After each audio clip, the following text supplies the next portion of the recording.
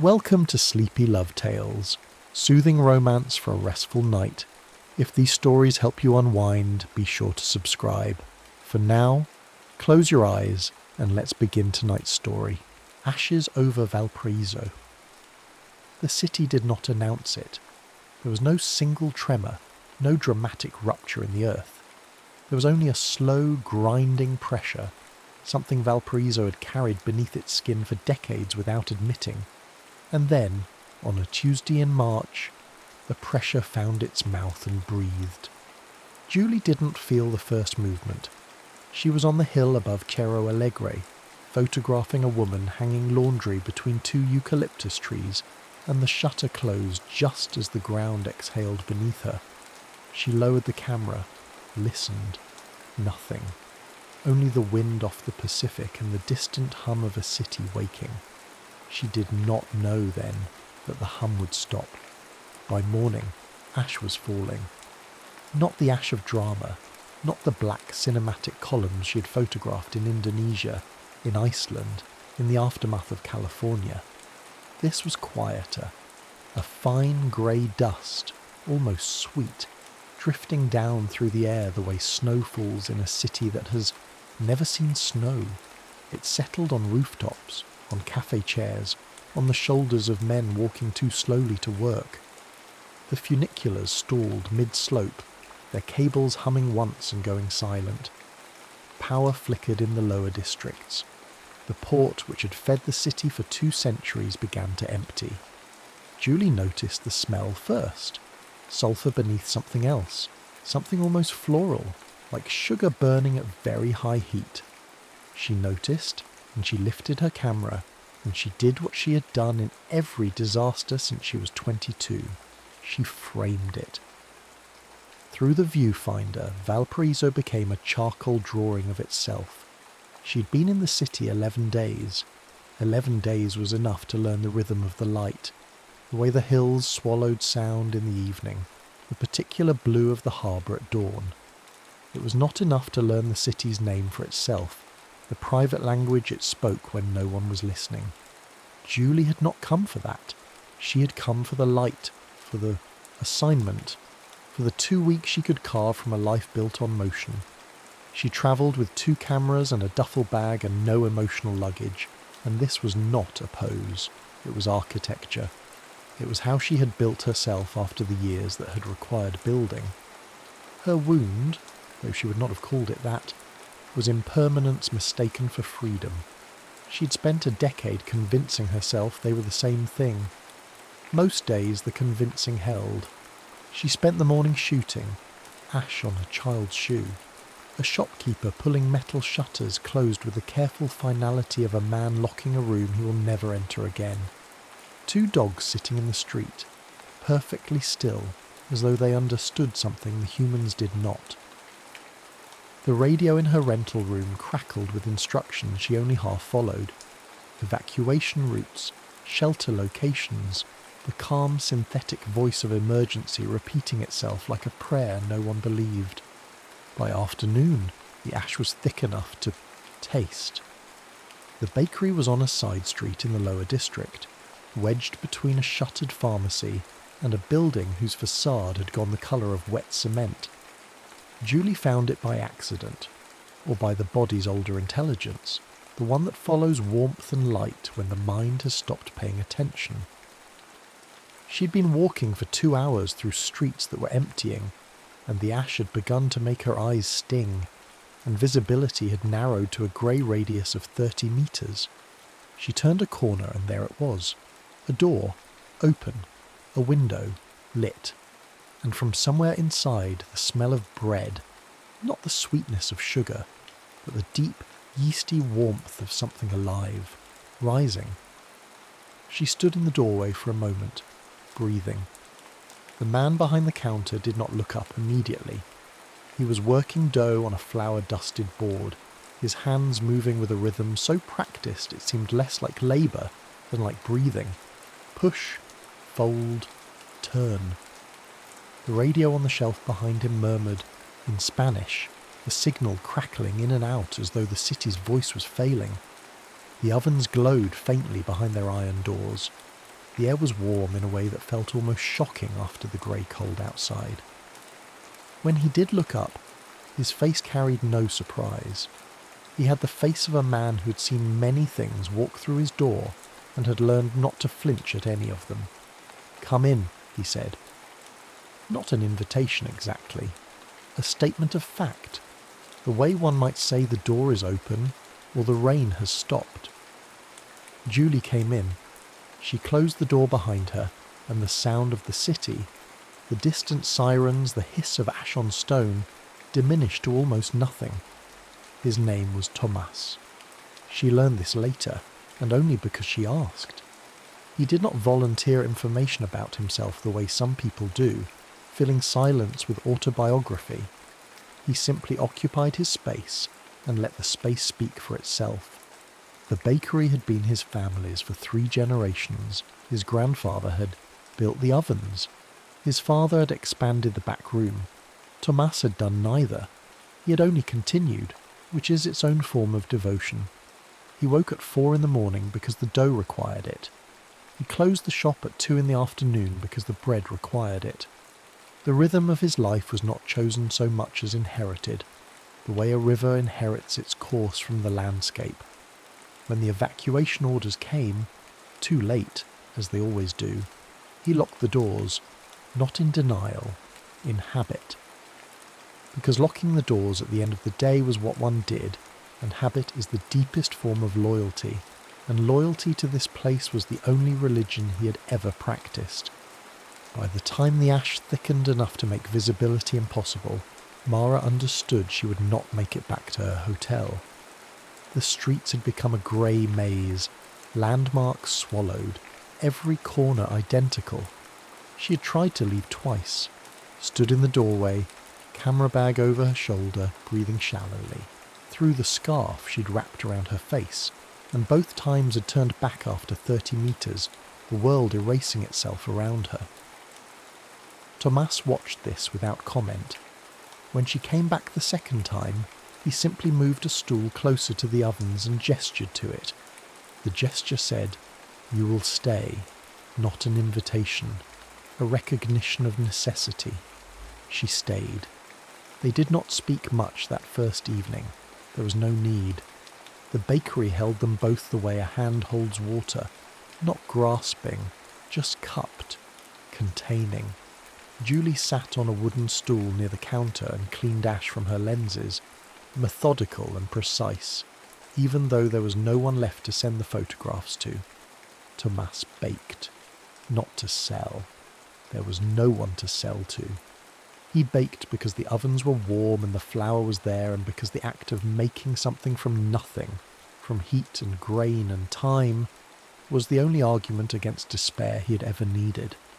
The radio crackled. A voice said, something about helicopters. Another voice contradicted it. The signal died and returned and died again. Outside, ash continued to fall. The street lamp flickered once and went dark. The city was becoming something else, something quieter, something that did not yet have a name. Julie listened to the radio without hearing it. She was watching Thomas's hands on the dough, and something in her, not yet conscious, not yet admitted, was paying very close attention. The days that followed had the quality of a held breath. They established a routine without discussing it, the way 2 people in a small space always do, out of necessity at first, then out of something gentler. He baked in the mornings. She helped, clumsily at first, then with increasing competence. He showed her how to knead, not with the wrist, he said, but with the weight of the whole arm, letting gravity do the work. Force breaks it, he told her. Weight makes it smooth. His hands guided hers once briefly, and the contact was practical and over quickly, but something in the air shifted afterward, the way a room shifts when someone opens a window. She cleaned ash from her lenses in the afternoons, even though the photographs meant nothing now. Habit. The same habit that kept him baking. She arranged the shots on the small screen of her camera, ash on eucalyptus leaves, a shuttered storefront, the grey light over the harbour, and studied them as though they were evidence of something she could not yet name. They rationed water. They kept candles burning in old wine bottles whose labels had faded to illegibility. Flour dust ghosted the floor in pale footprints, theirs overlapping, and neither of them swept it away. The smell of bread cut through the sulphur the way a single clear note cuts through static. It was, Julie thought, the smell of the body remembering it was still alive. On the third day she photographed his hands. She didn't plan it. She was sitting at the counter, the camera in her lap out of habit, and he was shaping a loaf, turning it gently, tucking the edges under, his fingers moving with such unconscious grace that she raised the camera before she knew she had decided to. The shutter closed. She lowered it. He had not noticed. He was looking at the dough, and his face held the expression of a man listening to something only he could hear. She looked at the image on the screen. His hands against the pale wood of the board, dusted white with flour, the tendons visible beneath the skin, the knuckles slightly rough. They were not beautiful hands in any conventional sense. They were working hands, marked by years of heat and repetition. But there was something in them, some quality of attention, of care, that made her want to look at them for a long time. She did not show him the photograph. It was not for him, it was for her. A record of something she was not yet ready to put into words, kept safe in the amber of an image the way one might press a flower between the pages of a book. Conversation, when it came, stayed close to the ground. He told her about the street where he had grown up. 3 blocks from here, now buried under ash. He told her about his father's hands, which had looked like his own, and his grandfather's, which had looked like his father's. She told him about the light in Kyoto in November, which was the colour of old honey. She told him about a storm in Portugal that had lasted 4 days, and during which she had not slept, and had felt for the first time genuinely afraid. They did not speak of the future. There was no future to speak of. Only this room, this warmth, this bread cooling on the rack. They did not make promises or hypotheticals. They only described what was, which turned out to be enough. At night, when the radio finally went silent and the ash pressed against the windows like something trying to get in, they sat on opposite sides of the small room and listened to the city, breathing its strange new breath. The hills glowed faintly, a dull red beneath the grey, and the air carried heat from somewhere deep underground. She learned, in those evenings, that he had once considered leaving. Not for another city, for another life. A cousin had written from Barcelona when Tomás was 19, describing a world of noise and possibility and escape. He had held the letter for 3 days. Then he had set it down on the counter, next to a loaf he was shaping, and watched the dough rise and understood that what he wanted was not elsewhere. It was this, the particular alchemy of heat and patience, the way flour and water and time could become something that sustained another person. He had not written back.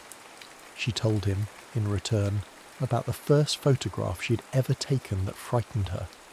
A woman in a refugee camp holding a child, looking directly into the lens.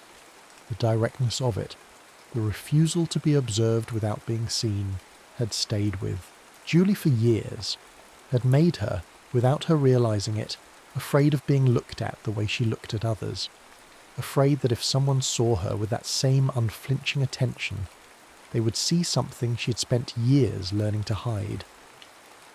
Neither of them spoke after that for a long time, and the silence was not empty but full of everything they were both aware of and neither was willing yet to say. On the 4th evening, the power came back for exactly 40 minutes. The single overhead bulb in the bakery flickered to life, and for a moment the room was ordinary. Just a bakery, just flour and ovens and a wooden counter worn smooth by decades of hands. Then Julie looked up and saw Tomás in full light for the first time, and something in her chest tightened in a way that had nothing to do with the ash, or the altitude, or the fear. He was not a handsome man, in the way that word is usually meant. His face was angular, slightly asymmetrical, marked by years of early mornings and wood smoke. But there was a quality to it, a stillness, a depth, that made her want to look at him the way she looked at landscapes she loved. Not to possess them, simply to witness them, to be present to the fact of their existence. The power died again. The candles resumed their unsteady vigil. Neither of them mentioned it. On the 5th day the tremors worsened. The shelves rattled. Jars of preserves walked themselves to the edges of their shelves and fell. The ovens groaned. Each time the ground moved they braced, hands on the counter or on the wall, or once instinctively on each other. That first time, his hand closed over hers on the edge of the counter as the floor lurched beneath them. The grip was firm and brief and entirely practical. When the tremor passed, neither of them moved away immediately. The contact lasted perhaps 2 seconds longer than it needed to. They did not comment on it. But something had shifted. Something that had been building, quietly, the way pressure builds beneath a city, had found its first small crack. She began to notice things she had not noticed before, or had noticed without admitting. The way he moved through the kitchen with an economy of motion that was almost musical, each gesture precise and purposeful. The way he listened, not with his face, which stayed mostly still, but with his whole body, which turned slightly toward the speaker as though receiving a signal.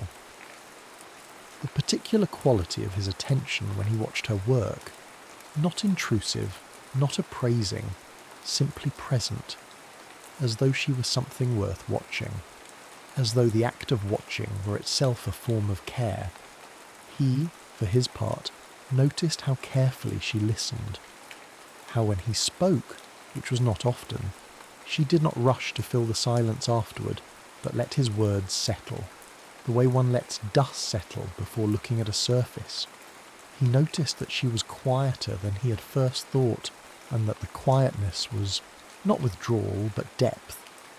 He noticed her hands, which moved with the same precision as his own, though in service of a different craft.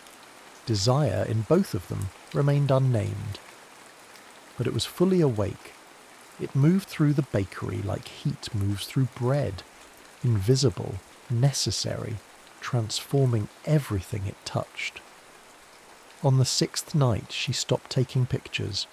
She'd been shooting all day. The ash on the windowsill, the way the light came through the glass in a single grey column, the flour dust suspended in the air like a slow explosion. She'd been shooting because it was what she did, because the camera was an extension of her attention, because framing the world through a lens was the way she had learned to bear it. But that evening she set the camera down on the counter and did not pick it up again. She sat for a long time afterward, looking at nothing in particular, and something in her face changed. A loosening, as though a muscle she'd been holding taut for years had finally let go. Tomas watched this happen from across the room and said nothing, because there was nothing to say. Some things can only be witnessed. Some moments, she thought, are ruined by preservation.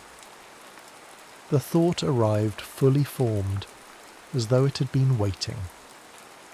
She looked at her hands, empty now for the first time in years, and felt something that was not quite grief and not quite relief, but something between the two, something that had no name in any language she spoke. This was the fracture between them, though they did not know it yet. Not a fracture in their connection, the opposite. A fracture in the walls they had each built to keep connection at a distance. She had built hers out of images, out of frames, out of the careful distance between the eye and the thing observed. He had built his out of routine, out of repetition, out of the conviction that continuity was the same as safety. She understood, sitting there in the grey light, that staying, meant choosing an ending. That every moment she spent in this bakery, breathing this air, watching this man move through his inherited life, every moment was a moment she could not take with her, could not frame, could not preserve, could not carry away into the next city, the next assignment, the next carefully maintained distance. He understood, watching her face change, that leaving would hollow him out, that something had taken root here, not in the building, which would not survive another week, but in him. In the particular way this woman occupied space, in the way she listened, in the way she had, without meaning to, made the act of simply being alive feel like something worth doing. Longing turned dangerous, not because it was intense, though it was, but because it was honest.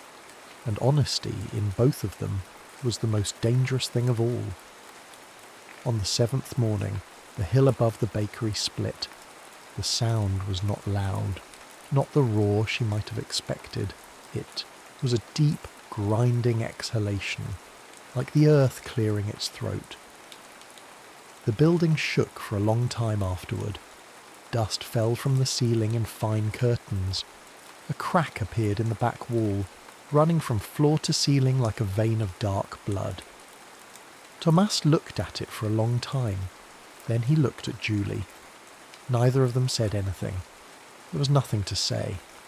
The building would not last another day. They both knew it. The knowledge settled between them like the ash itself, quietly, inevitably, without drama. They ate the last loaf together that evening. He had baked it that morning, as he had baked every morning, because the ovens were still warm and the flour was still there, and because some devotions do not stop simply because the temple is failing. The loaf was dense and dark. The crust cracked where the heat had escaped, and it was the best bread Julie had ever tasted, though she could not have said why. Perhaps it was the hunger. Perhaps it was the knowledge that this was the last one. Perhaps it was that she was eating it in the company of the man who had made it, and that the making and the eating and the company were all, in some way she could not articulate, the same act. They tore it by hand, no knife. Crumbs scattered across the counter like ash, like snow, like the remains of something that had been whole. The kiss, when it came, was not sudden. It didn't arrive in panic, or in the desperate, clutching manner of people who sense the end approaching and want to outrun it. It did not arrive as defiance, not as a gesture against the dark, not as a rebellion against the grinding weight of what was happening outside. It arrived as a decision. They were sitting close together on the floor behind the counter, backs against the wall, shoulders almost touching. The candle in its wine bottle threw uneven light across the flour-dusted boards. The radio had been silent for hours. Outside, the city was exhaling heat and ruin, and the hills glowed their dull arterial red, and the ash fell and fell and fell. Julie turned her head. Thomas was already looking at her. His face in the candlelight was very still, very open. The face of a man who has decided to stop holding something back, and who understands exactly what that costs.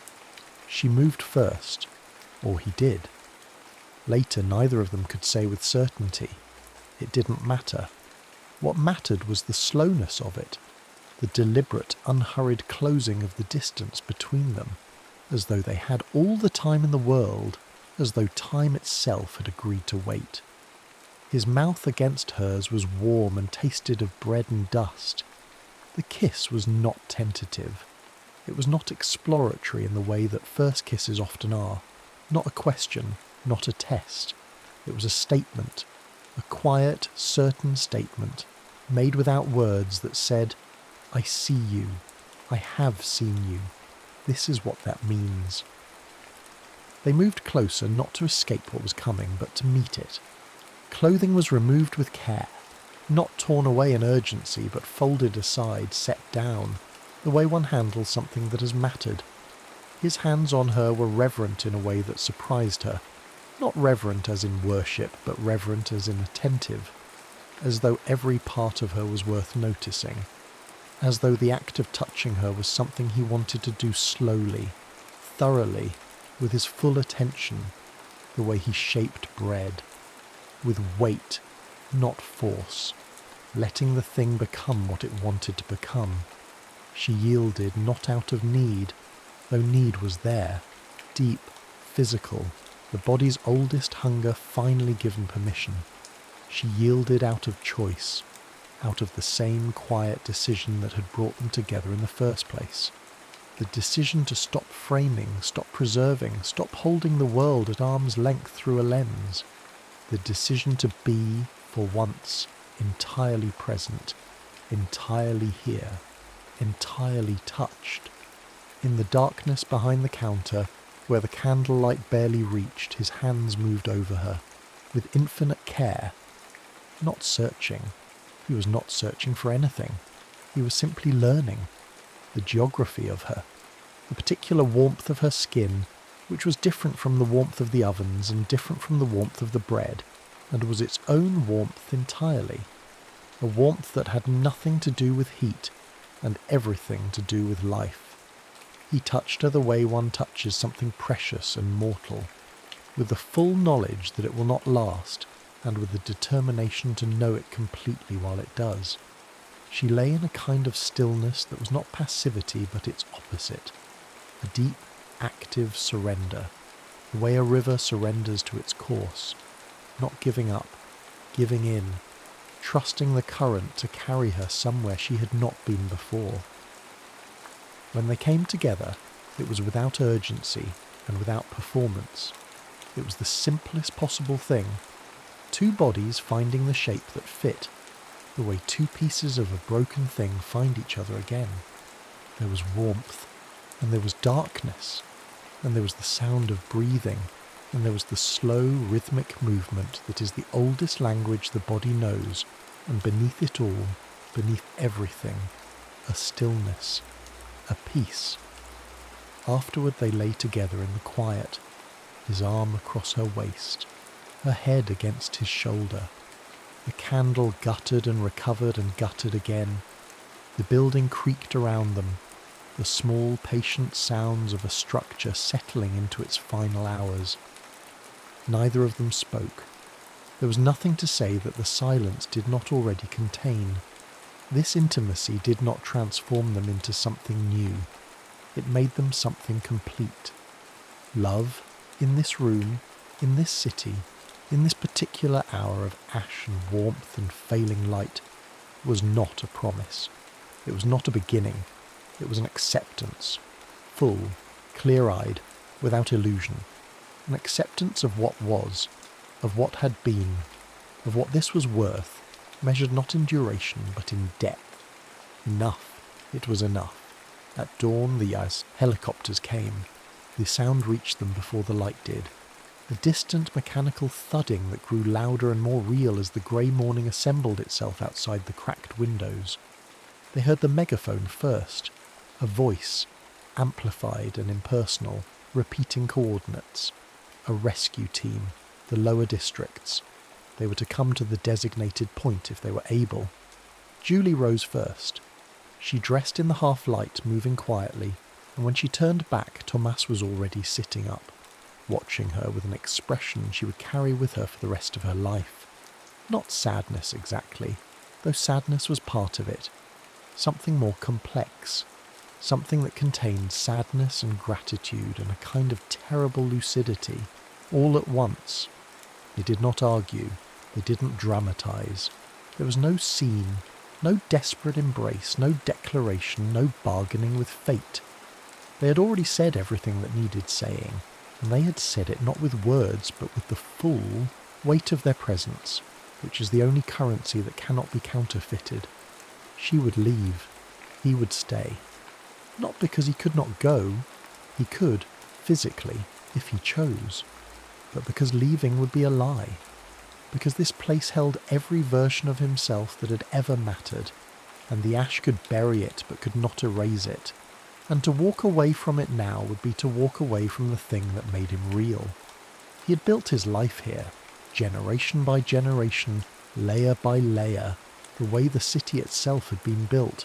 not with grand gestures but with daily devotion, repeated until it became indistinguishable from love.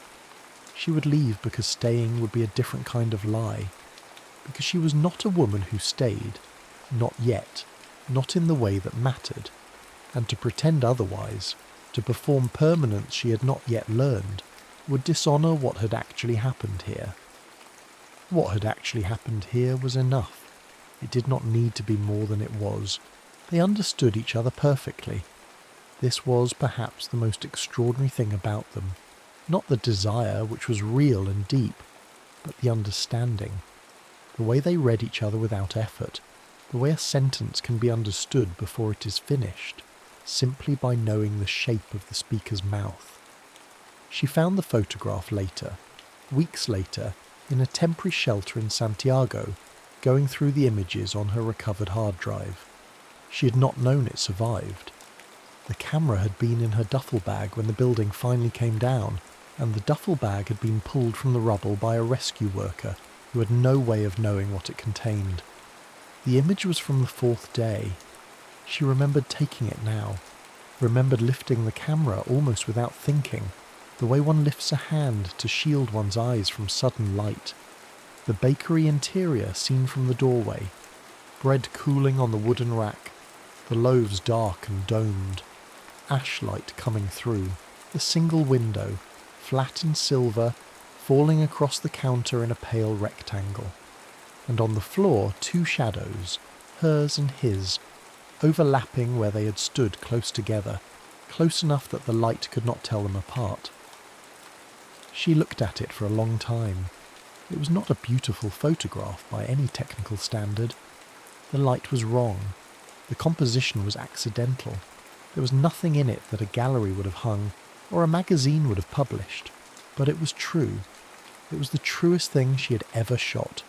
Truer than the disasters, truer than the war zones, truer than anything she had framed in 10 years of careful, guarded, expertly composed distance.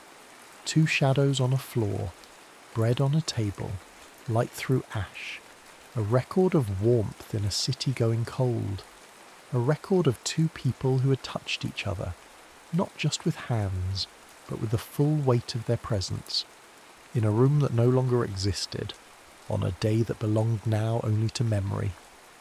She saved the file with a new name, enough, because it had been, because it was.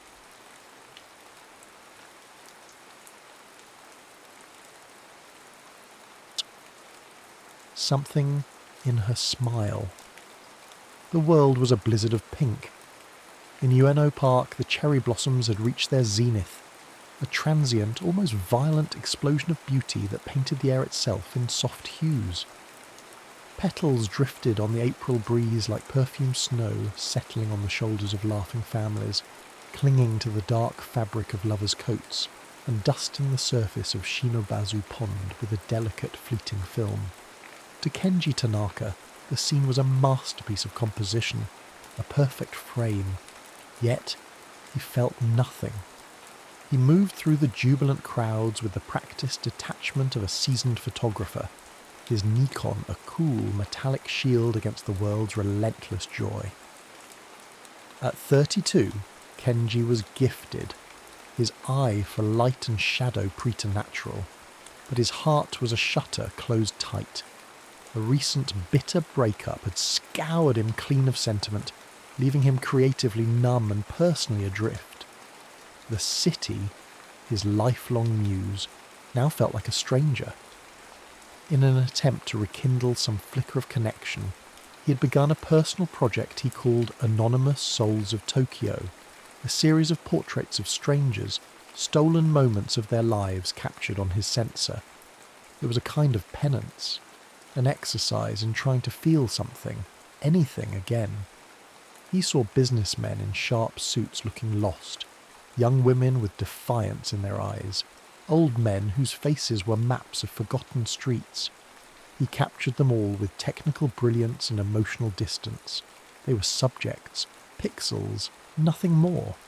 He was composing a visual symphony of loneliness in the heart of one of the world's most crowded cities. Then he saw her. She was standing alone, slightly apart from the throng that gathered beneath the most resplendent of the sakura trees. She was not posing, not angling for a selfie, not performing for an invisible audience. Her attention was wholly directed upwards, at the canopy of pink and white, and on her face was a smile. It was not a wide, performative grin. It was a quiet, private sunrise, a gentle, unself-conscious bliss that seemed to illuminate her from within, curving her lips in a way that spoke of a deep, simple joy. Yet, within that luminescence, Kenji perceived a flicker of something else, a story, perhaps a melancholy one, that made the joy all the more profound for its existence. It was a smile that didn't erase sorrow, but bloomed in spite of it. His photographer's instincts, the only part of him that still felt alive, took over. The world dissolved into a shallow depth of field, the laughing crowds blurring into a soft, impressionistic backdrop. Only she remained sharp, clear, essential. He raised his camera, the long lens bringing her closer, making the moment impossibly intimate. He adjusted the aperture, his fingers moving with a forgotten grace. He was no longer a documentarian, he was a witness. He pressed the shutter. The quiet mechanical click was an obscene intrusion, a sound that both immortalized the moment and shattered it. As if she had heard the tiny sound across the expanse of the park, her smile faltered. It didn't vanish, but it retreated, the light pulling back from her eyes. She sensed the observation, the theft of her private peace. Her gaze dropped from the blossoms, and for a half-second it swept vaguely in his direction. There was no recognition, only the instinct of a person pulling a curtain closed. Before Kenji could even think to lower his camera, to offer an apologetic bow, to try and form a single word, she turned. With a quiet fluidity, she merged with the stream of people flowing toward the station, her dark hair a disappearing comma in a sentence he desperately wanted to finish. He took a step forward, then another, his heart beginning a strange, unfamiliar rhythm in his chest. But she was gone. The crowd, a moment ago a mere backdrop, was now an impenetrable wall. He was left standing with the cooling metal of his camera in his hand and an image burned not only onto its memory card, but into the very architecture of his mind. Back in the sterile quiet of his apartment, the city lights beginning to prick the darkening sky, he uploaded the day's work. Face after face filled the screen, anonymous, empty. Then, hers. The image glowed. The smile was even more potent in stillness, captured in perfect high-resolution detail. It held a universe of feeling. He zoomed in, studying the curve of her lips, the slight crinkle at the corners of her eyes. It was a face that felt both ancient and new, a paradox of quiet contentment and unspoken longing. "Who are you?" he muttered to the silent room, the words tasting strange on his tongue. He had asked this of his city, of his subjects, of himself for months. But this time the question was not rhetorical. It was a plea. He leaned back in his chair, the glow of the screen illuminating his own stark expression. He had captured hundreds of faces for his project, anonymous souls. But this one was different. It didn't feel like he had captured a soul. It felt like one had captured him. He ran a hand through his hair, a knot of frustration, and a strange, terrifying hope tightening in his gut. Another face, he thought, the words hollow. Another story I'll never know. But his own internal voice betrayed him, a softer, more honest whisper rising from the depths. But this one feels like a story I was meant to read. The soft pastels of spring bled into the electric, humid vibrancy of a Tokyo summer. The cherry blossoms were a distant memory, replaced by the relentless green of new leaves and the oppressive weight of the air. For Kenji, the changing seasons did little to alter his internal landscape. He was living in a state of suspended animation, a quiet, persistent ache that had a name and a face, but no address. His apartment, a minimalist space of concrete walls and polished wood floors in Nakameguro, had become his monastery. By day, it was a studio where he worked with a renewed but hollow vigour. By night, it was a shrine. The city lights would paint shifting geometric patterns on his walls, but the only light he truly saw was the one emanating from the 27-inch monitor on his desk.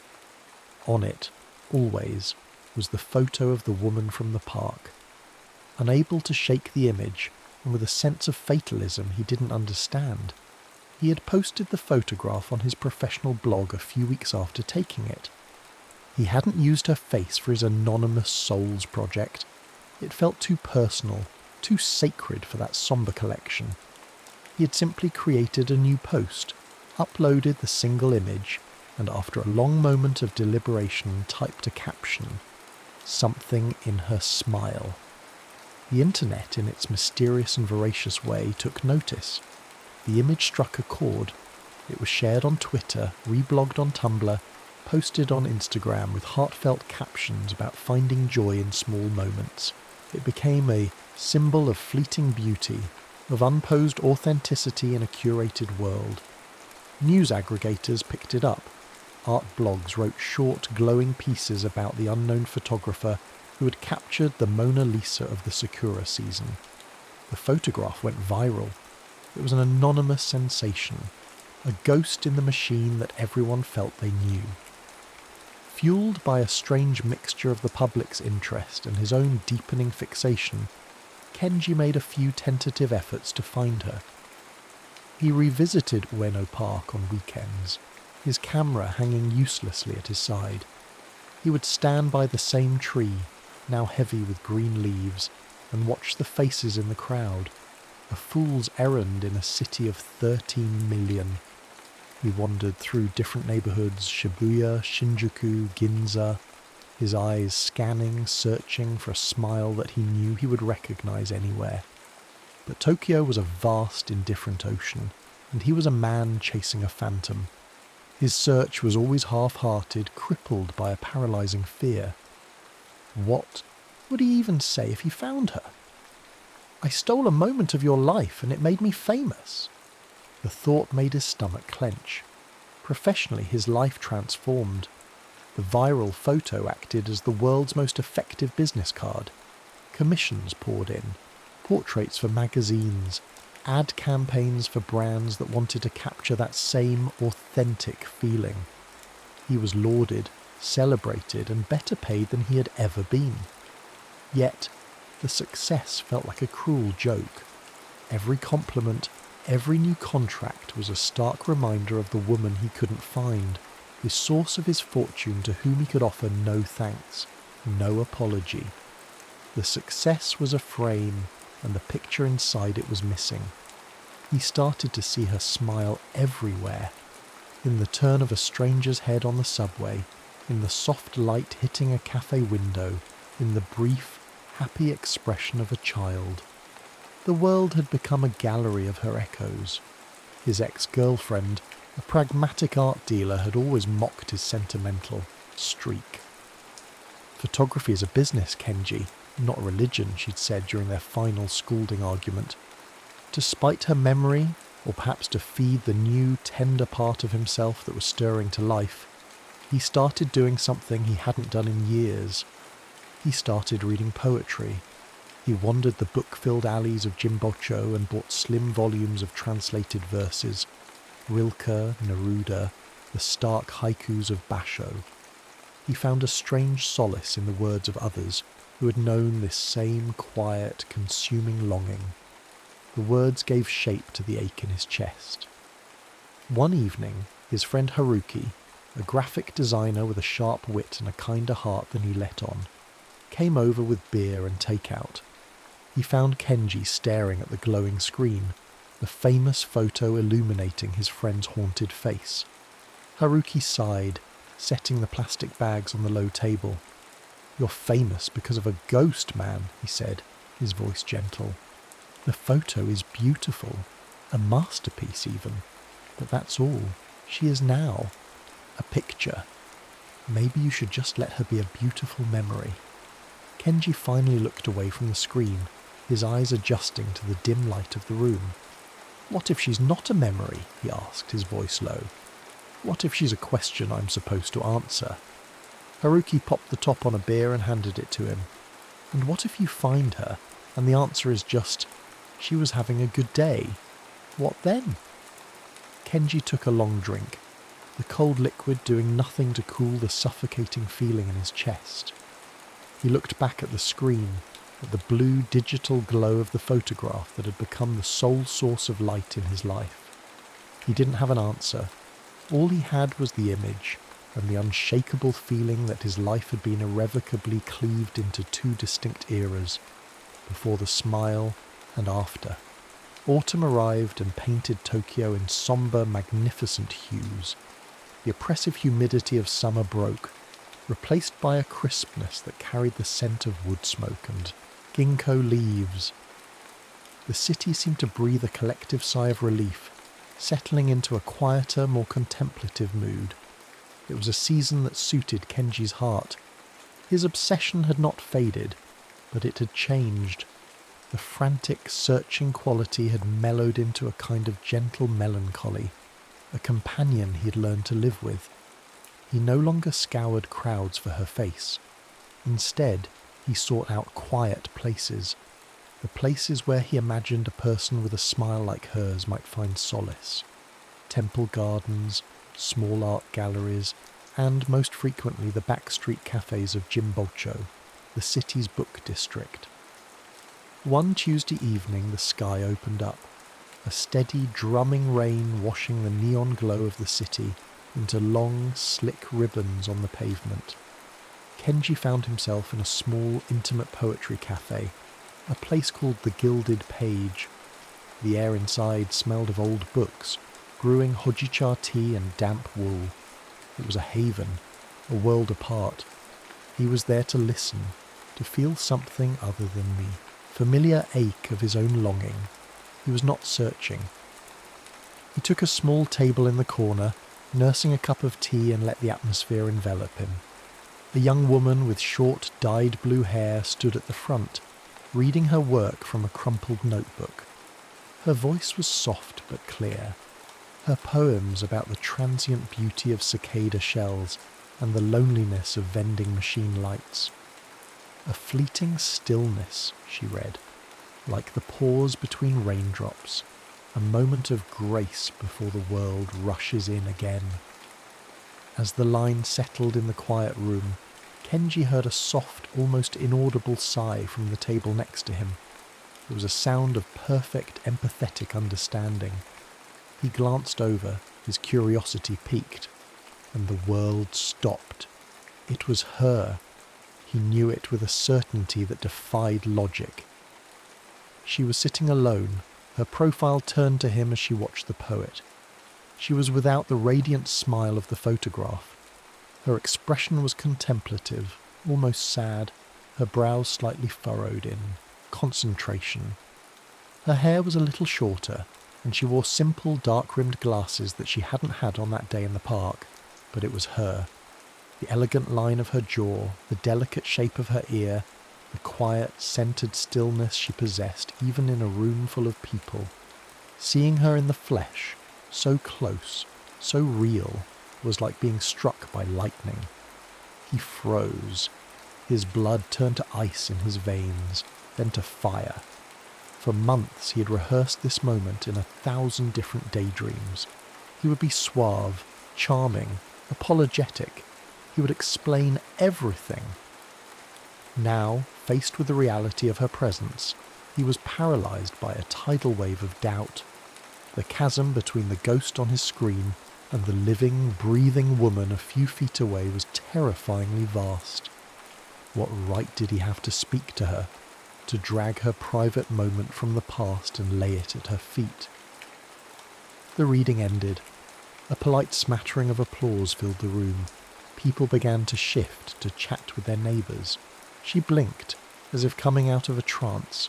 and a small, wistful smile touched her lips as she gathered her things. She was getting ready to leave. Now or never, a voice screamed inside him. Say something. Anything. Don't let her walk away again. His body moved before his mind could veto it. He stood up, his chair scraping softly against the floor. He walked the few steps to her table, his heart pounding a deafening rhythm against his ribs. "Excuse me," he said. The words came out as barely a whisper, hoarse and uncertain. She looked up, her expression politely questioning. Her eyes, magnified slightly by her glasses, were dark and deep. He swallowed, his throat dry. I know this is going to sound strange, but I'm the photographer who..." He couldn't finish. The words were too crude, too presumptuous. Recognition dawned in her eyes, slow and then sudden. A complex series of emotions flickered across her face. First, a shadow of annoyance, then a flash of embarrassment, but they were quickly replaced by something else, a gentle, weary curiosity. She knew exactly who he was. "Oh," she said softly. "The picture." "I'm sorry," he rushed to say, the words tumbling out of him. "I know it was an intrusion. I should have asked. I never meant for it to become what it became." She looked down at her hands, which were resting on a slim volume of poetry on the table. "It's okay," she said, though her voice held a note of reservation. "It was just a very private moment, made very public. It was strange seeing my own face looking back at me from a stranger's phone." They stood in a moment of awkward silence, the hum of the cafe around them. Kenji's mind was a blank. He had found her. Now what? He could feel her preparing to give a polite nod and leave forever. "I liked the poem about the cicada shells," he said, grasping for any thread. Her eyes met his again, and a genuine small smile appeared. It was not the smile from the park, but it was just as captivating. "Me too," she said. "It's hard to explain that kind of beauty to people." They talked then, not about the photograph, but about the poetry, about the soothing sound of the rain against the cafe window, about the strange comfort of being anonymous in a city of millions. Her voice was as he had imagined it, soft, measured, thoughtful. When she finally stood to leave, he said, "The station is a few blocks away. It's raining hard. Could I walk you? I have an umbrella." She hesitated for only a second before giving a small nod. "Okay." Outside, the rain was a silver curtain. He opened his large black umbrella and she stepped under it, the space suddenly intimate and charged. Their shoulders brushed as they walked. He was acutely aware of the warmth of her arm next to his, the scent of her hair, a faint mix of rain and something clean, like soap. They walked in silence, the rhythm of their footsteps and the drumming of the rain on the taut fabric above them the only sounds. It was a shared silence, not an empty one.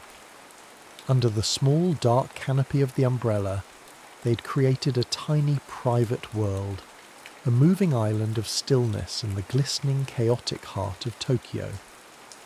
A few weeks passed. The crispness of late autumn began to sharpen into the distinct chill of impending winter. Their meetings, which had started with the shared umbrella, had become a quiet, steady rhythm in the cadence of their lives. A series of coffees, of walks through parks now carpeted in gold and crimson, of more poetry readings at the gilded page. A fragile bridge was being built between them, plank by careful plank. He learned her name was Akari. He learned she was a librarian at a small university, a custodian of stories. He learned she cared for her aging, widowed father, a life of quiet duty that she spoke of with love and a faint, uncomplaining weariness. He learned that her smile in the park had been a rare, stolen moment of escape, a deep breath taken in the midst of a life that demanded so much of her. He never once asked to photograph her again. He was afraid to turn her back into a subject, to put the lens between them once more. One chilly Saturday, after a long walk, he found the courage to ask her back to his apartment. "I'd like to show you my other work," he said, his voice betraying a nervousness he couldn't hide. The real work, the anonymous Souls collection. He needed her to see the rest of him, the part that existed before and beyond her famous smile. He needed her to see the man who'd been searching for connection in the faces of strangers long before he found hers. She agreed with a quiet nod. His studio apartment was minimalist and clean, the scent of photographic chemicals and old paper hanging faintly in the air. The walls were lined with large black and white prints, a gallery of his silent conversations with the city.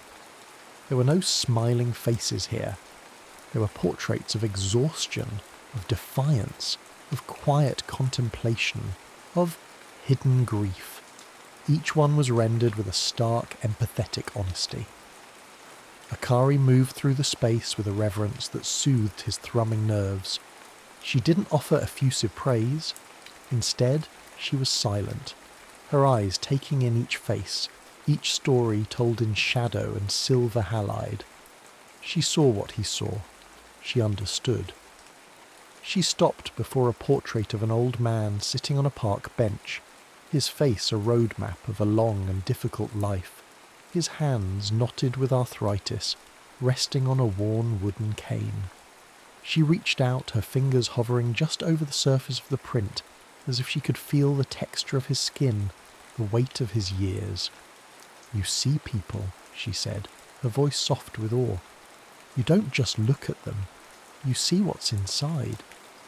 Her words landed in his chest like a revelation. In that moment, watching her see his work, really see it, he understood the utter foolishness of his long quest. He had been obsessed with understanding her, with uncovering the story, behind her smile as if it were a mystery to be solved. But he didn't need to know her story to be captivated by her. He simply needed to see her, and he had, from the very first moment. The photograph wasn't the beginning of a mystery.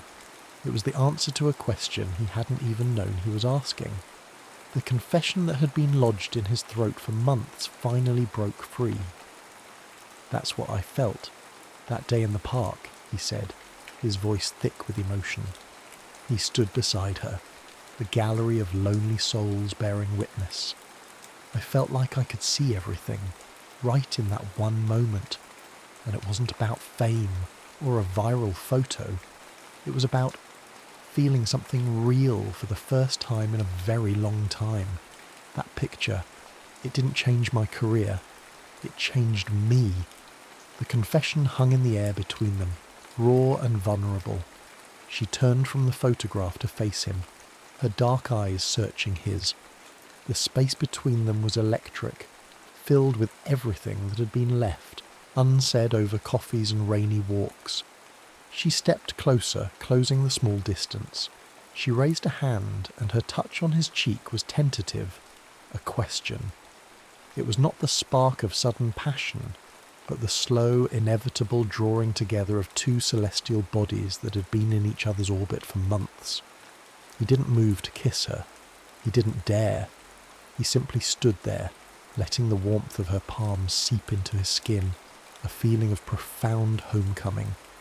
He responded not with hunger, but with a deep, shuddering sigh of relief, as if a great weight he hadn't known he was carrying had finally been lifted from his shoulders. Then she leaned in and pressed her lips to his. He kissed her, like he was breathing her in after a lifetime of holding his breath. It was a kiss of gratitude, of recognition. Each gentle brush of his mouth against hers seemed to deepen the ache in his chest, transforming it from something painful into a resonant, beautiful longing. His hands, acting of their own accord, came up to trace the delicate line of her back, the movement drawing shivers from her that left them both breathless.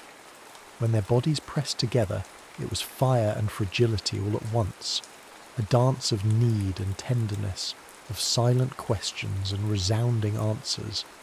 There was no rush to undress, no fumbling with clothes. This was not about that. It was about the astonishing discovery of being held, of being seen. It was about the profound, soul-deep comfort of finally being home. Later, as the city lights twinkled outside his window like a distant, beautiful chaos, he made her a cup of tea. They sat together on his simple sofa, the shared warmth of the single mug passing between their hands. They didn't speak much. They didn't need to. In the quiet of his studio, surrounded by the souls he had tried so hard to understand, he had finally found his own. Winter settled over Tokyo, stripping the trees bare and painting the sky in shades of pearl and grey. It was a season of stillness, of quiet introspection, and its stark beauty mirrored the new landscape of Kenji's heart. His relationship with Akari unfolded with the same quiet, easy rhythm. There were no grand pronouncements, no dramatic declarations. Their love was a garden they tended to with gentle hands, its roots growing deeper in the rich soil of shared silence and easy laughter. He photographed her constantly, but these images were different. They were not for his blog or a gallery wall. They were for him alone. He captured her sleeping, the morning light tracing the curve of her cheek. He captured her laughing, her head thrown back, a joy more radiant than the one he'd first seen. He captured her reading in his armchair, lost in a world of words, her glasses perched on her nose. He was no longer capturing a muse on a pedestal, but documenting the exquisite, ordinary miracle of the woman he was getting to know. One afternoon, Akari was at his apartment reading while he worked at his computer.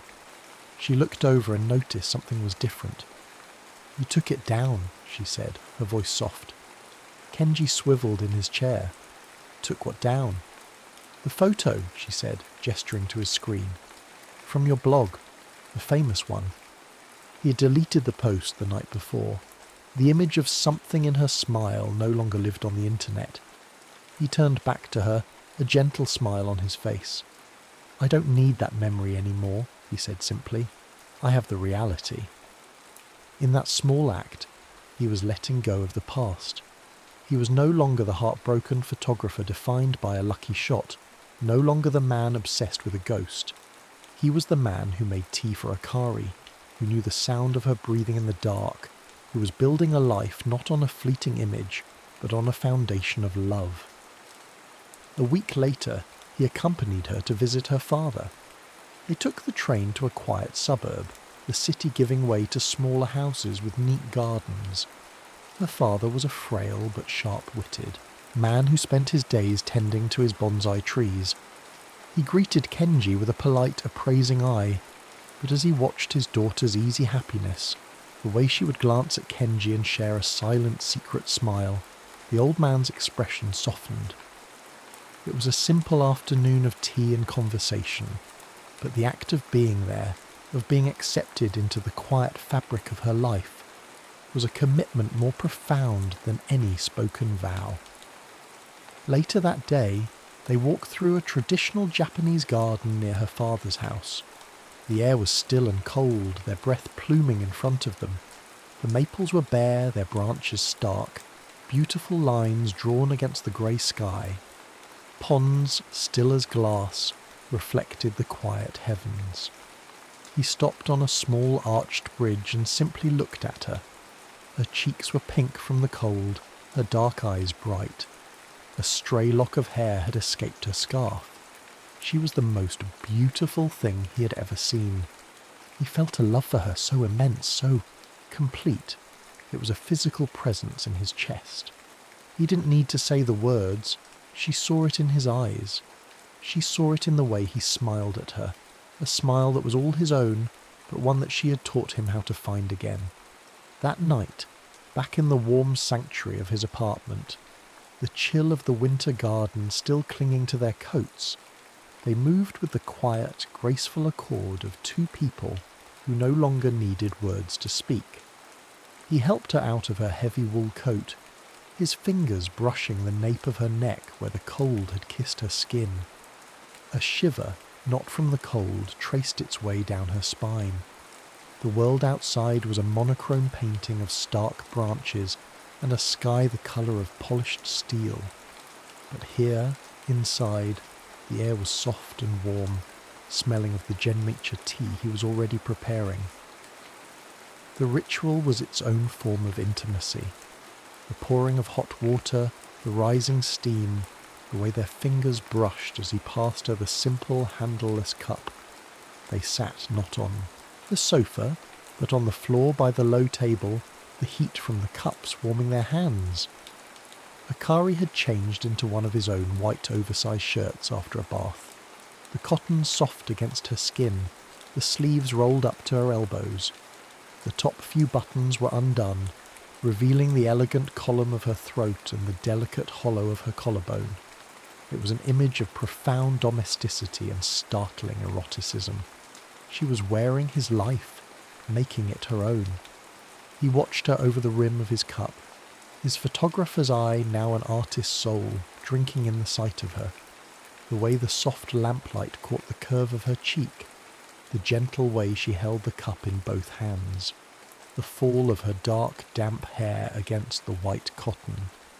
She looked up and met his gaze, and in her eyes was a knowing welcome, an invitation that sent a current of heat through him, chasing away the last of the winter chill. He set his cup down. She mirrored the action. Without a word, he reached across the small table and took her hand. He led her to the sleeping area, a space partitioned only by a shoji screen that filtered the city's ambient glow into a soft, milky light. He didn't release her hand until they stood before the simple futon on the floor. There, he turned to face her fully. His hands came up not with haste, but with a reverence that made her breath catch.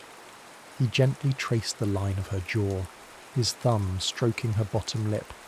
It was a touch that said, "I see you, all of you." He leaned in and kissed her, a kiss entirely different from their first. That had been a discovery, a breathless question. This was a statement, a poem. It was slow and deep, a taste of tea and winter air, and a longing that had finally found its harbour. His hands slid from her face to the collar of the shirt. With infinite slowness, he undid the next button, and the next, his knuckles brushing the warm skin of her chest. The shirt fell open. He didn't remove it, but let it drape from her. Shoulders, a frame for the art of her body, bathed in the soft, forgiving light of the paper screen. His gaze was a physical touch, tracing the gentle slope of her shoulders, the soft curve of her stomach. She wore nothing underneath but a pair of simple white tabby socks, a charming, vulnerable detail that made his heart ache with tenderness. He knelt before her, his hands finding her waist, and drew her closer until her body was framed perfectly in his gaze.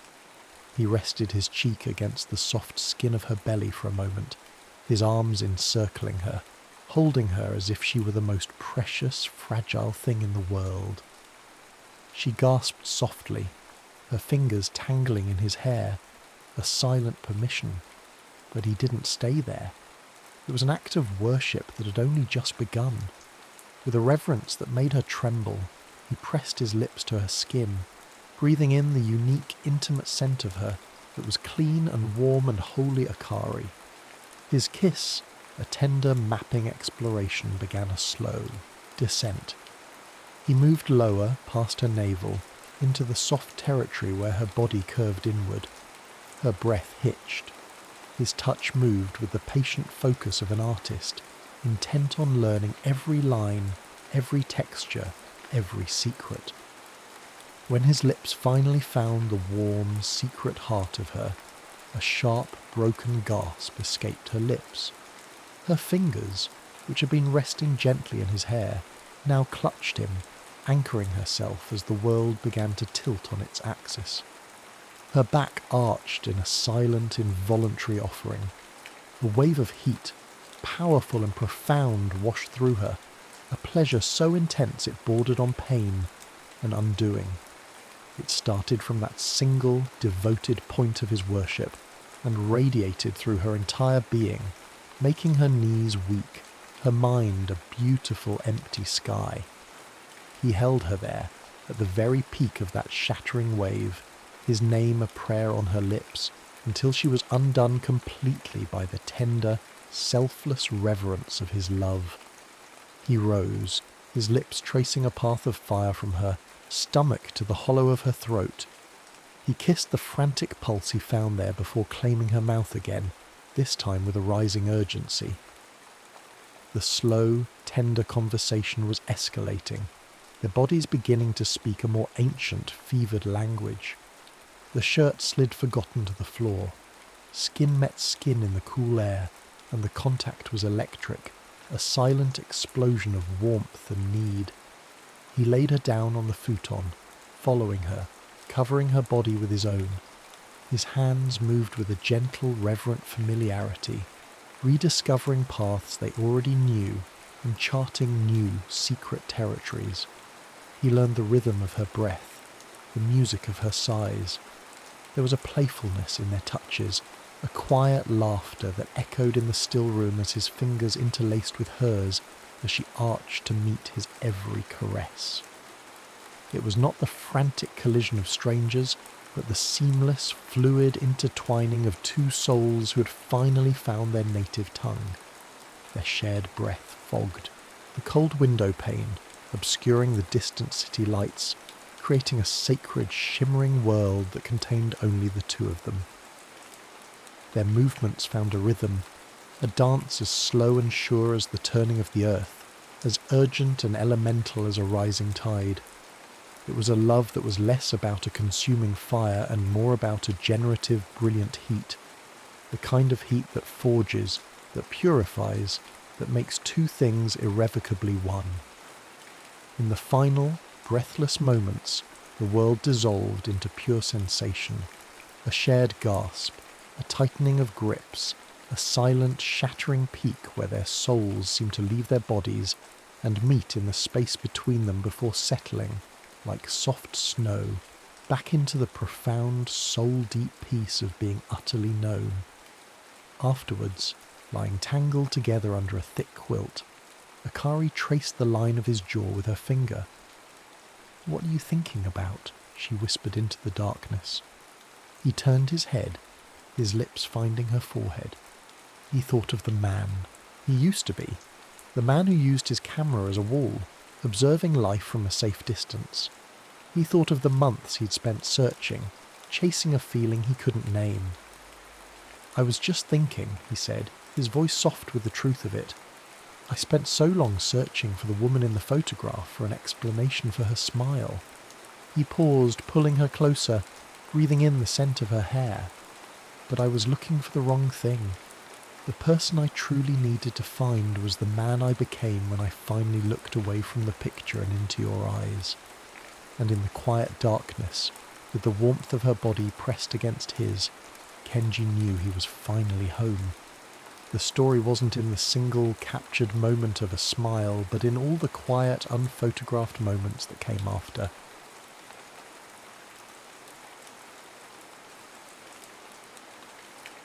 Undercover Playlist. Eli Morrison had forgotten how to be nobody. The morning he walked through the doors of Westfield High, he couldn't remember the last time he'd moved through a crowd without people whispering, pointing, or asking for selfies. Here, he was Eli Carter, new kid with a vague backstory involving his dad's job transfer, a deliberately boring choice of clothes, and absolutely no musical talent whatsoever. The first person to crash into him was also the last person he expected to need. "Watch it." Maya Bowen didn't look up as she scrambled to collect scattered papers from the hallway floor. Her hair, an impossible shade of burgundy that shifted purple in the fluorescent light, created a curtain between them. "Some of us actually have responsibilities." "Sorry." Eli crouched to help gather what looked like pages from a manuscript. "Let me..." "Don't." She snatched the papers away. "I've got it." He caught a glimpse of her writing before she pulled it back. The Soundpost entry. 247. Why Jackson Reyes has lost his revolutionary edge. His stomach dropped. He knew this blog. I'd been reading it for months, actually. Maya Bowen was the anonymous critic who'd been systematically dismantling his public persona with surgical precision. "You're new," she said, finally looking at him. Her eyes were an unsettling green. Not pretty exactly, but the kind of colour that demanded a second look. "Transfer? Yeah. Eli Carter. You're Maya," she frowned. "How do you know that?" It's on your papers." "Right."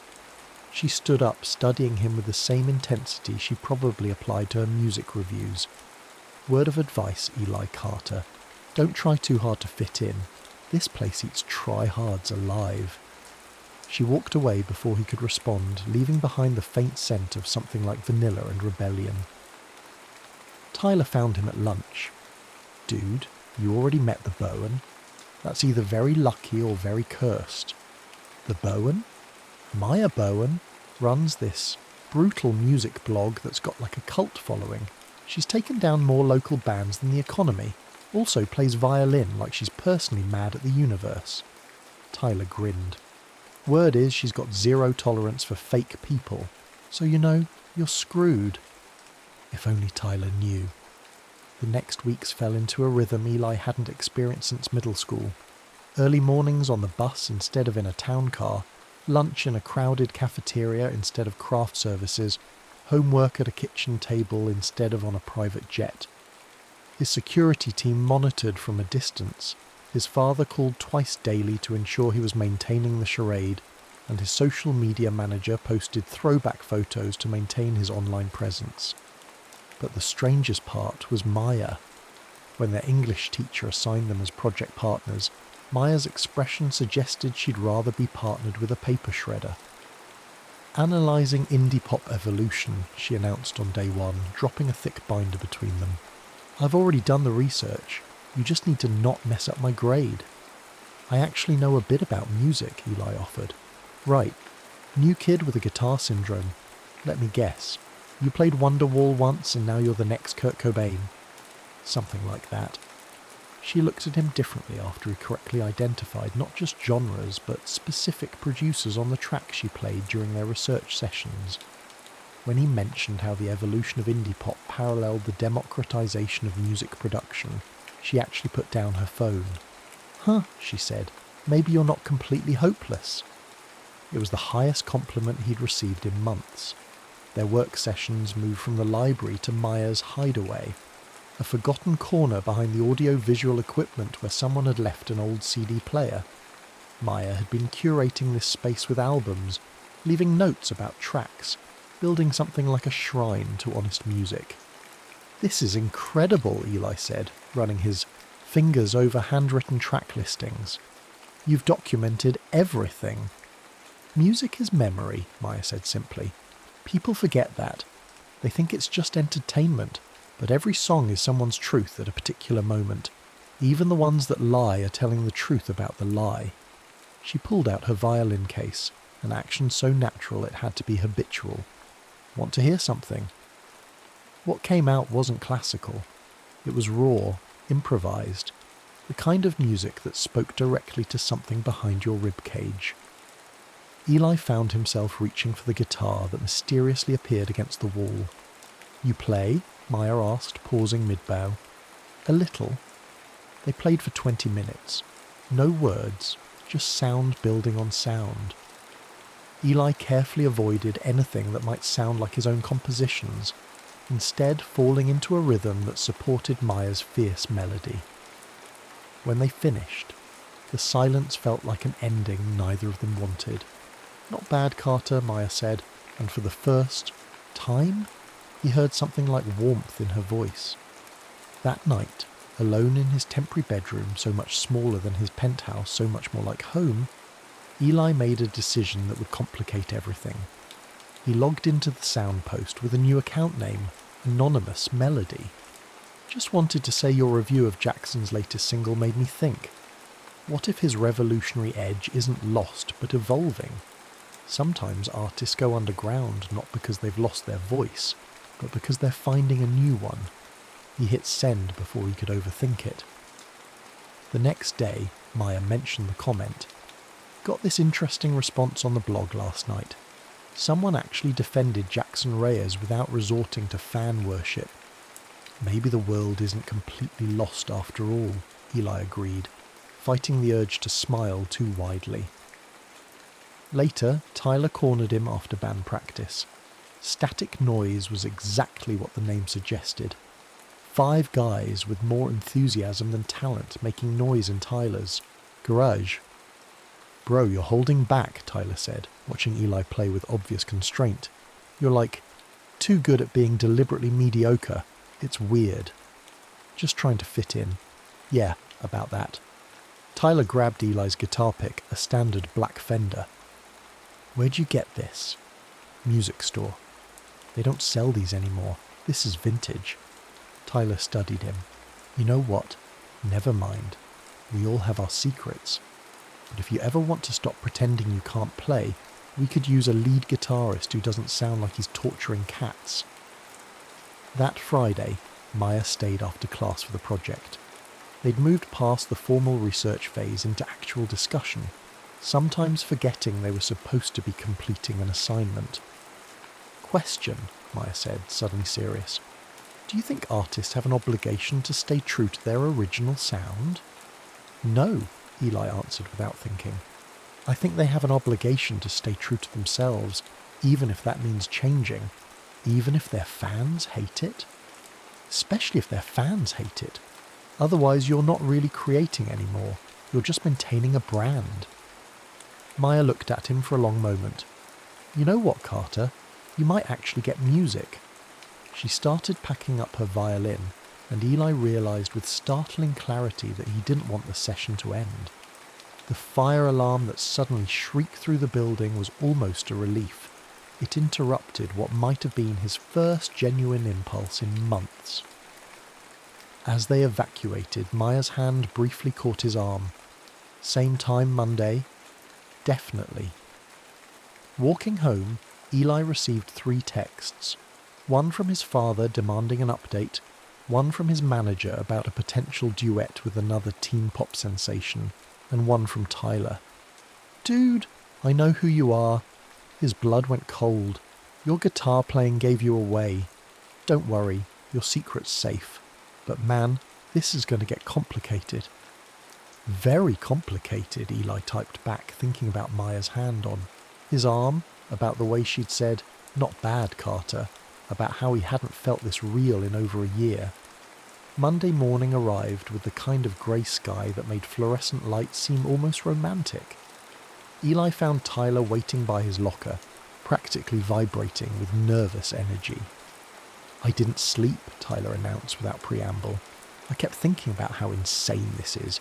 You're Jackson freaking Reyes." "Keep your voice down." Jackson Reyes is in my garage band. Maya Bowen, who once wrote a 2,000-word essay on why your acoustic version of Gravity was an insult to both physics and music theory, is falling for you. This is either the universe's idea of a joke or the setup for the world's most twisted love song. "She's not falling for me." Right. Tyler's sarcasm could have stripped paint. "And I'm actually Beyoncé. Dude, you should see how you look at her. Like she's sheet music you're trying to read." Eli slammed his locker, perhaps with more force than necessary. "It's not like that." "Then what's it like?" The question followed him through the morning.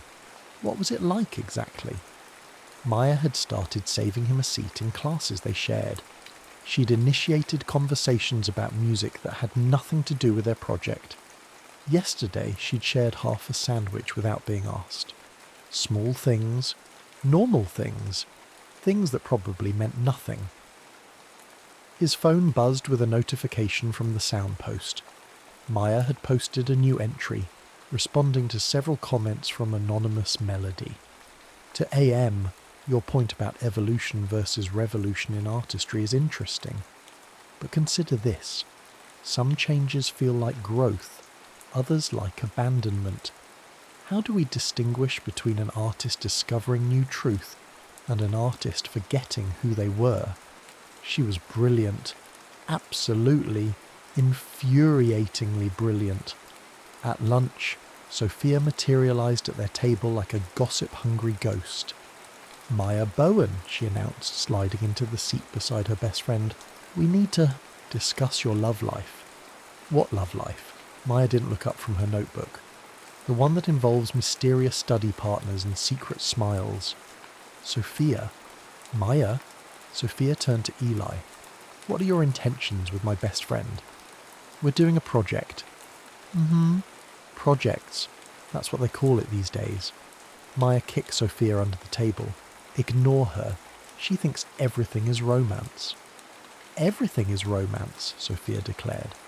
"Speaking of which, did you see that Jackson Reyes is rumoured to be dating that actress? The one from the vampire show?"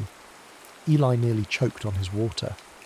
"Where did you hear that?" Maya asked, and Eli couldn't tell if he imagined the edge in her voice. "Entertainment Tonight. Though honestly, she seems basic for him. He should date someone with actual musical taste, someone who could challenge him creatively." The irony was so thick Eli could have cut it with a plastic spork. After lunch, Maya pulled him aside. "Want to go somewhere other than the library? Today?" "Sure." She led him off campus down a path he hadn't noticed before. 10 minutes later they emerged at a small park dominated by a war memorial. Maya sat cross-legged on the grass, facing the monument. "My parents died here," she said without preamble. "Car accident 3 years ago." Eli sat beside her, suddenly understanding why the path felt worn. "I come here when I need to think, or when I need to remember who I am." She pulled out her phone, scrolled through photos. Dad was a music teacher. Mum was a nurse who sang in the church choir. Neither of them were famous, but they were real. "You know?" "Yeah," he said quietly. "I know."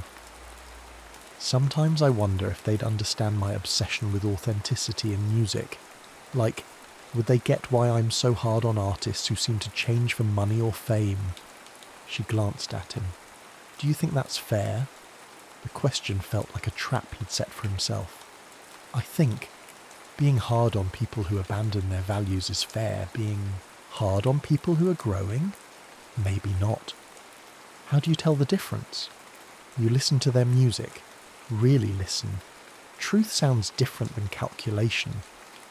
Maya was quiet for a long moment. "You know what's weird, Eli? You're the first person in this school who talks about music like it matters, like it's more than just background noise." "Music is never just background noise," he said without thinking, then caught himself. "I mean, to people who really care about it." "Exactly," she smiled. A real smile, not the guarded expression she usually wore. "Want to hear something embarrassing? I've got a playlist for every mood. Happy, sad, anxious, angry. Even one for confused about feelings." "That's not embarrassing, that's beautiful." "Really?" "Really. Music as emotional cartography. That's brilliant." The way she looked at him then, surprise mixed with something warmer, made his chest tight. This was dangerous territory. This was where fake names and real feelings started colliding in ways that could hurt everyone involved. His phone rang, Dad's ringtone. "Take it," Maya said. "I'll wait." Eli walked a few feet away, answered on the third ring. "Progress report," his father said without greeting. "Everything's fine." "Are you maintaining your cover? No incidents?" "No incidents." "Good. We need you back in studio next week. The label wants demos." "Dad?"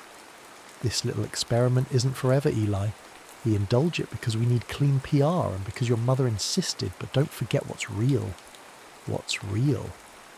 Eli looked back at Maya, sitting beside her parents' memorial, trusting him with pieces of herself. "I understand," he said, ending the call. When he returned, Maya was writing in her notebook. "Work stuff?" she asked. "Family stuff? Everything okay?" "Yeah." She tore out a page, hesitated, then handed it to him. "I wrote something for the project, but also not for the project." The paper contained lyrics, simple, honest, beautiful lyrics about finding truth in unexpected places. "Maya, this is incredible. It's stupid. It's not. He read it again, recognizing echoes of their conversations, their connection. Do you have a melody for it? Maybe. Want to work on it together? Her smile was answer enough. They spent the afternoon turning her words into music, their collaboration as natural as breathing. When Maya played the melody on her violin while Eli added guitar, something clicked into place. The song wasn't finished, but it was beginning, like them. Walking back to school, Maya bumped his shoulder playfully. Thanks for not making fun of my lyrics. Thanks for sharing them. You know what? I've decided. You're officially not hopeless, Eli Carter. High praise from the infamous music critic. Don't let it go to your head. But it was too late for that warning. Something had already gone to his head, and it wasn't praise. It was the way her laugh sounded when she forgot to be guarded. It was the trust in her eyes when she showed him her writing. It was the growing certainty that what started as deception was becoming the most real thing in his life. That night, Eli lay awake composing in his head, not for his album, not for his image, but for Maya. Real lyrics about real feelings in a way he hadn't allowed himself since becoming someone. His phone buzzed. A text from Tyler. Saw you two at the park. You're in deep, aren't you? Yeah. What are you going to do? Eli stared at the ceiling, thinking about Maya's lyrics, about her parents' memorial, about the way she listened to music like it could save or condemn the world. I don't know. Want some advice? Always. Stop lying to yourself first. The rest might follow. The melody of lies had become a full-time occupation. Eli found himself crafting an elaborate digital existence as anonymous melody, responding to Maya's blog posts with the kind of insight he could only provide as the artist himself. It was self-serving and honest in equal measure, like performing surgery on himself through a mirror. Meanwhile, Static Noise had reluctantly accepted him as their lead guitarist, and Tyler was struggling to balance friendship with the weight of secrets. You're getting better, Maya observed one afternoon, listening to Eli play during lunch. They'd claimed an empty classroom as their unofficial headquarters, a space where Maya could practice violin and Eli could play guitar without wondering if someone would recognise his style. Or you're just getting used to my mediocrity. I'd know mediocrity. This is something else. She studied him like she studied music, searching for the truth beneath the performance. Sometimes you play like you're holding back, like you know exactly where the song wants to go but won't let yourself take it there. Maybe I'm afraid of where it might go, music or life. The question hung between them, loaded with implications neither acknowledged. Sophia interrupted with the grace of a tornado. Emergency best friend meeting, she announced, dragging Maya toward the door. Eli, you're excused. What's the emergency? Maya protested. Someone found Jackson Reyes's guitar pick in the hallway, the rare ones, with his signature, which means he's either visited our school or someone here is connected to him more than they're letting on. Eli's blood crystallized. He'd lost that pick 3 days ago. So what? Maya called over her shoulder as Sophia pulled her away. Maybe someone's just a collector. But the damage was spreading. By the end of the day, the guitar pick had become the subject of wild speculation.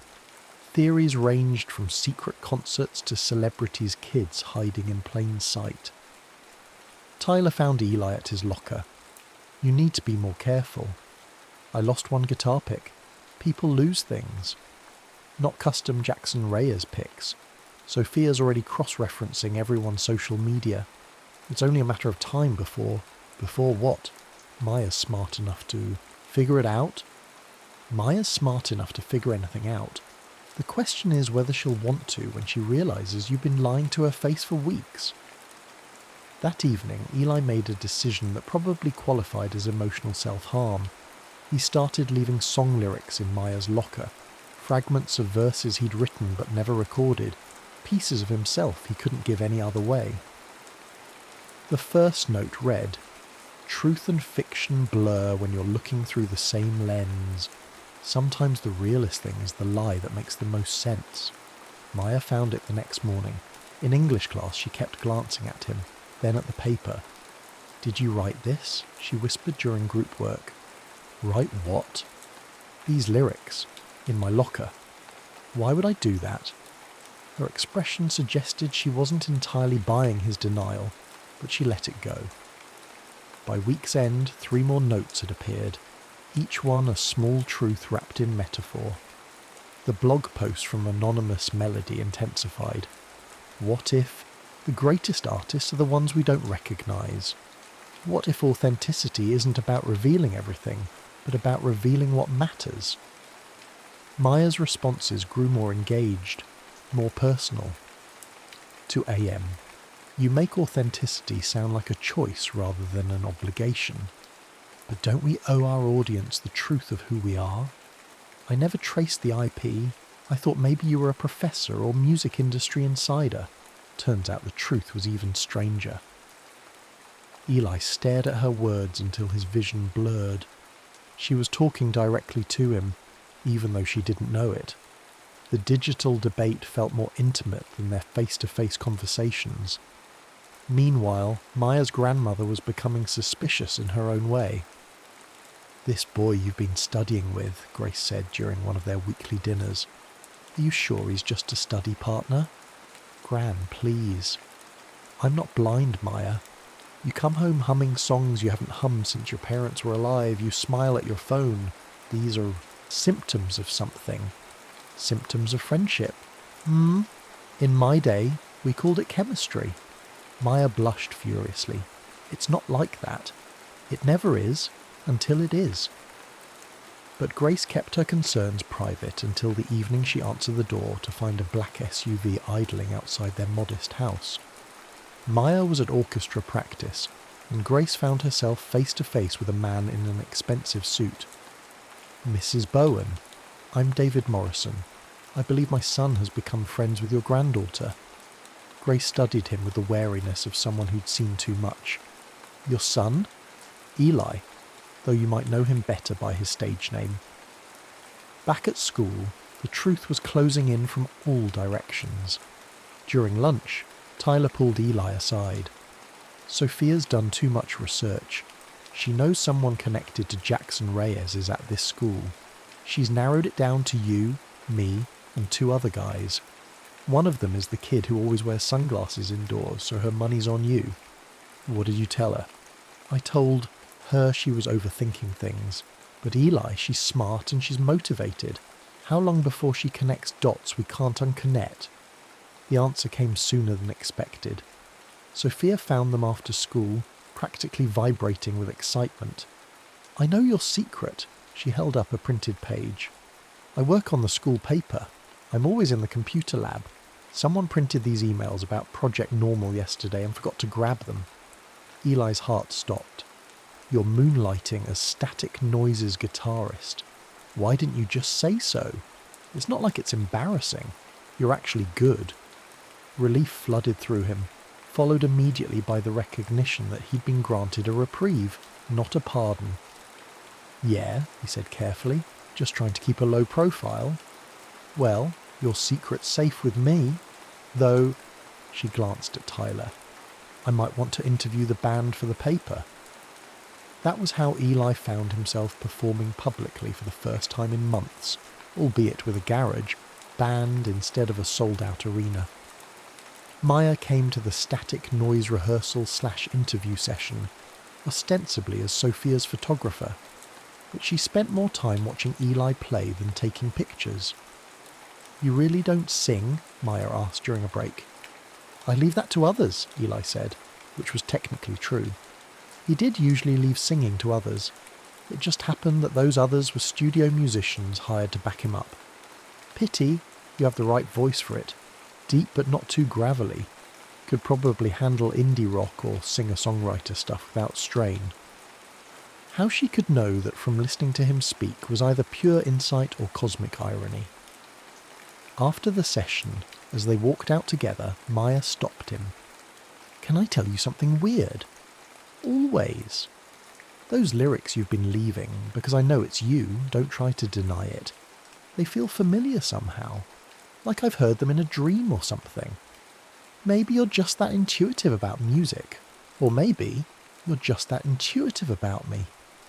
The air between them tightened in a way that demanded resolution. Eli found himself leaning closer, and Maya didn't pull away. For a moment the weight of secrets lifted. Then Tyler's van backfired in the parking lot, shattering the moment like glass. "I should go," Maya said, but she didn't move. "Yeah, me too." Neither of them moved. "Tomorrow?" Maya asked. "Library? Or the memorial?" "Let's go somewhere new." "Okay, somewhere new." She walked away, and Eli wondered if truth could be a place you travelled to gradually, or if it was more like jumping off a cliff, all at once or not at all. That night he composed the most honest song he'd written in years. Not for an album, not for his image, but for the feeling of standing in a high school parking lot, wanting to kiss someone who might hate him if she knew who he really was. His phone buzzed with a message from an unknown number. "This is Grace Bowen. We need to talk about my granddaughter. Some secrets," Eli realised, had expiration dates, and his was coming up fast. Grace Bowen's cafe of choice was the kind of place that probably hadn't changed its menu since 1987. She sat in a corner booth, nursing coffee and radiating the kind of authority that made Eli check his posture. "You're punctual," she observed as he slid into the seat across from her. "That's something. Mrs. Bowen. Grace, and I'll be direct." She slid a printed page across the table. It was a screenshot of the sound post, featuring one of his responses as anonymous Melody. "My granddaughter doesn't know I read her blog, and I'd prefer to keep it that way. But I'm reasonably good with computers, and anonymous Melody's comments have a certain authority that goes beyond casual fan knowledge." Eli's carefully constructed world tilted sideways. "Combined with my husband's obsession with music history, God rest his soul, I've heard enough industry stories to recognise patterns. Patterns like famous people's, children hiding in plain sight, like talent that tries too hard to seem ordinary, like very expensive guitar picks lost in hallways. Grace, let me finish. David Morrison came to my house yesterday. That was enlightening." She sipped her coffee with infuriating calm. "He wants to know about Maya's influence on his son. Wanted to ensure she wasn't distracting Eli from his career. She's not. I know that. The question is, what exactly is she to you? Because if this is some kind of celebrity game, it's not." The words came out more forcefully than intended. Maya is the first person in a year who's seen me as just Eli. Not the product, not the brand, just me." Grace's expression softened imperceptibly. "And does Eli care about my granddaughter? Really care? More than I've cared about anything in a long time? Enough to stop lying to her?" The question landed like a physical weight. "I want to. I'm just... God, Grace, I'm terrified she'll hate me. She's spent months writing about how Jackson Reyes represents everything fake about the music industry. How am I supposed to tell her that your proof her hypothesis was wrong?" Grace smiled slightly. "Maya's been wrong before. She's also the most forgiving person I know, especially when it comes to matters of the heart. But that forgiveness has limits." She reached into her purse, pulled out an old photograph. Two people on stage, younger versions of themselves, guitars in hand, singing into a shared microphone. "Your grandfather and I had a band once. Nothing famous, but we toured the Midwest, played dive bars and county fairs. This was before Maya's dad came along." She traced the edge of the photo. "We understood that music can be both a bridge and a wall. It depends on how honest you're willing to be." "What happened to the band?"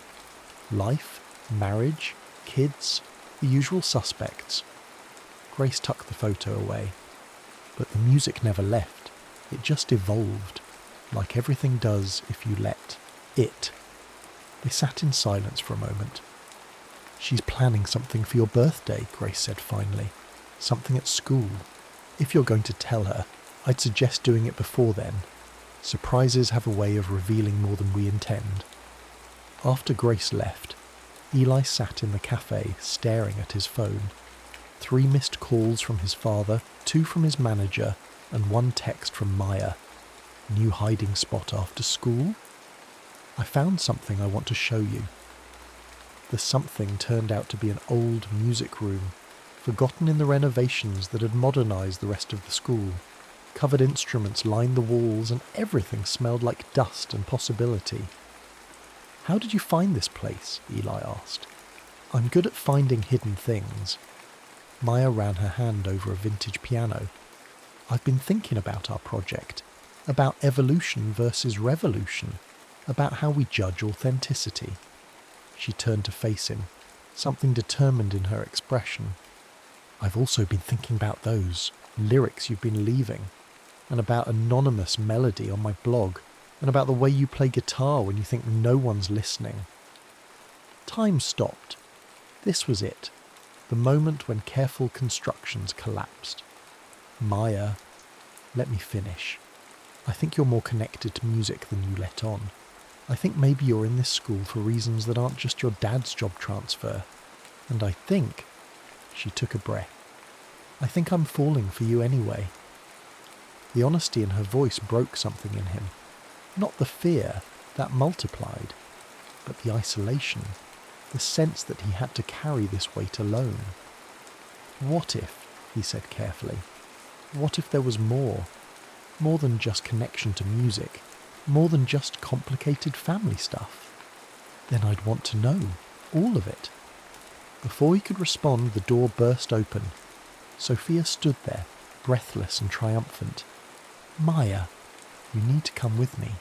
Now. There's something about the talent show, about Jackson Reyes, about... She noticed Eli, skidded to a stop. Oh, sorry. But Maya, this can't wait. Maya looked between them, torn between curiosity and frustration. Can you give us 5 minutes? 3, and then I'm coming back with a crowbar if necessary. After Sophia left, Maya turned back to Eli. To be continued? Yeah, definitely continued.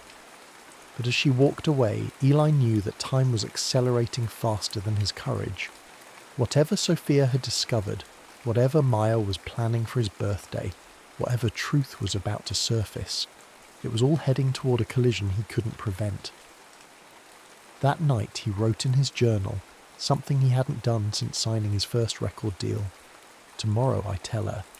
Tomorrow I stop hiding behind half-truths and carefully crafted personas. Tomorrow I risk everything real for what might be real. But tomorrow had its own plans. Tyler called at midnight. Eli, we have a problem. Actually, several problems. Sophia knows, she actually knows, and she's giving you until tomorrow to tell Maya yourself, or she's going to do it for you. How did she... Does it matter? Man, this is spiralling. Fast. Eli stared at his ceiling, knowing he'd been given a deadline he couldn't meet or avoid. Tomorrow he'd tell Maya the truth. Tomorrow he'd find out if the person he'd become in her eyes could survive the revelation of who he'd been all along. Tomorrow had become the scariest word in any language. Morning came too quickly, and not quickly enough. Eli arrived at school to find Maya at his locker, holding something that made his heart stop. A printed email conversation between him and his manager, discussing Project Normal, the code name for his public school experience. Sophia found these in the computer lab printer, Maya said without preamble. Someone forgot to collect them yesterday. Her voice was carefully neutral, the tone she used when reviewing music she hadn't decided how to judge yet. Maya, I can explain, can you? Because according to these emails, Eli Carter doesn't exist. According to these emails, you're someone named Eli Morrison who's playing some kind of game with real people's lives. Other students were starting to notice, to cluster nearby with that instinct for drama that teenagers possessed. Please, Can we go somewhere private? She studied him for a long moment, then nodded. The music room, 5 minutes. The walk felt eternal. Maya's silence was a wall he didn't know how to scale. When they reached the forgotten music room, she closed the door with more care than necessary. Talk. Where to start? How to explain a year of deception in a way that made sense? Eli chose the only path he knew, the truth. My real name is Eli Morrison. My stage name is Jackson Reyes. I'm here because my parents thought I needed normal friends, normal experiences, normal life, whatever that means. They thought it would make me a better artist. Maya's expression remained carefully blank. At first, I just wanted to get through it, to play the part of boring new kid and wait until I could go back to whatever life I had before. But then I met you, and decided to lie to me for months, and decided I didn't want you to see me the way you saw Jackson Reyes in your reviews. I didn't want you to think I represented everything you hated about the music industry. So you let me fall for a fiction. I let you fall for the most real version of myself I've been in years. Maya laughed, but there was no humour in it. The real version? Eli, you've been commenting on my blog as Anonymous Melody. You've been responding to my critiques of your own work, playing some elaborate game with me. That's not true. Those conversations, those comments, they were real. I was finally talking to someone who understood music the way I do, even if she didn't know who she was talking to. Oh, how noble of you. Her sarcasm could have cut glass. You were saving me from my own prejudices. How very gallant. That's not what I meant. She turned away from him, running her fingers over the dusty piano keys. Do you know what's funny? I've been defending you, not Eli, but Jackson, to Sophia, to anonymous commenters on my blog, even to myself. I've been wondering if maybe I was too harsh, if maybe artists deserve space to evolve. Her hands found a chord, minor and melancholy. I've been writing songs about you, about us, about this feeling I couldn't name because I was falling for someone who supposedly didn't care about fame or image. The chord resolved into something softer. Turns out I was falling for someone defined entirely by fame and image. Maya, please listen. I did listen. I listened to every word you said, looked for honesty in every gesture. And you know what? I thought I found it. I thought I found something real for the first time since my parents died. The rawness in her voice stopped him. This wasn't about celebrity secrets or industry manipulation. This was about trust broken in a place where she kept her deepest wounds. It was real, he said quietly. Those moments between us, the music we made together, the way we talked about everything and nothing, that was the most real thing in my life. She faced him again, and he saw tears she hadn't let fall. How am I supposed to believe anything you say now? The question hung between them, unanswerable and essential. Before he could respond, the door burst open. Sophia stood there, breathing hard, with Tyler right behind her. Sorry to interrupt the heartbreak, Sophia said, not sounding sorry at all. But we have a bigger problem. Someone leaked that Jackson Reyes is enrolled here. There are news vans in the parking lot.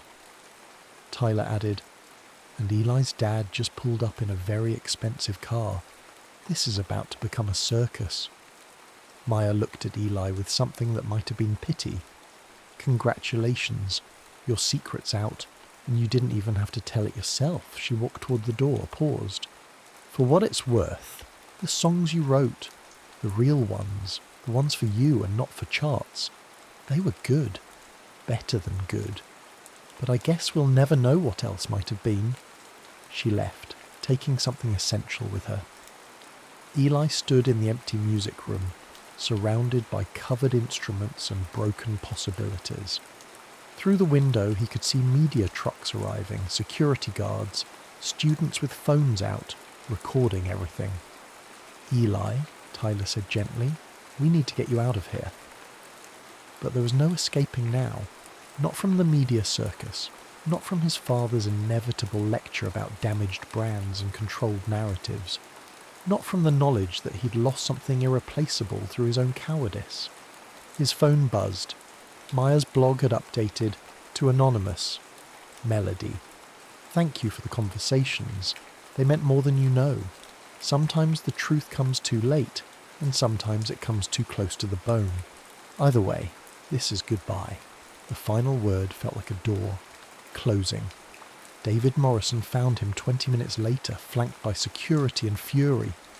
This ends now. Pack your things. We're leaving. Dad, wait. You need to salvage what's left of your career. Do you have any idea what this has done to our carefully managed image? A secret high school? A girlfriend who's been publicly criticising your work?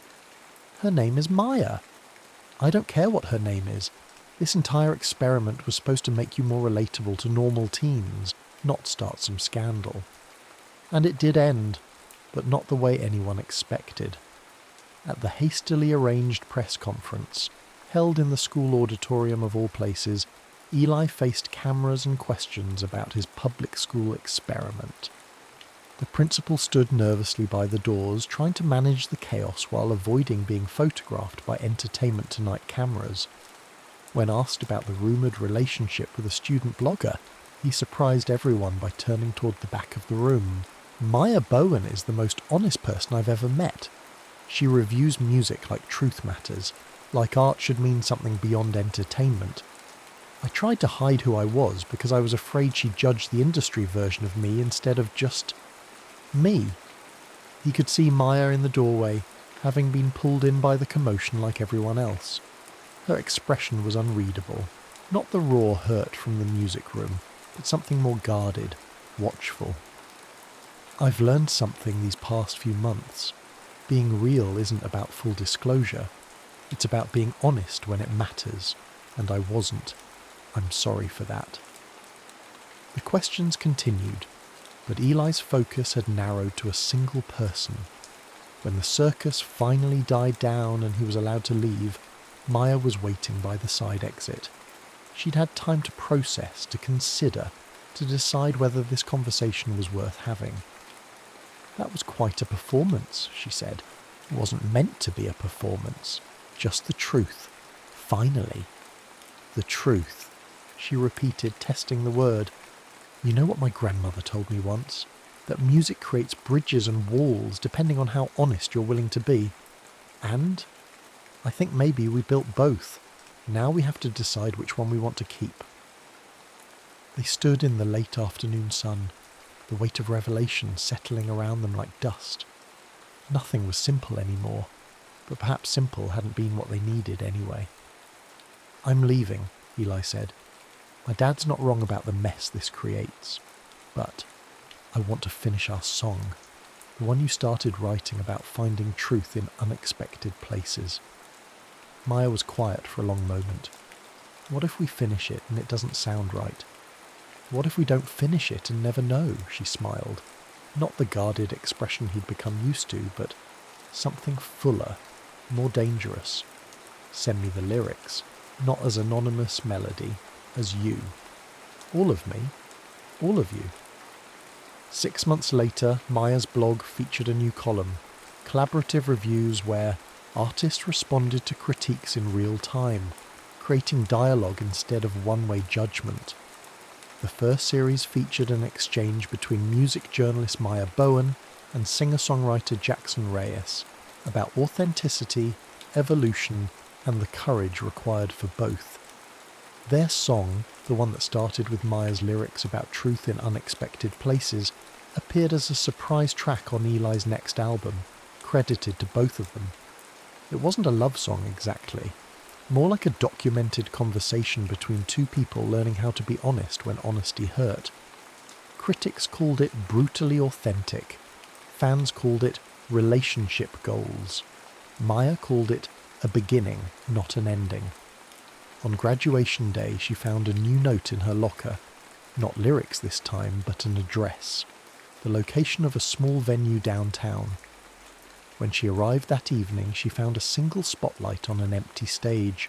2 microphones, and a note that read simply, "Truth sounds different when it's shared. Want to try?"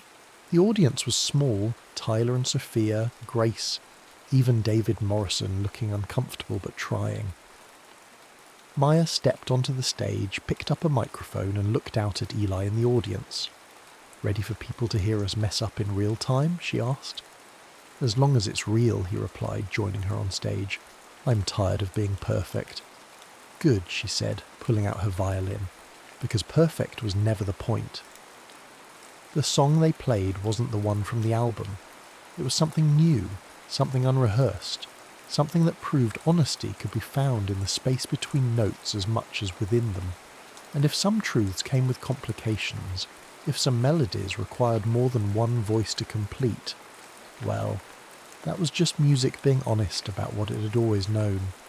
Sometimes the best songs are the ones you discover by accident, played by people brave enough to stand in the same space and let whatever comes, come. The end came with applause that felt like permission to begin again.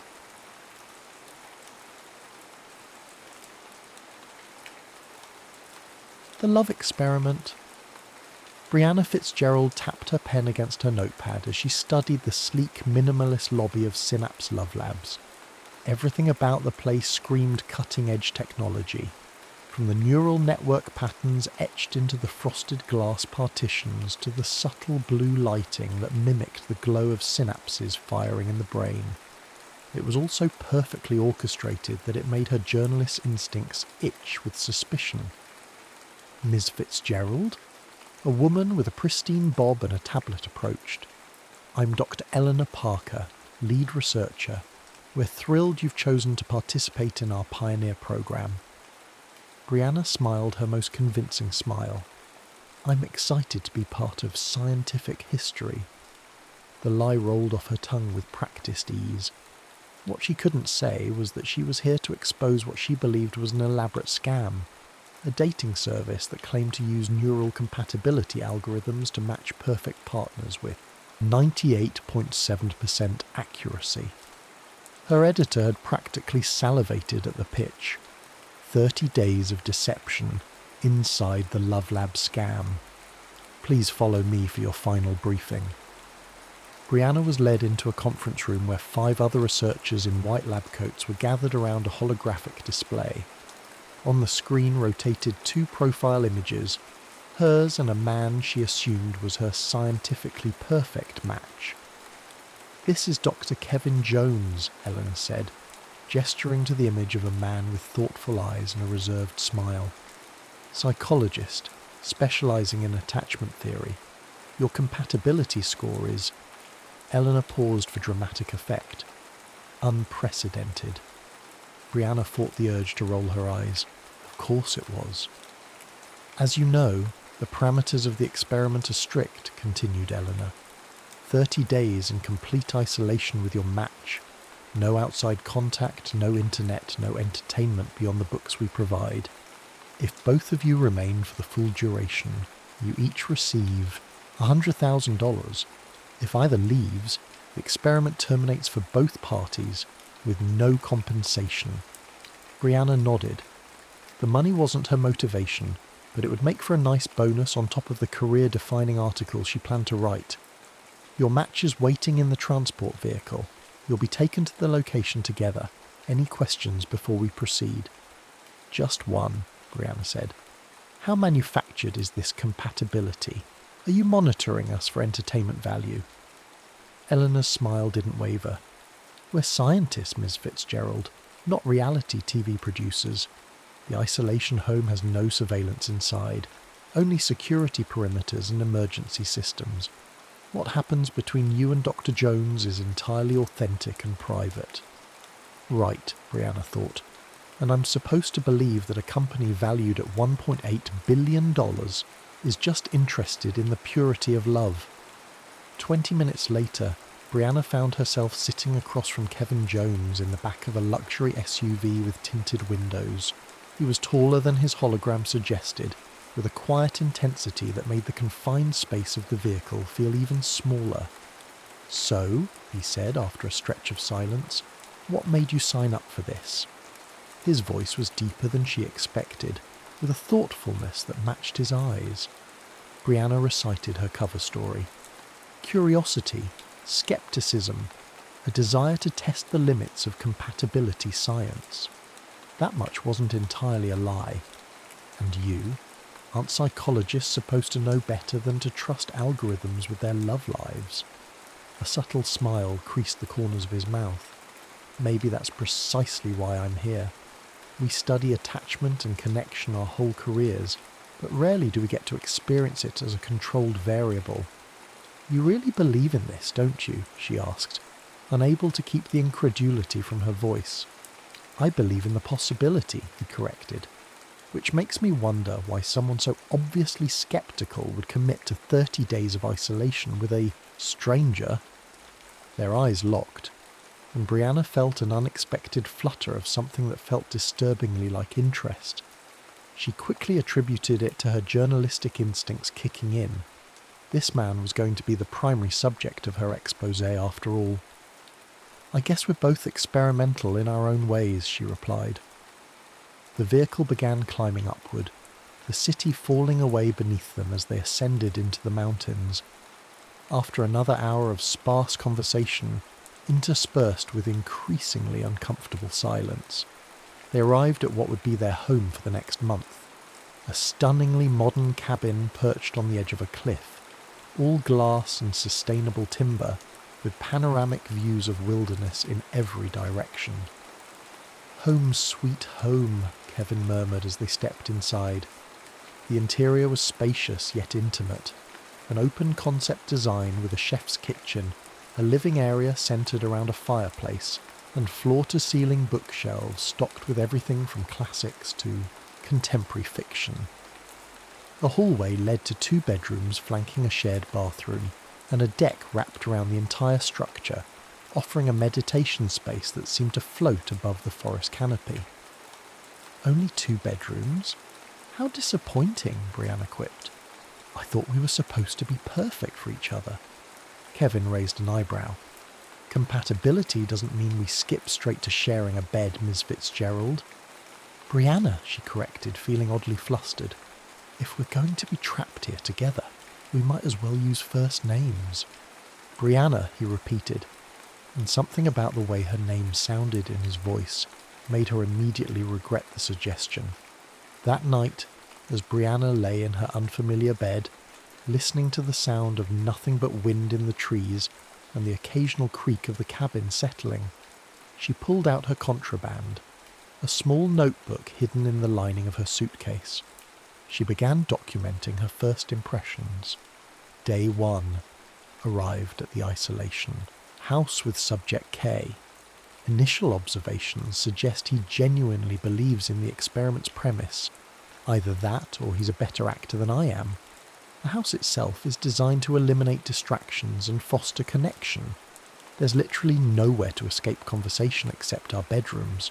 No TV, no internet, not even a radio. Just books, cooking, and each other. First impression of Kay, infuriatingly calm. Observant in a way that makes me feel exposed. Attractive in an understated way that I refuse to acknowledge further. Tomorrow I begin probing for inconsistencies in the experiment design. I give him 5 days before he starts to annoy me beyond endurance.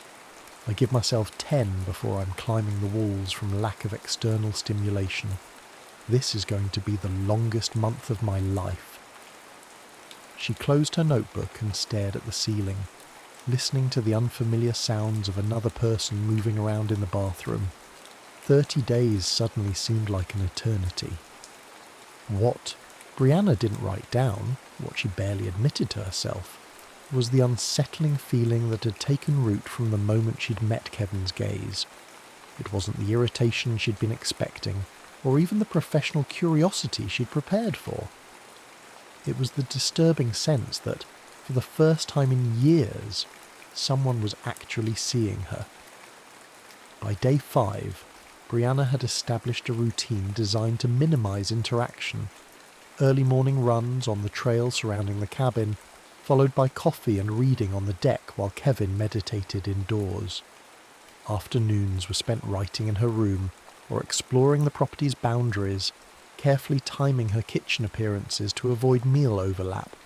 It was, she told herself, a strategic approach to maintain objectivity for her article. It had nothing to do with the discomfort she felt whenever Kevin's perceptive gaze lingered on her a moment too long.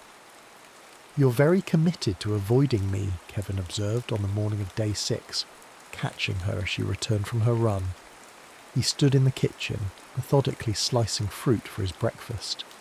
"Which is impressive, considering we're the only 2 people for at least 20 miles. Brianna grabbed a water bottle from the refrigerator. "I'm not avoiding you, I'm respecting your space." "Is that what you call pretending to be asleep when I make dinner, then sneaking out to eat after I've gone to bed?"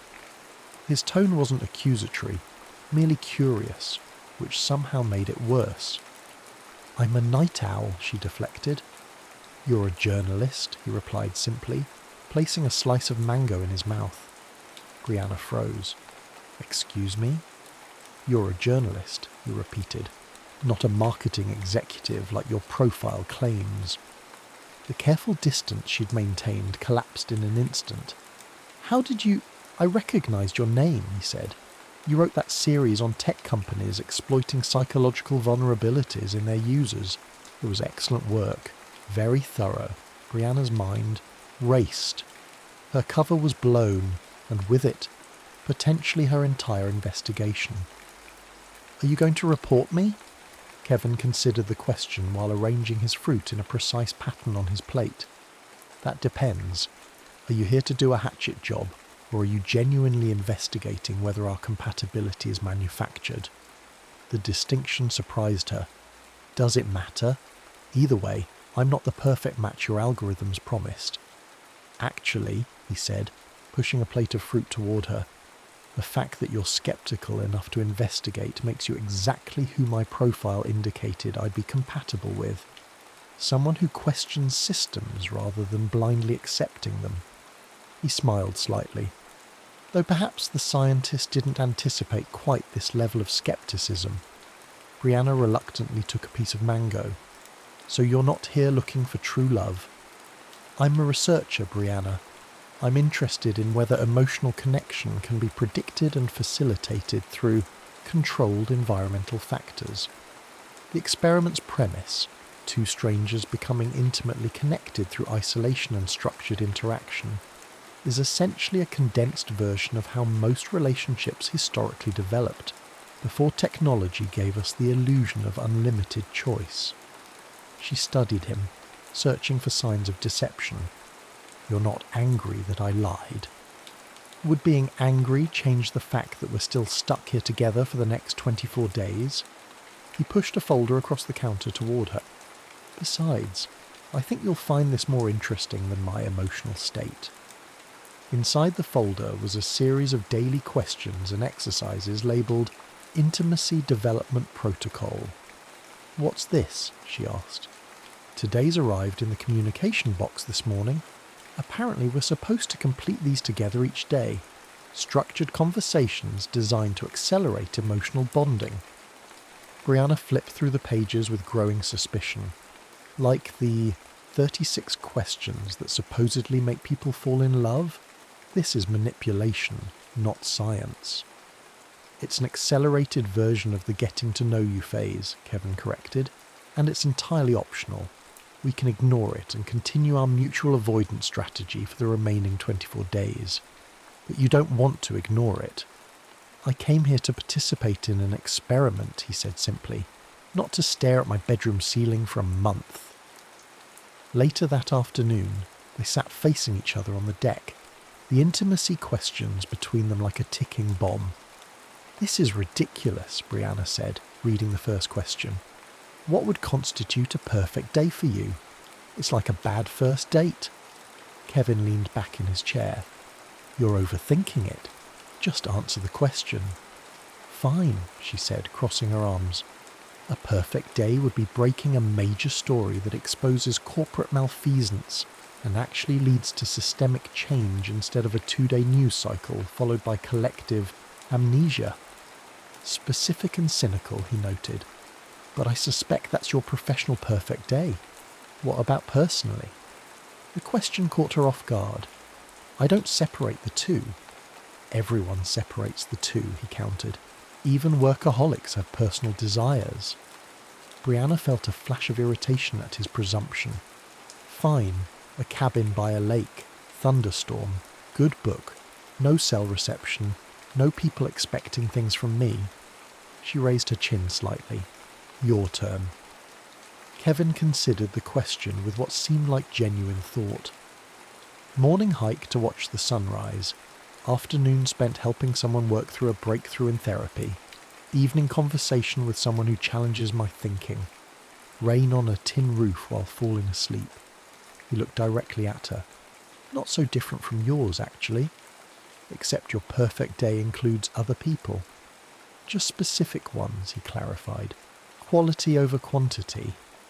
They moved through the questions from innocuous preferences to more probing inquiries about family relationships and formative experiences. To Brianna's surprise, the conversation flowed with unexpected ease. Kevin answered each question thoughtfully, but without the performative vulnerability she'd anticipated. When they reached the question about their greatest fears, however, Brianna hesitated. Skip it if you want, Kevin offered, noticing her discomfort. No, she said, surprising herself. That would defeat the purpose of the exercise, wouldn't it? She took a breath.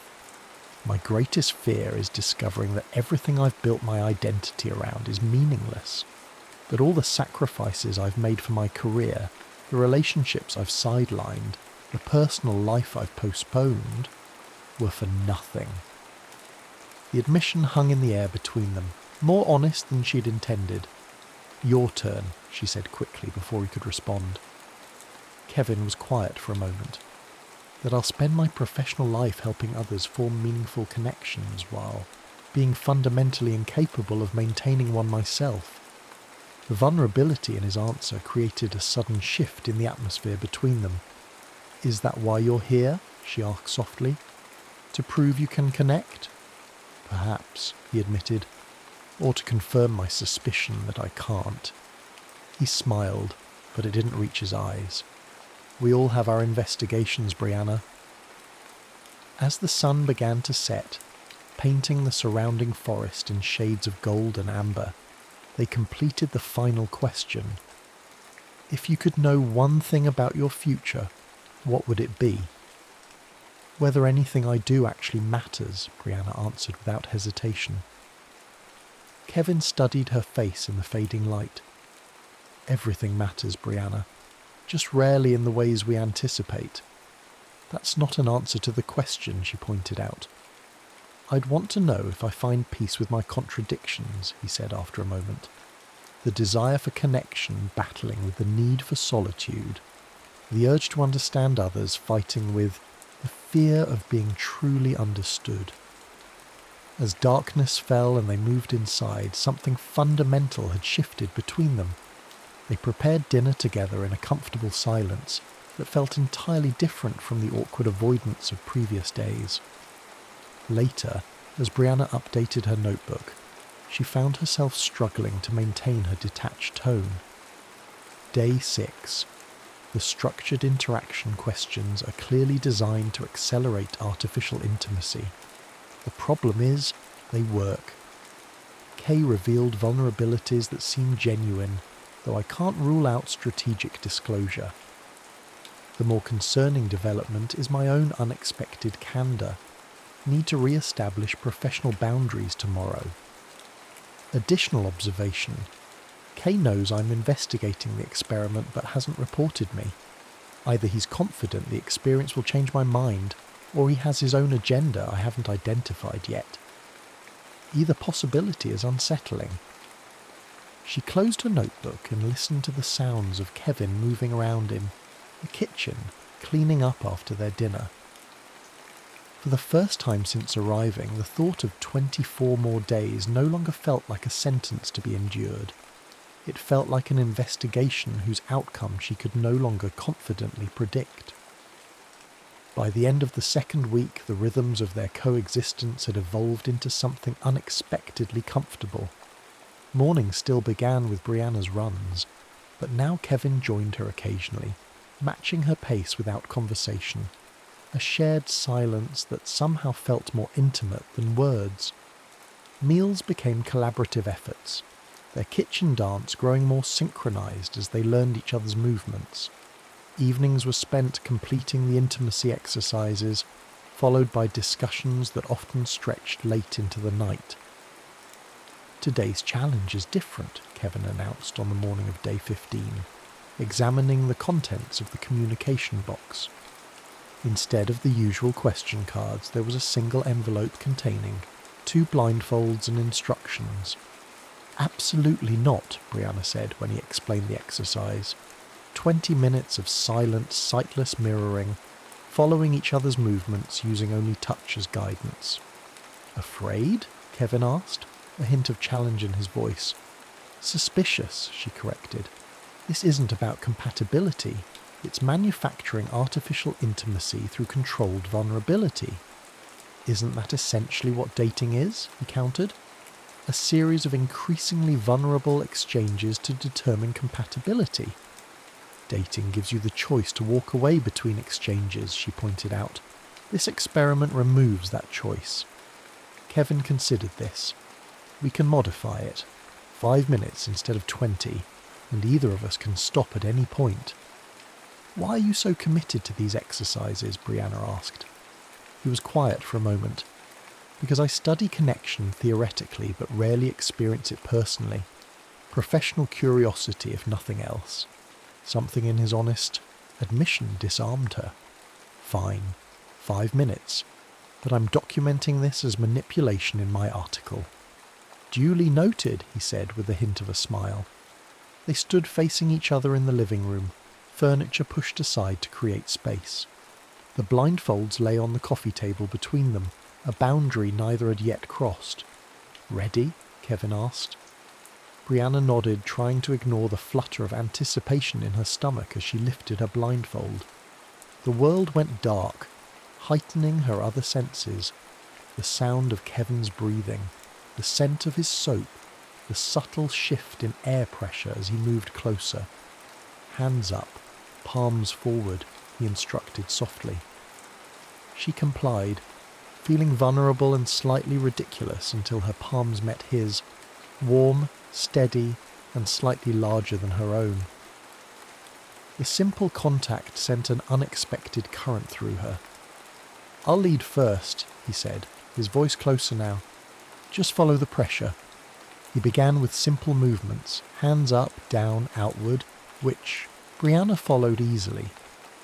As the minutes passed, the movements became more complex. Circles, waves, one hand leading while the other followed a different pattern. Without sight, their entire focus narrowed to the points where their palms connected.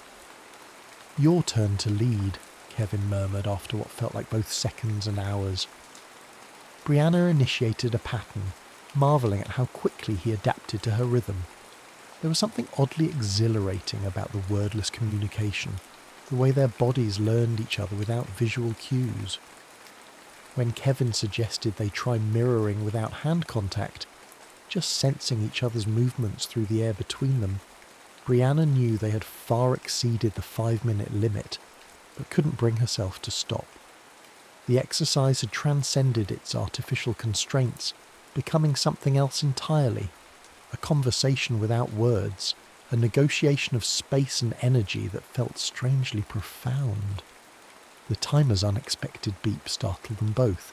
For a moment, neither moved to remove their blindfolds. "That was—" Brianna began, but words felt inadequate. "I know," Kevin replied simply. When they finally removed the blindfolds, blinking in the sudden light, Brianna was struck by the intensity in Kevin's eyes, a mixture of vulnerability and something deeper that made her look away first. "Well," she said, striving for a lightness she didn't feel, "I can see why they included that one in the manipulation protocol." "Is that what you experienced?" he asked. "Manipulation?" The question hung between them, demanding a level of honesty she wasn't prepared to give. "I experienced an exercise designed to create artificial intimacy," she said carefully. "And did it?" Brianna met his gaze. "Would admitting that it did validate your theory or undermine my skepticism?" A small smile played at the corners of his mouth. "Both, perhaps." That night, a sudden mountain storm brought winds that howled through the trees and rain that pounded against the cabin's metal roof. The lights flickered once, twice, and then plunged them into darkness. "Perfect," Brianna muttered, fumbling for her phone to use as a flashlight. "Emergency kit should be in the kitchen," Kevin called from somewhere across the room. They converged at the kitchen island, the beams of their phone flashlights dancing across the countertops as they searched for candles or lanterns. "Found it," Kevin announced, pulling a box from beneath the sink. Inside were emergency candles, matches, a hand-crank radio, and several foil emergency blankets. As they placed candles around the living room, the space transformed. Shadows danced on the walls, and the howling wind outside made the cabin feel smaller, more intimate. They settled on opposite ends of the couch, an emergency blanket wrapped around each of them. "At least it's not cold," Brianna observed, watching the candle flames flicker with each draught. "Wine," Kevin suggested, holding up a bottle they'd left, unopened since arrival. "Seems like the appropriate response to a power outage." 2 glasses in, Brianna found herself relaxing into the strange intimacy of the moment. The storm outside, the dancing candlelight, the absence of technological distractions. It created a pocket universe where normal rules felt suspended. "Truth or dare," Kevin suggested, a playful glint in his eye that the candlelight accentuated. Brianna laughed. "What are we teenagers?" "Sometimes regression is psychologically beneficial," he replied with mock seriousness. "Truth or dare, Fitzgerald?" "Truth," she said, surprising herself. The wine had softened her edges just enough to make the game seem harmless. "Why journalism?" he asked. "What drew you to exposing truths rather than creating them?" It wasn't the light question she'd expected. "My father was a marketing executive," she said after a moment. "Brilliant at crafting narratives that made people want things they didn't need. I grew up watching him spin mediocre products into must-have items, and I hated how easily people believed the stories he told." She took another sip of wine. "I guess I wanted to be the opposite, to strip away the stories people sell and find what's actually beneath them." Kevin nodded, his expression thoughtful. "And what about you? Truth or dare?" "Truth," he said. "Earlier, you said you rarely experience connection personally. Why is that, for someone whose entire career is built around understanding human relationships?" The question lingered in the candlelit space between them. For a moment she thought he might deflect. "The same reason surgeons rarely operate on family members," he finally said. "Emotional proximity clouds clinical judgment. I can map the attachment patterns of strangers with clinical precision, but in my own relationships..." He paused, swirling the wine in his glass. "Let's just say it's easier to analyse connection than to sustain it." "That sounds lonely," Brianna said softly. "Says, the woman who listed no people as part of her perfect day," he countered with a gentle smile. "Touché." She raised her glass in acknowledgement. "Maybe we're both hiding from the same thing, just from opposite directions." "And what would that be?" he asked. "The terror of being truly seen," she said, the words emerging from someplace deeper than conscious thought. "You from the inside, me from the outside." The candlelight caught the surprise in his eyes, surprise that quickly shifted to something more complex, more dangerous. "Truth or dare, Brianna?" he asked, his voice lower now. "Dare," she said, suddenly unwilling to risk another truth. Kevin placed his wineglass on the coffee table and leaned forward slightly. "I dare you to stop documenting this experience as an investigation for 5 minutes, to be fully present, without filtering what happens through the lens of your article." How would you even know if I did that? She challenged. I wouldn't, he admitted, but you would. The simplicity of his answer disarmed her. Without her reporter's perspective, the mental notepad where she recorded observations, formulated analyses, maintained critical distance, what would be left? Just her. Just him. Just whatever was happening between them in this candlelit bubble while the storm raged outside. 5 minutes, she agreed, placing her own glass beside his. She didn't know who moved first. Perhaps they both did, the space between them dissolving as naturally as breath. His lips found hers with a gentleness that quickly gave way to something more urgent, years of carefully constructed distance collapsing in the span of heartbeats. When they finally pulled apart, breathless and stunned, Brianna knew something fundamental had shifted. The careful scaffolding of her investigation, her skepticism, her emotional detachment, all of it had been exposed as the flimsy protection it was. I think, Kevin said quietly, his forehead resting against hers, that was significantly longer than 5 minutes. Later, in the darkness of her room, Brianna stared at the ceiling, listening to the storm gradually subside.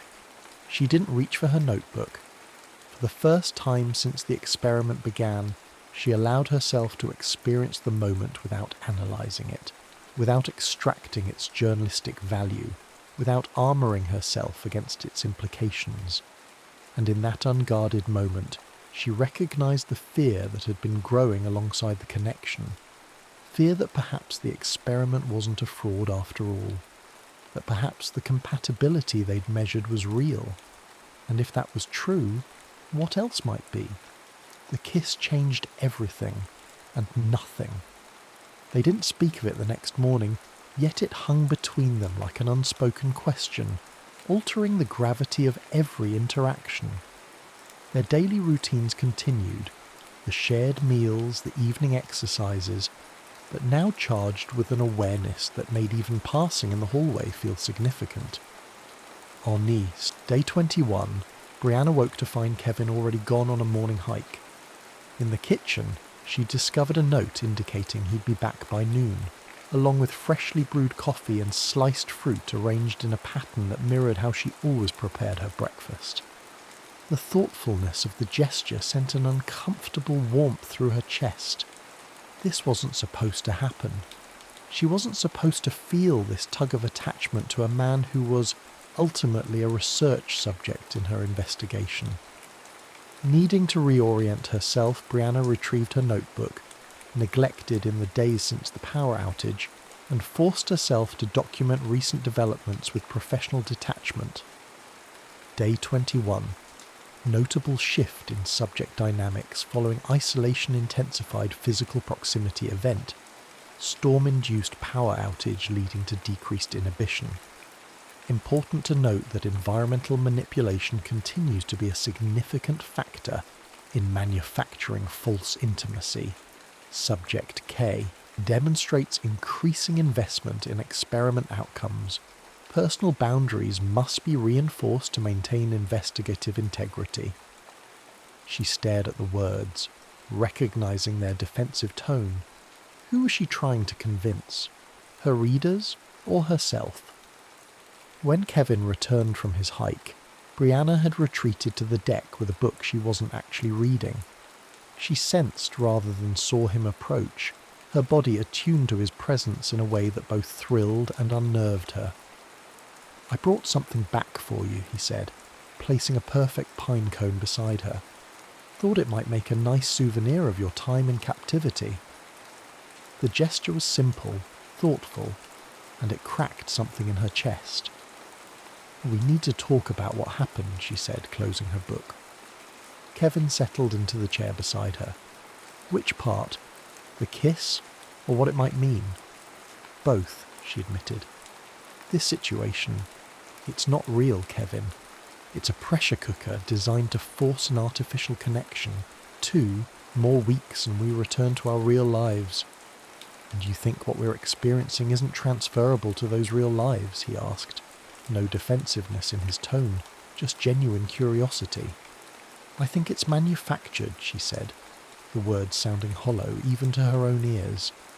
The isolation, the forced proximity, the carefully designed exercises, it's all creating a simulated intimacy that wouldn't exist under normal circumstances. Most relationships begin in artificial environments, he pointed out. Curated dating profiles, choreographed first dates, alcohol-lowered inhibitions. The difference is merely the degree of control and the transparency about the purpose. Don't psychoanalyze me, Brianna said, a flash of irritation cutting through her confusion. This whole setup, it's manipulation disguised as science. Kevin was quiet for a moment. You're scared, he finally said, not unkindly. Not of the experiment manipulating you, but of the possibility that what you're feeling might be genuine despite the experimental conditions. The accuracy of his assessment felt like a physical blow. You don't know what I'm feeling. No, he agreed, but I recognize the pattern. The closer we get to something real, the harder you work to discredit it.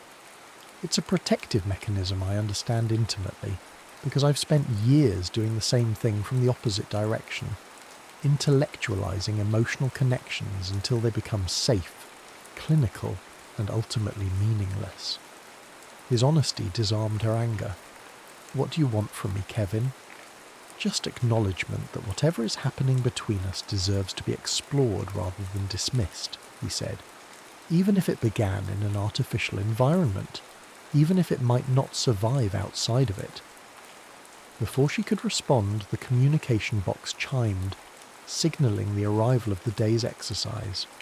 Kevin retrieved the envelope and opened it, his expression changing as he read the instructions. What is it? Brianna asked. Today's exercise is called Truth and Consequences, he said, passing her the card. We each write down a truth we haven't shared yet, then discuss the potential consequences of that truth for our compatibility. Convenient timing, Brianna muttered. They retreated to separate areas to write their truths, agreeing to meet in the living room in 20 minutes. Brianna stared at her blank card, wrestling with what to reveal. The obvious truth, that she was developing feelings that contradicted her professional skepticism, felt too vulnerable. Instead, she wrote something equally true but less exposing. I'm afraid of discovering that everything I believe about human connection is wrong. When they reconvened, Kevin suggested they exchange cards rather than reading their own truths aloud. Brianna's heart stuttered as she read his card. I've known from the beginning that you were investigating Synapse's methods because I consulted on the development of their compatibility algorithms before agreeing to participate as a subject. The words hit her like a physical blow. She looked up to find Kevin watching her reaction carefully. You helped design this experiment? She asked, her voice barely controlled. I contributed to the psychological assessment profiles they use for matching, he clarified. I wasn't involved in designing the isolation protocol or the daily exercises. But you knew. The sense of betrayal was overwhelming. You knew exactly what was happening all along while I thought. She stopped, unwilling to articulate what she'd begun to believe. While you thought what? He pressed gently. It doesn't matter, she said, standing abruptly. This proves my point exactly. This entire connection has been manufactured. You had insider knowledge of the psychological levers being pulled, the vulnerabilities being targeted.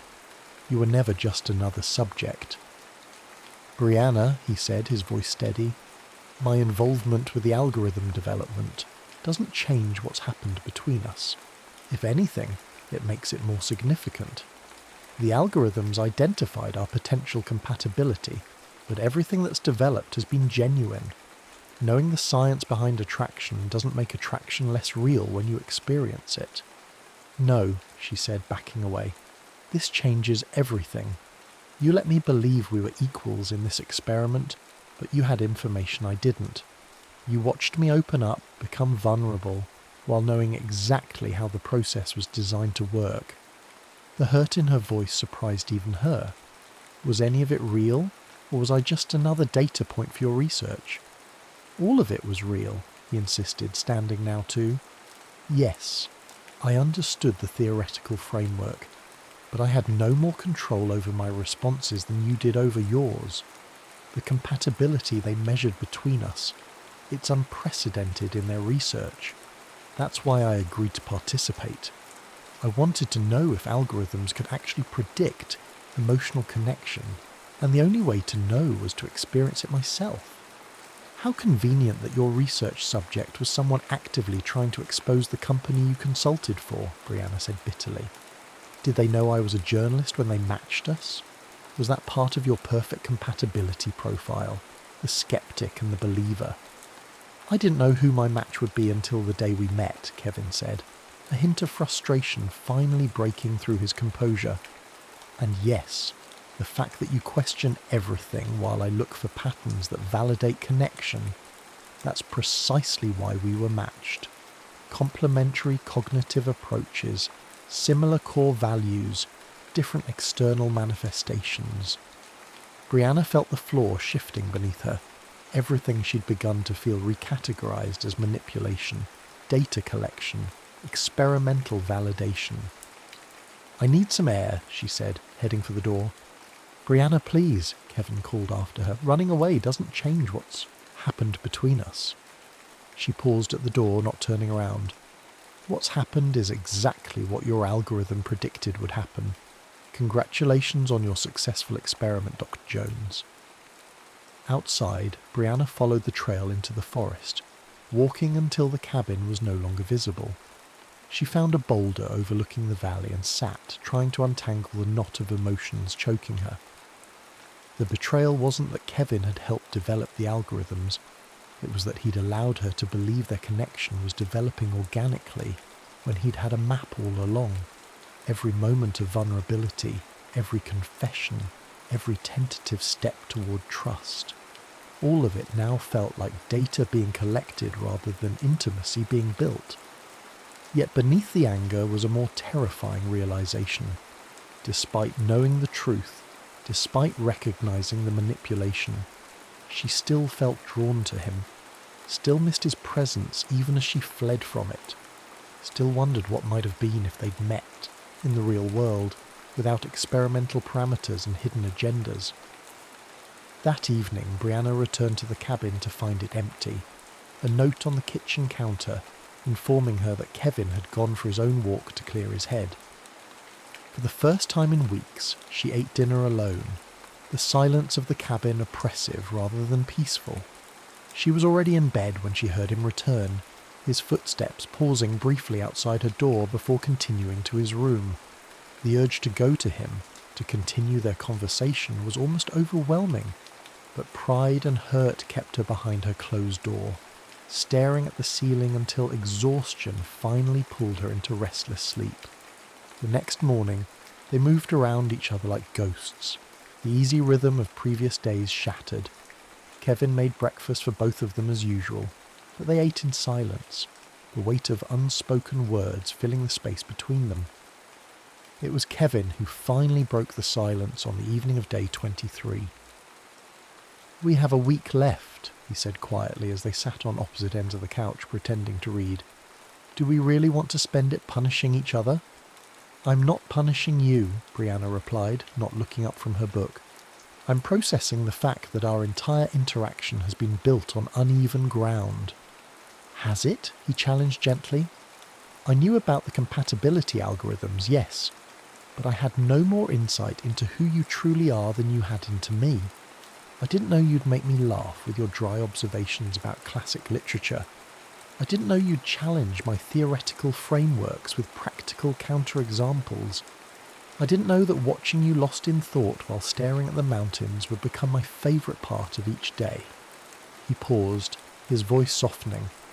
"The science might have predicted our compatibility, Brianna, but it couldn't predict how it would feel to experience it."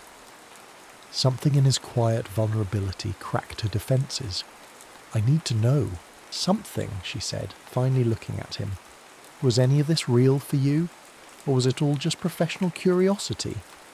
It started as curiosity, he admitted, but it became something else entirely, something I wasn't prepared for despite all my theoretical knowledge. He met her gaze directly. I've spent my career studying connection from a safe distance. With you, for the first time, I don't want the distance. That terrifies me as much as it terrifies you. The honesty in his eyes dismantled the last of her anger, leaving only the confusion and longing beneath it. I don't know how to separate what's real from what's been manufactured anymore, she confessed. How much of what I'm feeling is just a response to the conditions we've been placed in? Does it matter? He asked. Most relationships begin in artificial environments, bars where alcohol lowers inhibitions, dating apps that curate our presentations of self, workplaces that force proximity. The circumstances that bring people together are always somewhat constructed. What matters is what happens within those circumstances. That's easy for you to say, she countered. You weren't the one left in the dark. Wasn't I? A flash of genuine hurt crossed his face. I might have known about the compatibility framework, but I had no idea how it would feel to actually experience it. All my theoretical knowledge couldn't prepare me for... He hesitated. For you. The sincerity in his voice made something twist in her chest.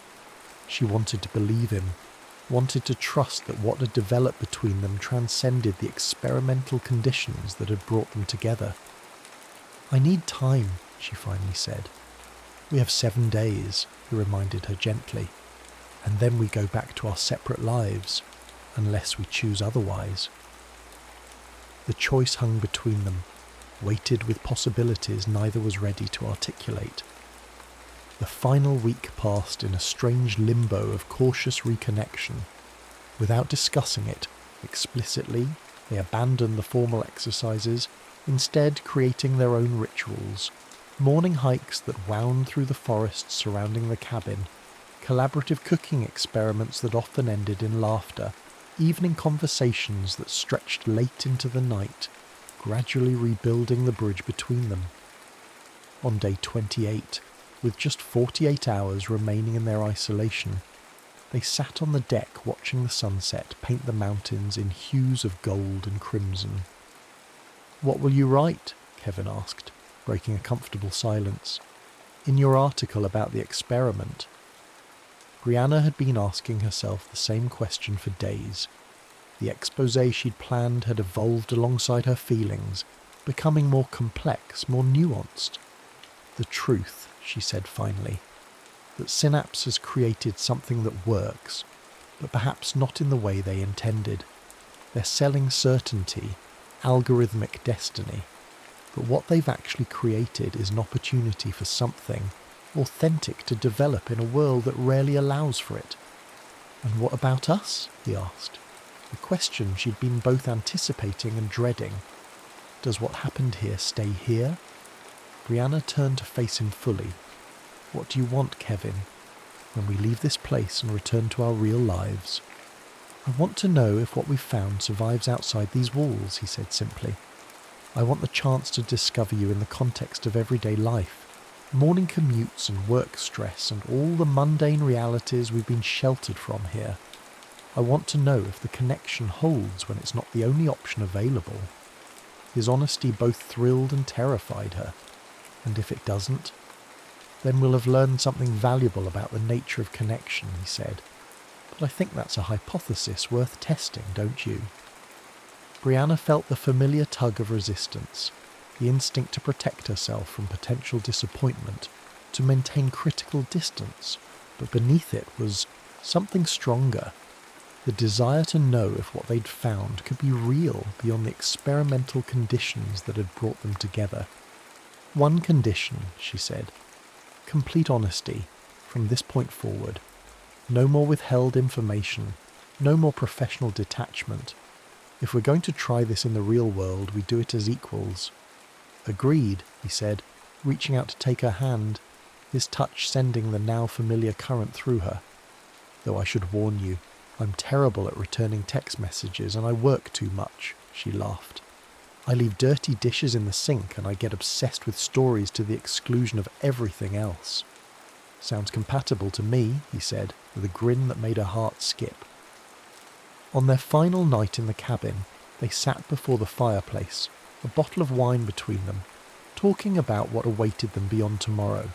Her apartment in the city, his house in the suburbs, their respective careers that had been on hold for a month. "Are you nervous?" he asked, watching her profile in the firelight. "Terrified," she admitted. "What if it all falls apart the minute we step back into reality?" "What if it doesn't?" he countered.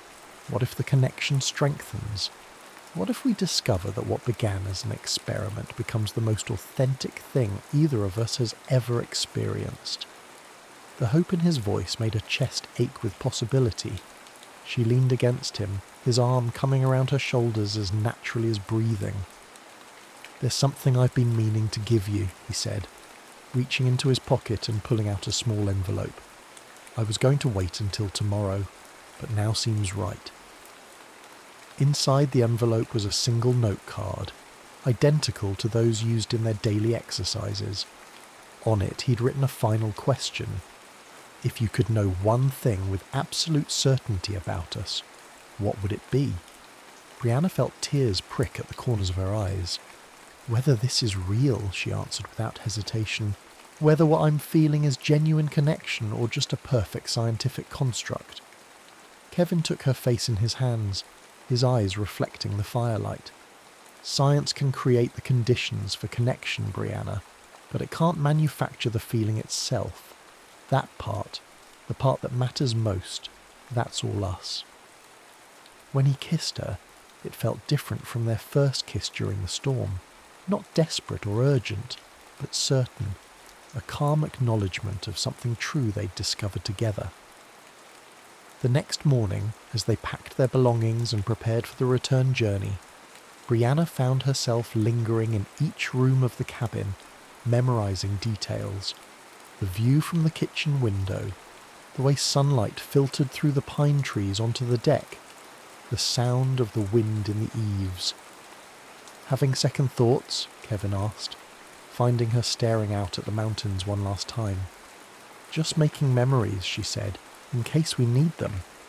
"We won't," he said with a certainty that made her smile. "This isn't an ending, Brianna. It's a hypothesis waiting to be tested in a new environment." When the Synapse representatives arrived to collect them, Dr. Parker handed each of them an envelope containing their compensation checks and final paperwork. "Congratulations on completing the program," she said, her professional smile revealing nothing about whether their experience had met the company's expectations. "Our follow-up team will contact you in 30 days for your post-experiment assessment." As they drove away from the cabin, Brianna watched it disappear around a bend in the road, a strange mix of emotions swirling within her. Nostalgia for the bubble they were leaving, anxiety about the uncertainties ahead, but beneath it all, a quiet hope that what they'd discovered might be even stronger in the light of everyday reality. "So," Kevin said as they neared the city, the skyline appearing in the distance like a mirage. "Your place or mine?" Brianna laughed, the tension breaking. "Let's start with coffee," she suggested, "in a very public place, with Wi-Fi and strangers and all the distractions of the real world. A controlled experiment in maintained connection despite environmental interference," he said, nodding seriously. "Excellent scientific approach." "And afterward?" she asked, surprising herself with a question. Kevin reached across the seat to take her hand, his touch as electric as the first time. "Afterward we make it up as we go along. No protocol, no structured exercises, just us figuring it out together." "That sounds..." Brianna searched for the word. "Terrifying," he suggested with a smile. "Perfect," she corrected, squeezing his hand. "Absolutely perfect." 6 months later, Brianna sat at her desk staring at the final draft of her article on the screen before her. What had begun as an exposé had evolved into something more complex, an examination of connection in the digital age, the tension between scientific certainty and emotional authenticity, and the surprising discovery that sometimes even the most skeptical hearts could be opened under the right conditions. Her editor had loved it, calling it her most nuanced work yet. The personal equation inside the science of engineered connection would run as next month's cover story. Her phone buzzed with a text from Kevin. "Just got out of a session. Dinner at that new place tonight. I have news." She smiled, typing back a quick confirmation before returning to her article. The past 6 months had been a continuous experiment in their own right, discovering each other in the context of real life, navigating the complications of careers and friends and everyday stresses. There had been arguments and adjustments, moments of doubt and surprising discoveries. But beneath it all, the connection had not only endured, it had deepened, becoming more textured, more authentic than anything she'd experienced before. That evening, as they sat across from each other at dinner, Kevin slid a small box across the table. "What's this?" Brianna asked, eyeing it suspiciously. "Open it," he urged, an unusual nervousness in his expression. Inside was not what she expected. Not a ring, but a key. "The lease on my house is up next month," he explained, "and that 2-bedroom in Chelsea we looked at is available. I thought maybe we could run a new experiment in cohabitation, voluntary this time." Brianna felt a smile spreading across her face. "Any structured exercises I should know about?" "Just one," he said, reaching across the table to take her hand. "Choose each other, every day. Not because an algorithm says we're compatible, but because we want to be." "I can work with that," she said, closing her fingers around the key. "Though I should warn you, my dirty dish situation hasn't improved." "Neither has my work schedule," he countered with a grin. "But I'm willing to test the hypothesis that we're better together than apart." Later that night, as they walked home hand in hand through the city streets, Brianna reflected on the strange path that had brought them together. A skeptical journalist and a theoretical psychologist, thrown together in an experimental setting designed to manufacture connection. What neither Synapse nor its algorithms could have predicted was that sometimes genuine connection flourished not because of scientific precision, but in spite of it, in the messy, unpredictable spaces where vulnerability met acceptance, where skepticism encountered faith, and where two people who had spent their lives keeping others at a distance found in each other a reason to draw closer. The experiment had ended, but their story was just beginning, undefined by protocols or theories, but written day by day in the language of chosen connection, of love that transcended its origins to become something entirely, wonderfully real.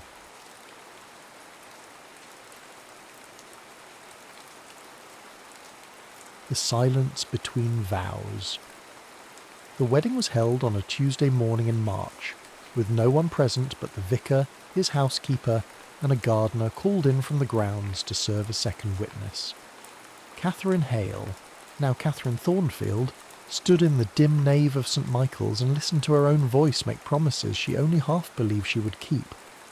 The man beside her spoke his vows with the same studied neutrality one might employ when ordering coal. She'd expected more, not sentiment, she was too practical for that, but perhaps some acknowledgement of the peculiarity of their arrangement. Edmund Thornfield, however, seemed determined to treat the matter as he treated everything, with precision, economy, and an absolute absence of fanfare. When it was finished, he offered her his arm. His grip was firm, impersonal. They walked together into the pale spring light, and Catherine understood that this was how it would be. No romance, no pretense, simply an arrangement between two rational people who had each concluded that solitude was more expensive than compromise. The carriage ride to Ashwood was conducted in near silence. Catherine watched the countryside roll past, hedgerows giving way to open fields, and finally to the long gravel drive lined with chestnuts. The house, when it appeared, was exactly as she'd imagined it from his descriptions. A Georgian manor of moderate size, neither grand nor humble, its facade as carefully maintained as everything else in Edmund Thornfield's life. "Your rooms are in the east wing," he said as they descended. "Mine are in the west. Mrs. Croft will show you. Dinner is at 7. She nodded, and he disappeared into the house ahead of her, his boots clicking against the marble with metronomic regularity. That first evening Catherine ate alone. A note arrived just before 7, brief, apologetic in structure if not in feeling. Business in the greenhouse. She was not to wait. She read it twice, then folded it neatly and placed it beside her plate. The meal was excellent. The solitude was familiar. For 3 weeks this was the pattern. They met at breakfast, where he read correspondence and she reviewed proofs of her latest pamphlet, a sharp critique of property law that had already earned her the enmity of half the county. They exchanged pleasantries. Sometimes he asked about her work. She asked about the orchids. Neither inquired too deeply. But on the 22nd day of their marriage something shifted. Catherine had gone to the library after breakfast, seeking a volume of parliamentary records. The door was ajar, and through it she saw him, standing before the window with a book open in his hands, though he was not reading. His posture was one of complete stillness, and his face, normally so carefully composed, wore an expression of such profound sorrow that she stopped in the doorway, unable to intrude. The moment passed. He closed the book, returned it to the shelf with his usual deliberation, and only then noticed her presence. "Mrs. Thornfield," he said, and she heard the effort it took to reassemble himself. "I did not expect you. Forgive me, I did not mean to disturb you." He gestured toward the shelves, an invitation to continue her search. But Catherine found she could not move, could not pretend she had not seen what she had seen. "The book," she said carefully. "Was it?" "A volume of poetry, nothing of consequence." The lie sat between them, obvious and oddly vulnerable. "I see," she said, and meant it. She did see. She saw the careful architecture of his restraint and the weight it was built to contain. That evening he appeared at dinner. They spoke of the spring planting, the state of the roads, an article she'd read about education reform. The conversation was unremarkable, but when she rose to leave, he said, "The greenhouse is quite beautiful in the evening light. If you have any interest in horticulture, you would be welcome to visit." It was not quite an invitation. It was not quite an apology. It was, Catherine understood, an opening. The greenhouse became their territory. Catherine went first on a Thursday afternoon, when the light was slanting gold through the glass panes, and the air was thick with the scent of earth and growing things. Edmund was bent over a tray of seedlings, his sleeves rolled back, his hands, usually so clean and controlled, dark with soil. He looked up when she entered, but did not speak. She took this as permission and settled onto a bench near the door, a notebook in her lap. For a quarter of an hour neither acknowledged the other. Then he said, without turning, "The camellia near your left shoulder is diseased. You might move." She looked. The plant was beautiful, its leaves glossy and dark. "It appears healthy to me. Look at the underside of the third leaf from the top. You'll see the discoloration." She did. He was right. A faint mottling, barely, visible. "What will you do?" "Isolate it. Treat the soil. Wait. And if it does not recover?" He was quiet for a moment. "Then I will have learned what I could from the attempt." It was a small exchange, but Catherine found herself returning the next day, and the day after that. Sometimes they spoke.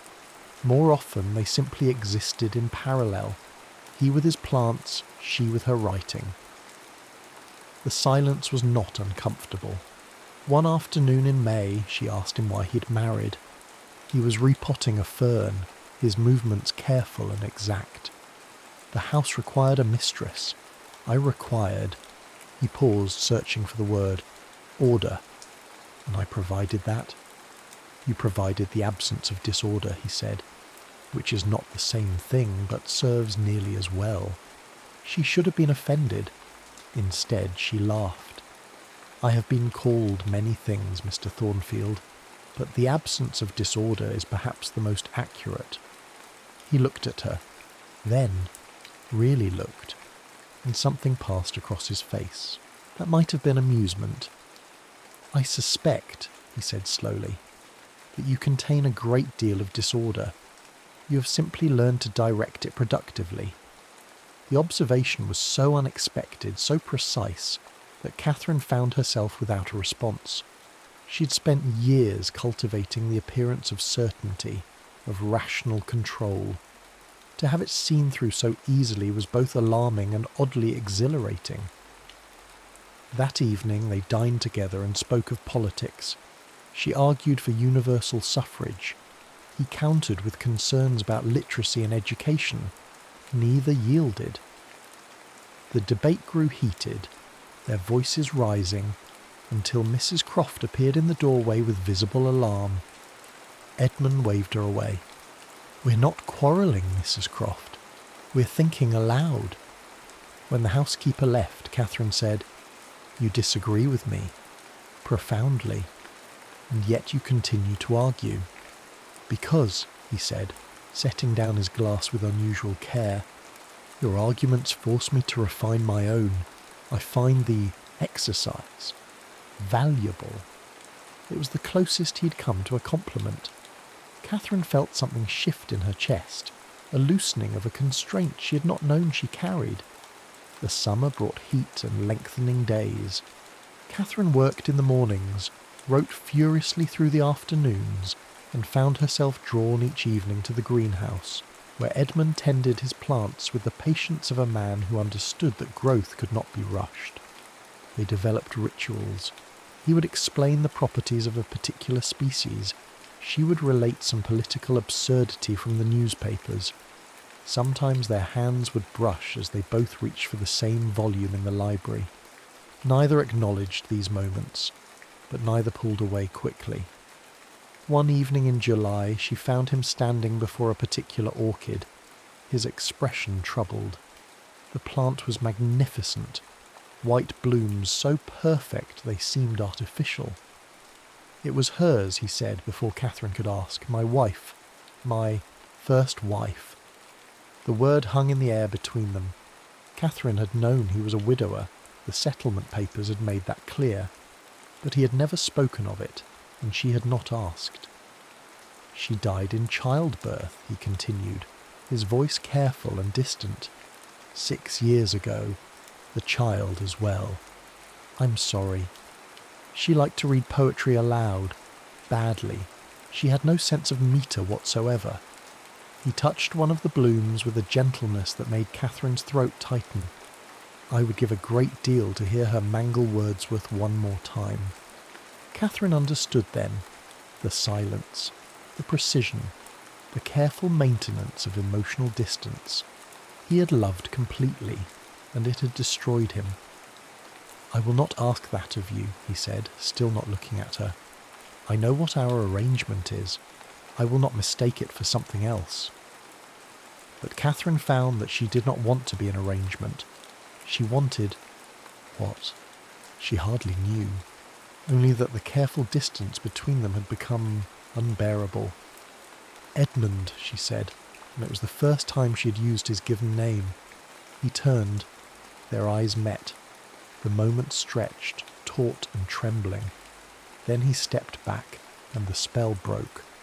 Forgive me, he said. I should not have burdened you with this. It is not a burden. Good evening, Catherine. He left her standing among the orchids, her heart beating hard against her ribs, knowing that something had changed irrevocably. The autumn brought frost and the inevitable scandal.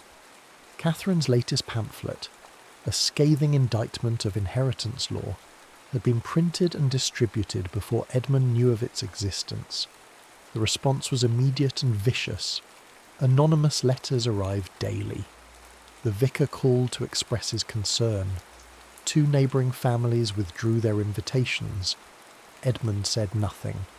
His silence was worse than any rebuke. Catherine told herself she did not care. She had not married for social acceptance. She had married for independence, and independence she had. If her work made her husband uncomfortable, that was his limitation, not hers. But the distance between them grew. He stopped coming to dinner.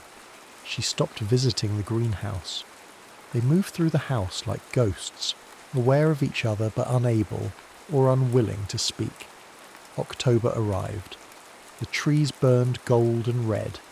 Catherine worked with furious energy, writing letters and organising meetings. She told herself she was satisfied. She told herself she had everything she needed. But at night, alone in her rooms, she found herself listening for his footsteps in the hall. The breaking point came on a Tuesday evening in late October. Catherine had been working in the library when she heard voices in the hall. Edmund's low murmur and another man's sharp insistence. She recognised the second voice, Thomas Waverley, Edmund's solicitor and oldest friend. "You must speak to her," Waverley was saying. "The situation is untenable.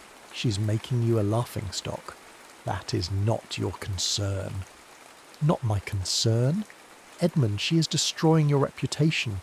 You should never have married a woman like that. Opinionated, unwomanly, she—" Enough. The single word was quiet but absolute. Catherine froze, her hand on the door. "My wife," Edmund continued, "writes with clarity and courage on matters that most men are too comfortable to examine. If that makes her unwomanly, then I can only conclude that womanhood has been too narrowly defined. And if it makes me a laughingstock to be married to a woman of intelligence and principle, then I will wear that badge with considerably more pride than I have worn any honour bestowed by men who value reputation over truth." There was a long pause, then Waverley. "I see. Forgive me. I had not realised. Good evening, Thomas." Catherine heard the front door close, then silence. She stood in the library, her heart pounding, and understood with sudden clarity that she had been a fool. His silence had not been disapproval. It had been respect. He had given her the freedom to write as she chose, to argue as she believed, and had asked nothing in return except that she allow him the same privacy he afforded her. And she, in her fear of being controlled, had mistaken his restraint for coldness. She found him in the greenhouse, as she knew she would. He was standing before the white orchid, his shoulders tense. "I heard," she said. He didn't turn. "I apologise. Waverley had no right. Why did you not tell me?" "Tell you what?" "That you defended me. That you—" She stopped, struggling. "That you believed in what I do." Now he did turn. His face was carefully blank. Would it have mattered? "Yes," she said, and the word came out fiercer than she intended. "Yes, it would have mattered. I believed you disapproved, that you thought me reckless, unwomanly." Something shifted in his expression. "Catherine, I have spent 6 years learning to be silent, learning to keep the things I feel locked away where they cannot injure anyone. It has become—" He paused, searching for words. "It has become the only way I know how to exist." "But it injures me," she said quietly. "Your silence injures me, because I cannot read your mind, Edmund. I can only guess, and I have been guessing wrong." He closed his eyes.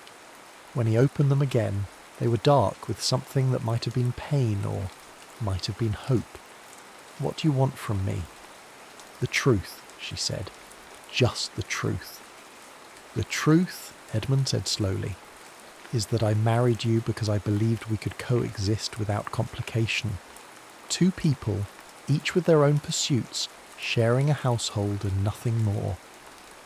Catherine felt something twist in her chest, but she held his gaze. "The truth," he continued, "is that within a month I realised I had been catastrophically wrong. You were not uncomplicated.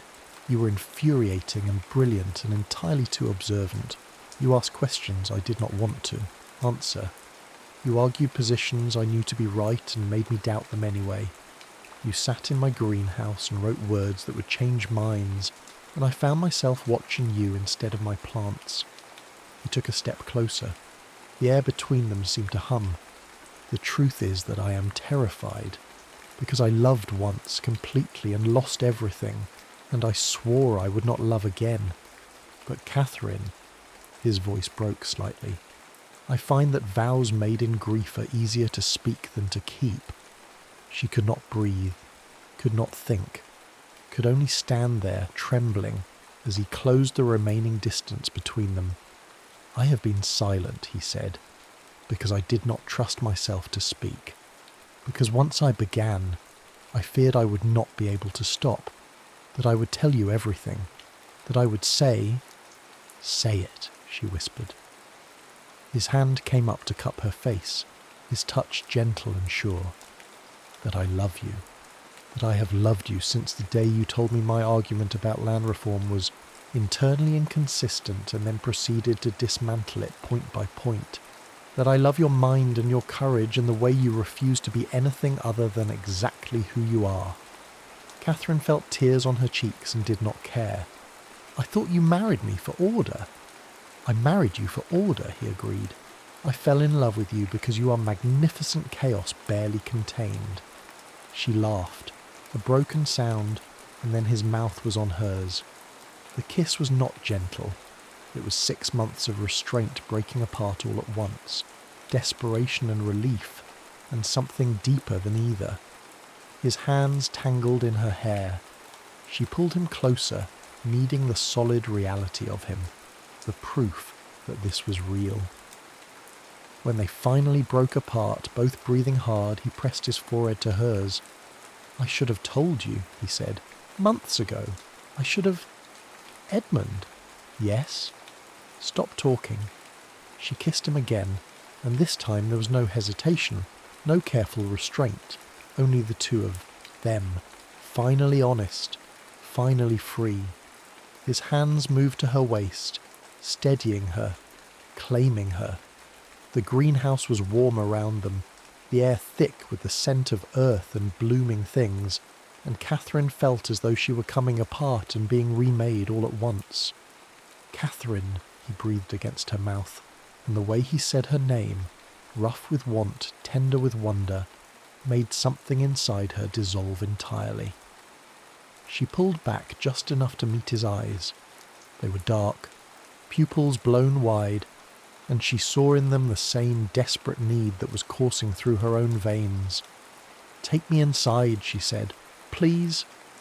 He needed no further invitation. His hand found hers, their fingers lacing together with an urgency that belied the careful distance they had maintained for so long. They moved through the darkened house like conspirators, past the library and the drawing room, up the stairs to the west wing where his chambers lay. The door closed behind them with a soft click. For a moment they simply stood there in the lamplight, facing each other. Catherine felt a flutter of nervousness, not fear, but the profound awareness that this was a threshold from which there would be no return. Are you certain? Edmund asked, his voice low.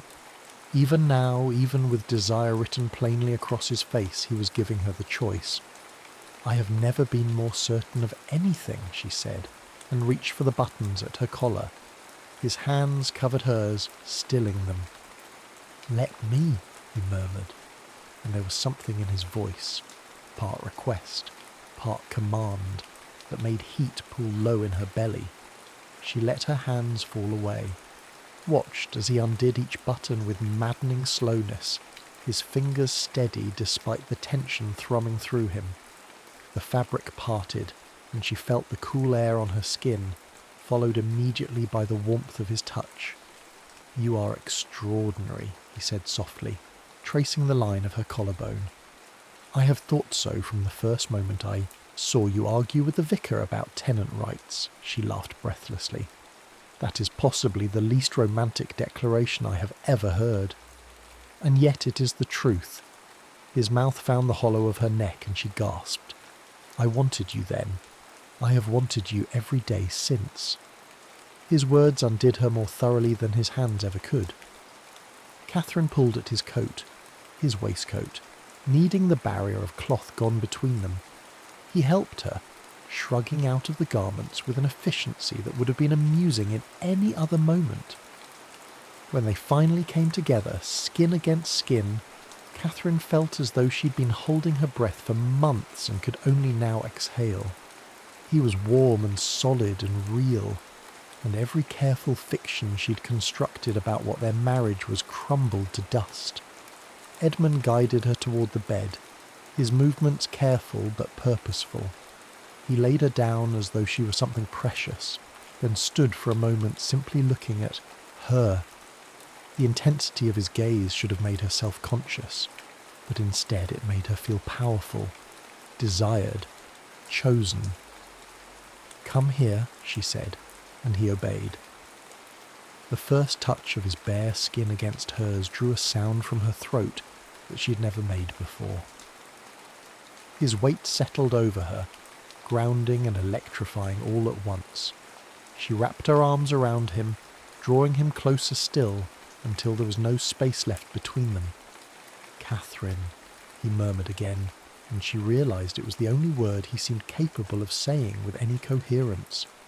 His hands mapped her body with the same careful attention he brought to his plants, learning, discovering, treasuring each response. When his fingers found the place where she ached most, she arched against him with a gasp. The sensation was overwhelming, pleasure so acute it bordered on pain. He watched her face as he touched her, learning what made her breath catch, what made her bite her lip, what made her say his name like a prayer. Please, she managed, though she was not entirely certain what she was begging for. He understood anyway. His mouth found hers as he positioned himself above her, and when he finally entered her, they both went still.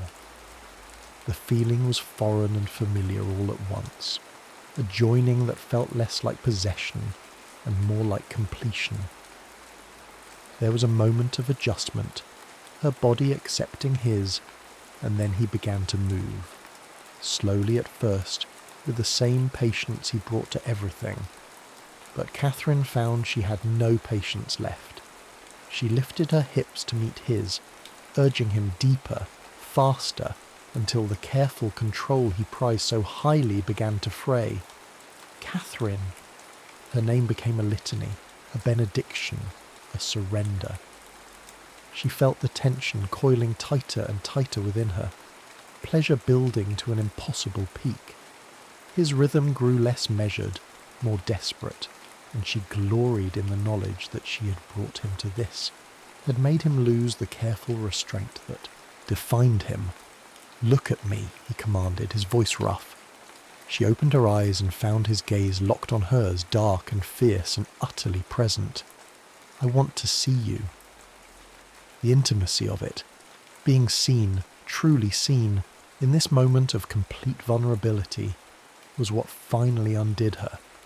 The pleasure crested and broke, washing through her in waves that left her trembling and gasping his name.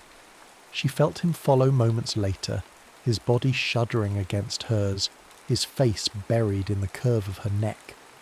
For a long moment neither of them moved.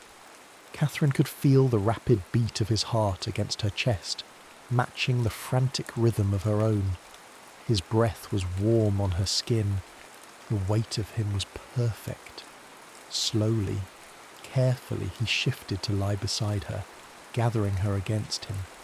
His hand traced idle patterns on her shoulder, and she realized with a small shock that he was trembling. Edmund? She turned to look at him, concerned. His eyes were bright with unshed tears. Forgive me, he said quietly. I had forgotten.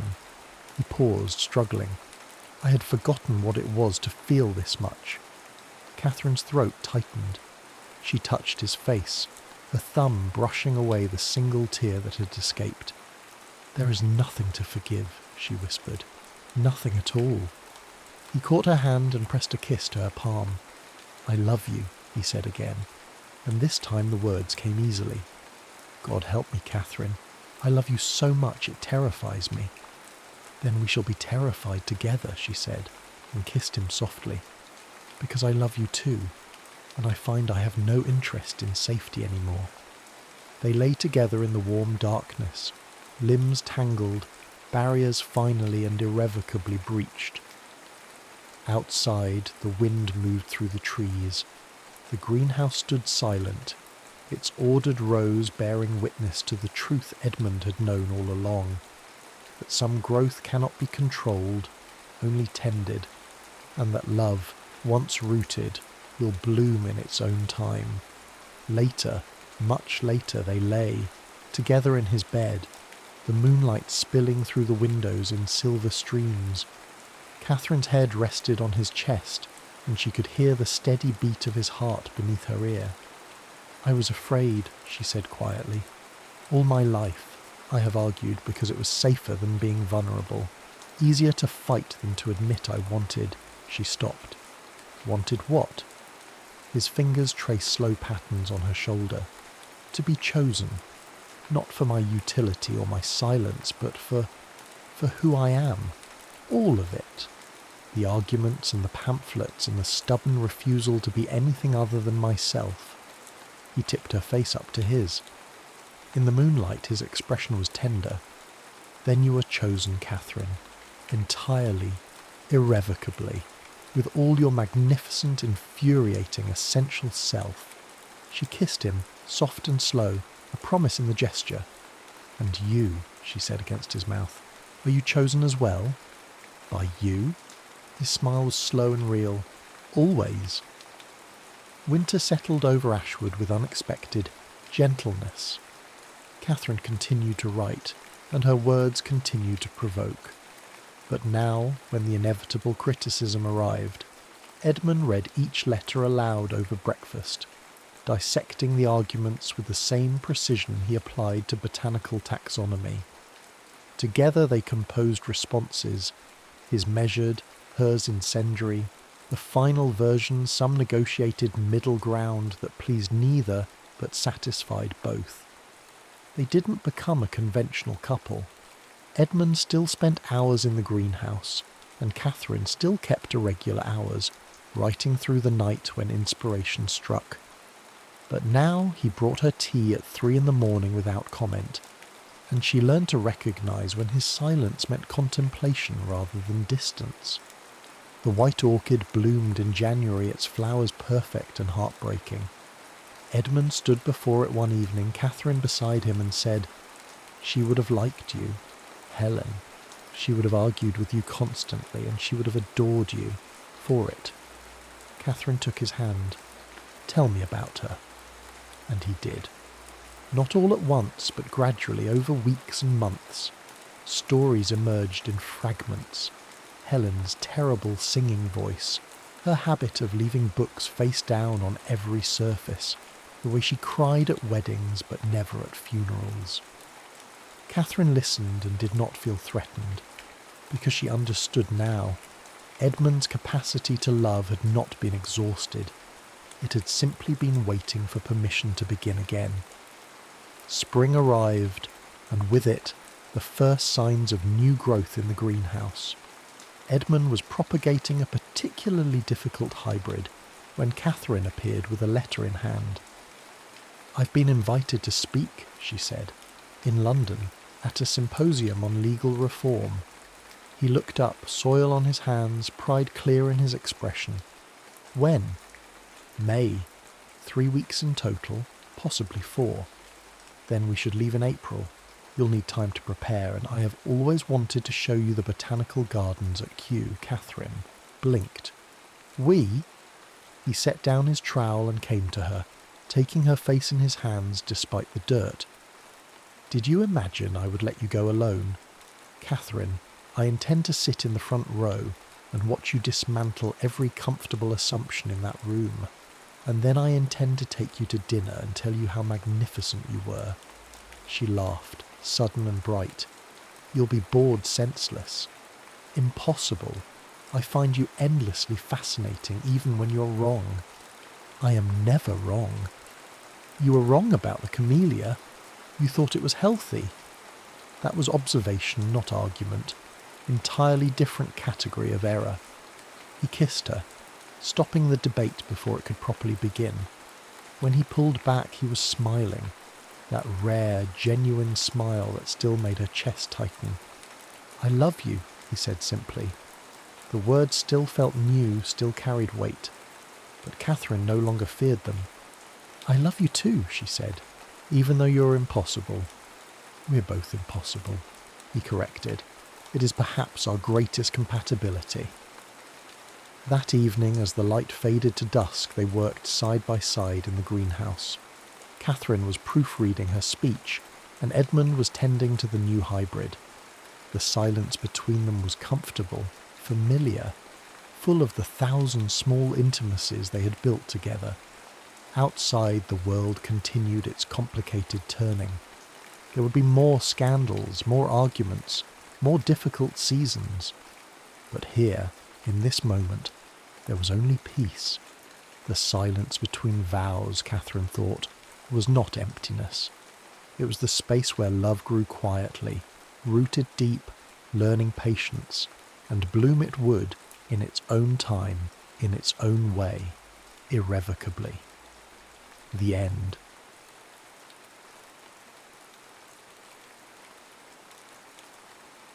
"4 days in Cedar Hollow. The landslide came at dawn, a wet thunder that severed Cedar Hollow from the county road and took the power lines with it. Anna Collier heard it from her bedroom window, the groaning earth, the crack of pine, and knew before the lights flickered that the world had contracted to the size of the valley. By afternoon, the library had become what it always became in crisis, a gathering place. She lit oil lamps in the reading room and set the camp stove on the reference desk, boiling water for instant coffee that tasted like memory and ash. The regulars came first. Mrs. Havering with her knitting, Tom Wilson with his portable radio, then the stranded travellers, then the curious, and then him. He appeared in the doorway near closing, rain streaming from his jacket, a duffel bag hanging from one shoulder. "I'm sorry," he said, and the apology seemed to encompass more than his wet boots on her floor. "I was told someone here might have a room." Anna looked at him properly then. 40 perhaps. Lean in the way of men who work with their hands. Dark hair, silvered at the temples, eyes the colour of creek stones. "You're the engineer," she said. "From the county." "James Hale." He extended a hand, then withdrew it, seeing the rain dripping from his sleeve. "I was inspecting the culvert when the slide hit. My truck's on the other side." She should have felt imposed upon. The library had a small apartment upstairs, her refuge when her marriage felt too quiet. But it was hers, private, separate from the persona she maintained among the stacks. Instead, she felt something else, a quickening. "I have space," she said, "but you'll have to tolerate books." His smile was brief, transformative. "I think I can manage." That first night they were strangers observing proprieties. She showed him the narrow room, the shared bathroom, the kitchenette with its 2-burner stove. He thanked her with the careful courtesy of someone aware, of imposing. They ate soup heated over the camp stove, speaking of practical things, the roads, the weather, the likelihood of power restoration. But beneath the mundane exchange, Anna felt herself observed. Not in the way her husband observed her, cataloguing tasks, noting efficiencies, but with genuine curiosity. James asked about the library's collection, its history, her work. He listened to her answers as though they mattered. When she asked about his own life, he deflected gently. "Infrastructure," he said with a self-deprecating shrug. "Bridges, drainage, things people only notice when they fail." "But you notice them always," she said. He met her eyes then, and something passed between them. Recognition, perhaps, of kindred loneliness. "Yes," he said quietly. "I suppose I do." Later, alone in her room, Anna lay awake listening to the drum of rain on tin. She thought of her husband, David, in their house across town. He would be fine without her. He was always fine. Their marriage had become a series of parallel routines, affectionate but separate, like neighbouring gardens that never quite touched. She thought of the stranger sleeping one wall away, and felt a dangerous heat bloom in her chest. The second day brought sleet and necessity. Without power, the library's heating system was useless. James suggested combining their efforts, closing off the upper rooms, concentrating warmth in the reading room below. They worked together in companionable silence, hanging blankets over doorways, arranging chairs near the wood stove someone had donated decades ago. "Tell me about the books," he said, running his hand along a shelf of leather spines. "What do you love most?" Anna considered this. "The ones where people say true things," she said finally, "even when the truth is difficult." He pulled down a volume, Gaskell, she noted, and opened it at random. "I wanted to see the place where Margaret grew to what she is, even at the worst time of all, when I had no hope of ever calling her mine." He looked at her, like this. "Yes." Her voice came out softer than intended, like that. They fell into a rhythm over the following hours. She catalogued water damage while he repaired what he could, tightening hinges, resealing a window frame, fixing the temperamental lock on the front door. Between tasks they talked, not the polite conversation of strangers, but the careful excavation of deeper truths. He told her about his marriage. "Sarah's brilliant," he said, admiring and sad.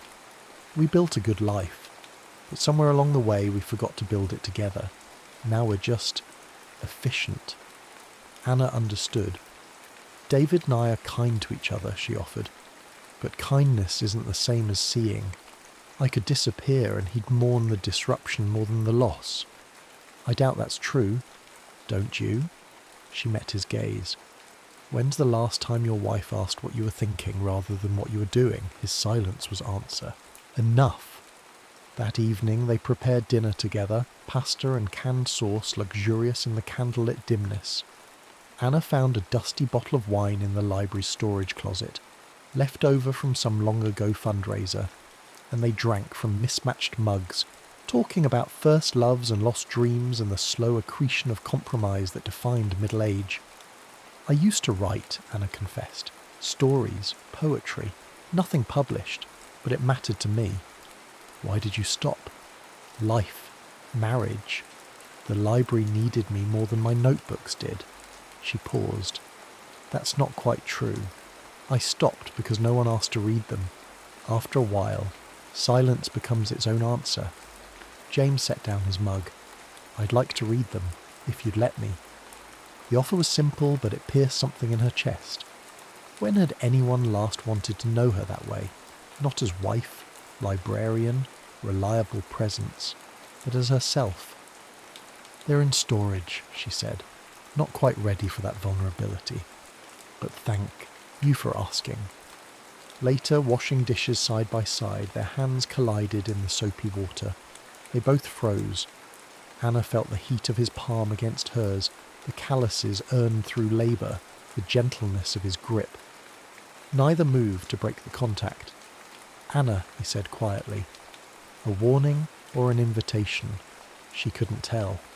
She stepped back, heart hammering. "I should check the stove," she managed, fleeing to the reading room where the fire burned too hot and her face burned hotter still. News came on the third morning via Tom Wilson's radio. Power crews had reached the valley's edge.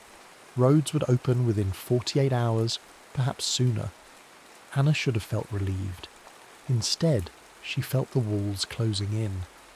James stood at the window, watching sleet become rain. "I should be glad," he said. "I have work waiting. Sarah's probably worried."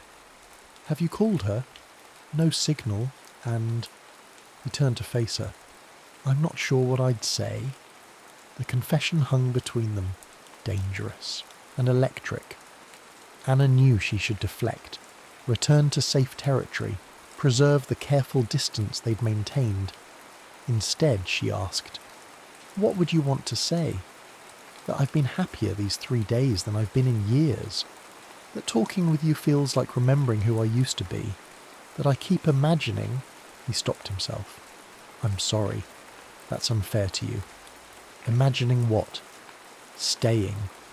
The word fell like a stone. "Not going back. Building something different. With you." Anna's breath caught. The fantasy he'd articulated was her own, rendered sudden and real, and terrifying. "You don't mean that," she said, backing away. We're just..." "What? Lonely? Bored? Taking advantage of proximity?" His voice was gentle but unyielding. "I know what I feel, Anna. I've felt it since you handed me that first cup of terrible coffee." "Stop." The word came out sharp. "You can't say these things. We're married. We have lives. Lives we've been performing rather than living. That doesn't give us the right. I'm not talking about rights. I'm talking about truth." She turned away, gripping the back of a chair. "The truth is that feeling something doesn't make it permissible. Marriages are built on more than attraction." "I'm not talking about attraction." He moved closer but didn't touch her. "I'm talking about recognition, about finding someone who sees you clearly and doesn't look away." The ache in his voice nearly undid her, because he was right. In 3 days, James Hale had seen her more completely than David had in 15 years, but that recognition came with a price she wasn't sure she could pay. "I need you to leave me alone," she whispered. "Please." To his credit, he did. He retreated to the upstairs room, and she heard the floor creak as he paced. She sank into a chair, trembling. What frightened her most wasn't his confession. It was how desperately she wanted to say yes. They avoided each other for the rest of the day. Anna threw herself into unnecessary tasks, reorganizing the fiction section, scrubbing floors that didn't need scrubbing. James stayed upstairs, and she heard the sound of hammering as he repaired things that had gone unbroken. By evening, the silence had grown unbearable. She climbed the stairs and found him in the small study, replacing a cracked window pane. "You don't have to do that," she said. "I know." He didn't look at her. "But I need to be useful. It's what I know." "James, I'm sorry about earlier. I shouldn't have put that on you." "You didn't say anything I haven't thought." That made him look up. The longing in his eyes was naked, undefended. "Then what are we doing, Anna? Why are we pretending this isn't real?" "Because real doesn't mean right." But even as she said it, she moved closer. "Because we've made promises. To people who stopped choosing us years ago. That doesn't absolve us." "No," he agreed. "It doesn't. But it doesn't make this less true either." They stood, foot apart, the air between them charged. Anna knew she should leave, should retreat to safety, to the familiar contours of denial. Instead, she stayed. "What do you want from me?" she whispered. "Nothing you're not willing to give." "But Anna," his voice roughened, "if you keep looking at me like that, I'm going to kiss you." Her heart hammered. "I know." Neither moved. The moment stretched, taut as wire. Then the window pane he'd been holding slipped from his fingers and shattered. They both jumped back, the spell broken. James cursed. Anna laughed. A shaky, half-hysterical sound. And suddenly the tension transformed into something else. Not safety, but reprieve. "I should clean this up," he said. "I'll get the broom." But as she turned to leave, his hand caught her wrist. Gentle, questioning. "Tomorrow," he said, "when the road's open. I'll leave. But tonight, can we just be honest? No pretending, no performing. Just us." She should have said no, should have protected them both, from the precipice they were approaching. Instead, she nodded. "Just tonight," she whispered. It was a promise and a lie, and they both knew it. The fourth night arrived with a silence that felt sacramental. Rain had stopped. The world outside held its breath. They sat in the reading room, candles burning low, speaking the truths they'd been circling. He told her about the morning he'd woken next to Sarah and realised he felt nothing, not anger or resentment, just absence. She described the evening David had cancelled their anniversary dinner for a departmental meeting, and she'd felt relief rather than hurt. "When did we become people who settle?" Hannah asked. "When it seemed easier than fighting for something more." "Is that what this is? Fighting?" James was quiet for a long moment. "No," he said finally. "This is remembering what fighting for looks like." She rose and moved to the window, watching moonlight silver the wet street. He followed, standing close enough that she could feel his warmth. "I'm afraid," she admitted. "Of what?" "That tomorrow you'll leave and this will have been a beautiful lie. That I'll have risked everything for a moment. And if it's more than a moment?" She turned to face him. "How can it be? We live different lives. We have commitments. Even if we wanted." "I want." The words were raw. "Anna, I want so much it terrifies me. But I won't lie to you about what's possible. I can't offer you a future. I can barely offer you tonight." "Then why?" "Because some truths matter even when they're temporary. Because I'd rather have one honest night with you than a lifetime of pleasant pretending." Her eyes burned. "That's not fair." "No," he agreed. "But it's true." He stood in the candlelight, the weight of impossible choices pressing down. Anna thought of David, of the life they'd built. Comfortable, predictable, kind. She thought of the woman she'd become in that life. Competent, contained, fundamentally unseen. And then she stopped thinking. She reached up and touched James's face.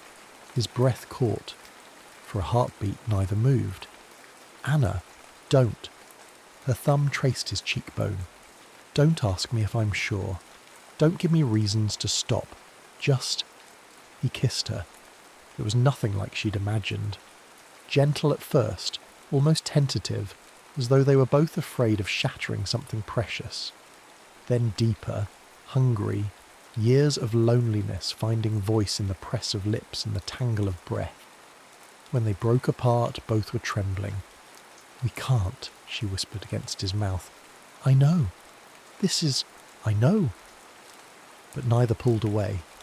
Instead, Anna took his hand and led him upstairs to the small room where, in the candlelight, they undressed each other slowly, not with the practiced efficiency of long marriage, but with reverence and discovery. Each button, each whisper of fabric felt ceremonial. James's hands trembled as he traced the curve of her shoulder. "You're beautiful. I'm 43 and ordinary. You're neither." He kissed the hollow of her neck. "You're extraordinary. You always have been." Anna had forgotten what it felt like to be seen this way, not as function or convenience, but as desire itself. When James lowered her to the bed, his body covering hers, she felt a decade of numbness crack open. Their lovemaking was slow and deliberate. He learned her by touch, the places that made her gasp, the rhythm that made her arch into him. She discovered him in turn, the scar on his ribs, the catch in his breath when she kissed his collarbone, the way he whispered her name like a prayer. There was no pretense between them. When she asked him to slow down, he did. When he asked if something felt good, she answered honestly. They negotiated pleasure with the same care they'd negotiated conversation. Each moment a choice, each touch a question answered with trust. "Look at me," he said when she closed her eyes. "Anna, look at me." She did, and saw herself reflected in his gaze, wanted, known, real. When release came, it came for both of them together. A cresting wave that left them gasping and intertwined. Anna's face pressed to James's shoulder, his hand cradling her head. Afterward they lay in the twisted sheets, limbs entangled, hearts slowing. "I love you," he said into the darkness. "I know I have no right. I know it changes nothing. But I love you." Anna felt tears slide down her temples. "I love you too. God help me, I do." They held each other through the night, knowing morning would bring separation but unable to imagine being anywhere else. Rishi'd slept alone so many nights and closed the door behind them. The power returned at dawn with an industrial hum that felt obscene. Anna woke to find James already dressed, his duffel packed, standing at the window. "Roads are open," he said without turning. "I checked the radio." She sat up, pulling the sheet around her. "So that's it. What else can it be?" But his voice cracked on the question. She rose and went to him, wrapping her arms around him from behind. For a moment he leaned into her touch. Then carefully he disentangled himself. "If I don't leave now," he said, "I won't leave at all. And we both know what that costs." Anna wanted to argue, wanted to say that love mattered more than vows made in youth to people they'd outgrown. But she thought of David, kind, dependable David, and knew she couldn't unmake 15 years on the strength of 4 days. "What happens now?" she asked. "We go back to our lives. We try to be better than we were. And this? Us?" James turned to face her, cupping her cheek in his palm. "This was real. Don't let anyone tell you otherwise. Not your husband, not your conscience, not the years that'll try to convince you it was just a storm-drunk fantasy. It was real, and it mattered. Will I see you again? I don't know. Maybe that's not the question. Then what is? Whether what we found here changes how we live there." Kissed her once more, long, aching, final, and then he was gone. Anna returned home that afternoon to find David making soup. He hugged her, asked if she was all right, told her he'd been worried. She answered carefully, honestly where she could. That night, lying beside her husband, she thought about James's question. Could 4 days change a lifetime? She didn't know yet. But the next morning, when David mentioned a faculty lecture he wanted to attend, Anna said, "I'd like to come with you." He looked surprised. "Really? I thought you found them boring." "I do, but I'd like to understand what matters to you." It was a small beginning. Perhaps it would lead nowhere. Perhaps the gap between them was too wide to bridge. But for the first time in years, she wanted to try. 3 weeks later, a package arrived at the library. Inside was a book, a vintage edition of North and South, its spine carefully repaired. In the margin of chapter 19, penciled in a hand she recognised, were 7 words. Some lights are meant to be remembered. Anna pressed the book to her chest and let herself cry.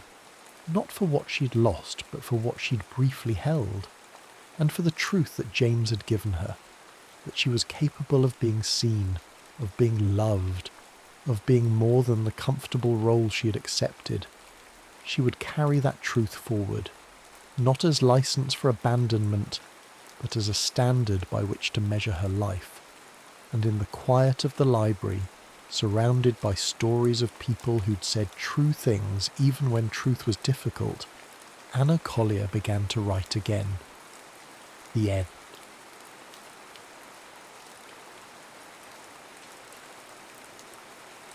The Vigil. The hospital at 3 a.m. was a cathedral of the dying. Not dramatically so. There were no screams, no rushing gurneys trailing blood like some television fantasy. Just the steady beep of monitors, the whisper of ventilators, the soft squeak of rubber soles on linoleum that had been mopped and mopped until it gleamed like ice. Dr. Meera Kapoor learned to love these hours. They were honest hours, stripped of the performance that daylight demanded. No administrators making rounds, no attendings asking questions designed to humiliate, no families requiring the careful theatre of hope. Just the work, clean and essential as breathing. She was charting in the residence station when she first noticed Dr. Richard Cross watching her. Not watching, that wasn't quite right. Observing, the way one might observe a patient, careful, clinical, storing away data for later analysis. He stood in the doorway of the supply room, a package of IV tubing forgotten, in his hand, and when their eyes met he didn't look away with the usual embarrassment of being caught staring. "You sign your notes differently," he said. Mira's pen paused. "Excuse me? Your signature? Everyone else just scrawls something vaguely alphabetical. Yours is actually legible." He moved closer, and she caught the scent of hospital soap and coffee gone cold. M. Kapoor, MD. Perfect loops, almost defiant. Defiant. Against the convention of medical illegibility. I admire it. She should have found this odd. Should have returned to her charting with a polite smile and a mental note to avoid the strange surgical resident who analysed handwriting at 3 a.m. Instead, she heard herself say, "You use green ink." His mouth curved just slightly. Someone has to.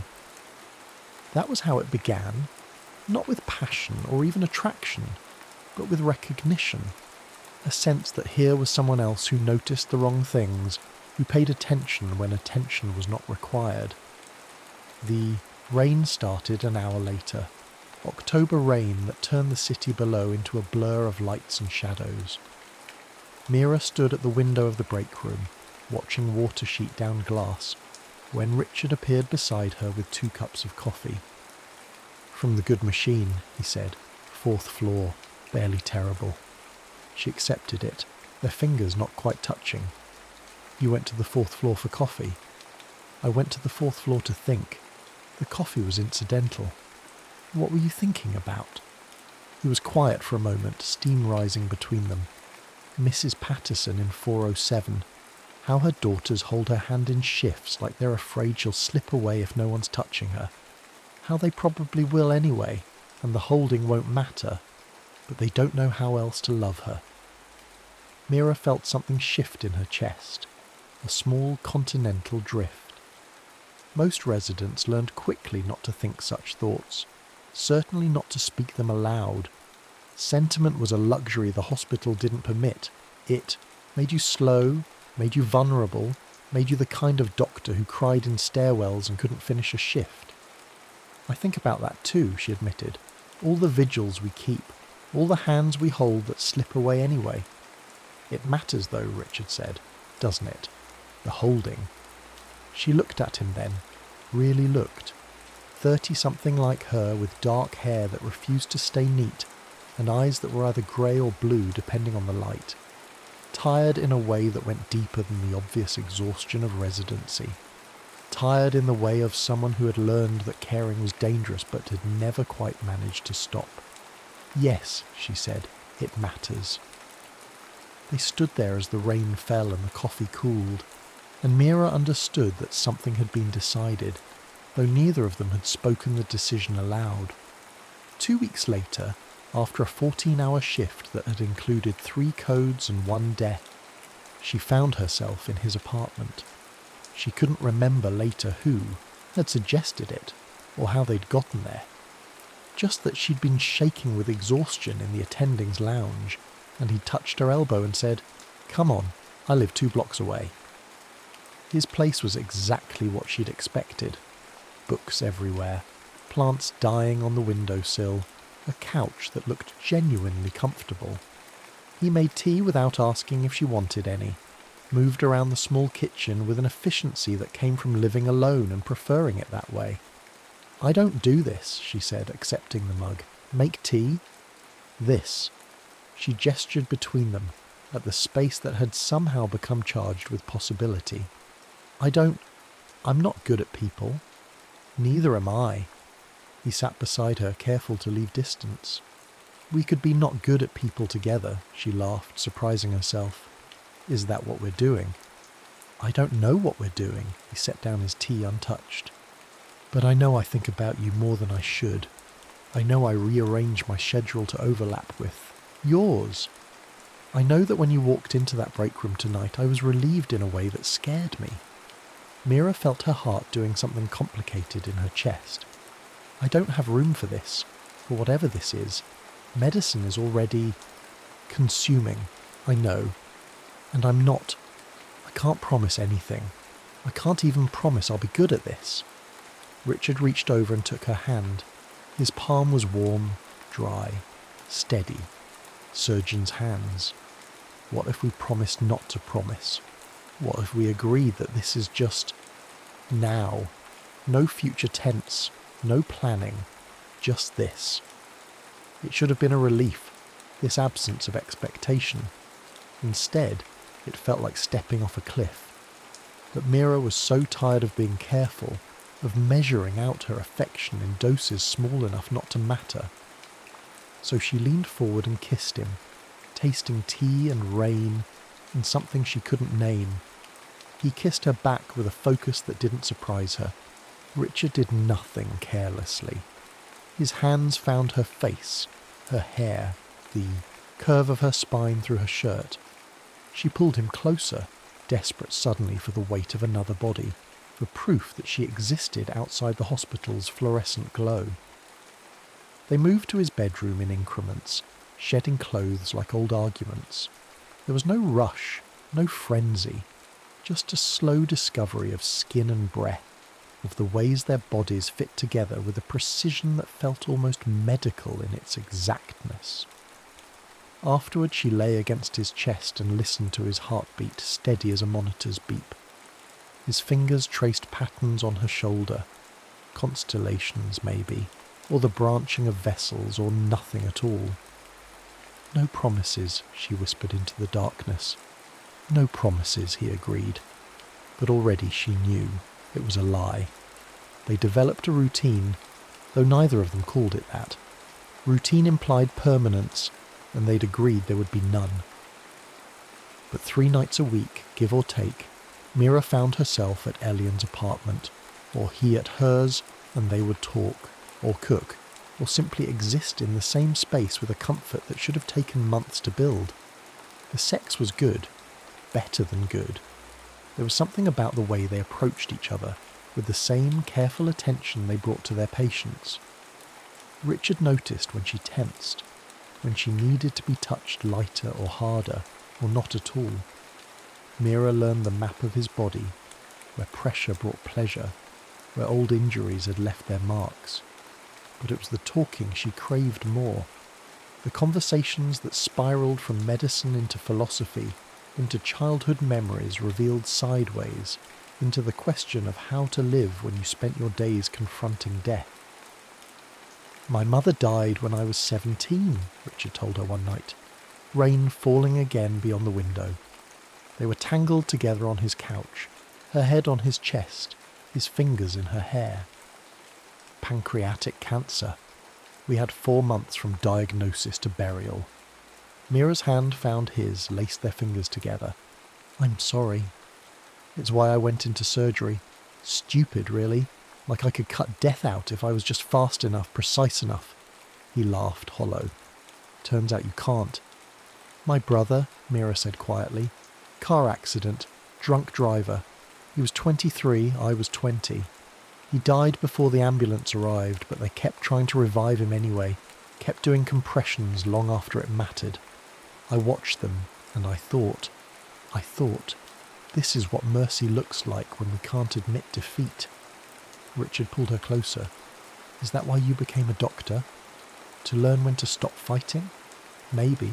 Or maybe just to understand the vigil, to sit with the dying and not look away. They lay there in the half-dark, and Mira felt the weight of all the things they weren't saying. I love you sat like a stone in her throat, but she'd promised not to promise, and love was the biggest promise of all. At the hospital, they were scrupulously professional. No lingering glances, no unnecessary conversations. But the other residents started to notice anyway, the way they gravitated toward each other during codes, the silent communication that passed between them when a case went south. You and Cross, Dr. Martinez said one day, cornering Mira in the supply closet. Is that a thing? It's not. We're not. Hey, I don't care. Just be careful. The hospital loves to eat relationships for breakfast. Mira wanted to argue that there was no relationship to eat, just an arrangement, an understanding. But the words stuck in her throat because Martinez was right. What she had with Richard had grown teeth and claws, had become something that could wound her if it ended. She tried to pull back, took extra shifts, claimed exhaustion, let his texts go unanswered for hours. But then she'd see him across the emergency department, focused and capable, and so achingly familiar, and she'd feel her resolve crumble.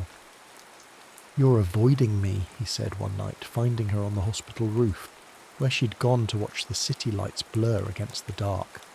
"I'm not. Mira." He said her name like a diagnosis, certain and clear. "What's wrong? This was supposed to be simple." "It is simple. It's not. I wake up thinking about you. I rearrange my schedule to see you. She stopped, the words too dangerous to speak. Richard moved closer, his shoulder brushing hers. "You what?" "I'm breaking the rules." "What rules?" "Ours. No future. No promises. Just now." He was quiet for a long moment, and she could feel him thinking, processing, running through differential diagnoses. What if the rules were wrong? They weren't wrong.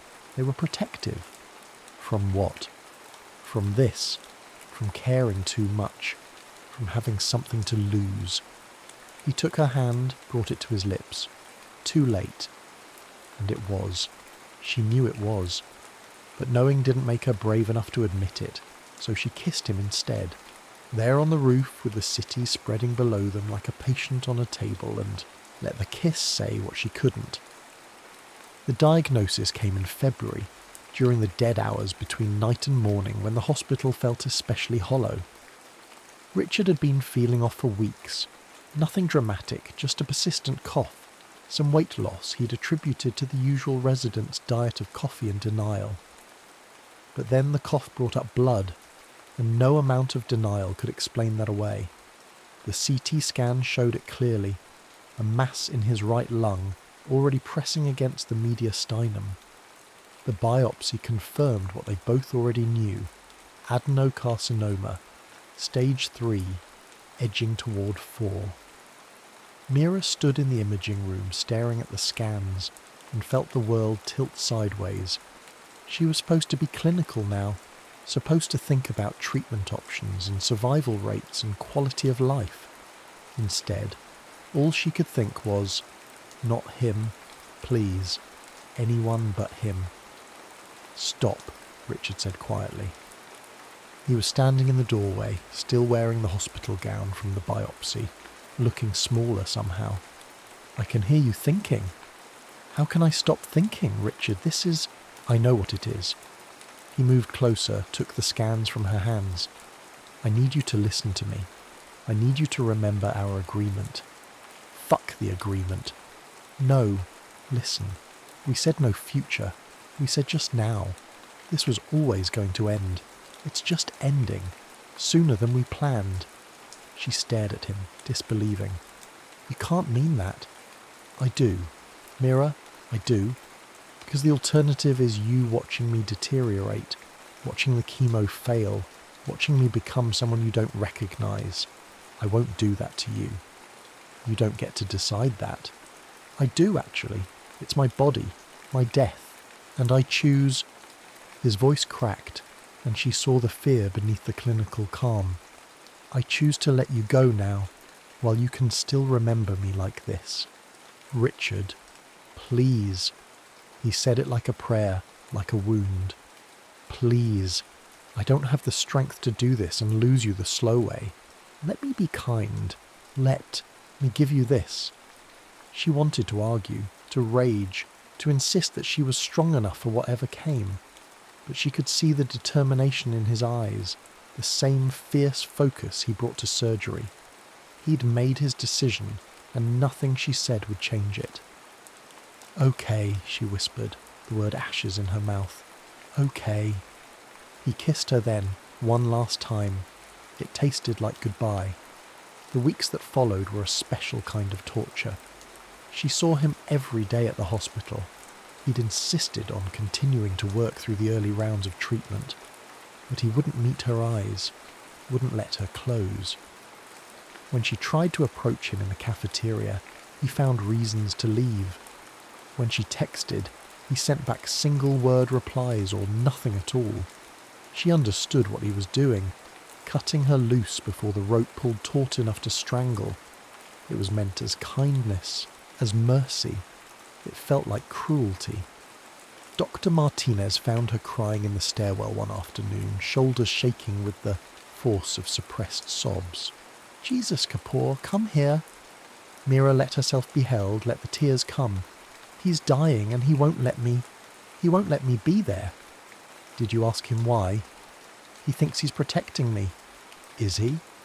"I don't know. Maybe. But I'd rather have this pain than nothing at all." Martinez pulled back, looked at her seriously. "Then tell him that. Tell him you choose the hurt." But when Mira tried, when she cornered Richard in the residence lounge and said exactly that, he just shook his head. "You don't know what you're asking. You haven't watched someone die like this." "Then let me learn. Let me choose my own grief." "I can't. Mira, I can't. Because I'm terrified that if you stay, I'll get selfish. I'll let you watch me disappear. I'll let you hold my hand until there's nothing left to hold, and you'll never forgive yourself for not walking away when you could. You don't get to decide what I can forgive." He looked at her with such sorrow that she felt her heart crack. "I'm already deciding. I'm already gone. Please don't make me be the villain in this." She left then, because what else could she do? But that night, alone in her apartment, she understood that she'd been wrong. The agreement hadn't protected either of them. It had just taught them to love sideways, to care without calling it caring. And now, when it mattered most, they were trapped by rules that no longer made sense. Spring came late that year, reluctant and cold. Richard's treatment was going poorly. The tumour had proven resistant to the first round of chemo, and the oncologist was talking about more aggressive options with diminishing returns. He'd lost more weight, moved more carefully, as though his body had become something fragile and unfamiliar. Mira watched from a distance, her heart a constant ache. She'd tried to respect his wishes, tried to maintain the professional distance he'd insisted on, but every day without him felt like a small death, and she began to understand that she was mourning him while he was still alive, still walking the same halls, still breathing the same recycled hospital air. It was Dr. Martinez who finally intervened. She found Mira charting one evening and said, without preamble, "Crosses in 807. He asked for you." Mira's head snapped up. "What?" "He's having a bad reaction to the new chemo protocol. Nothing life-threatening, but he's scared, and he asked for you.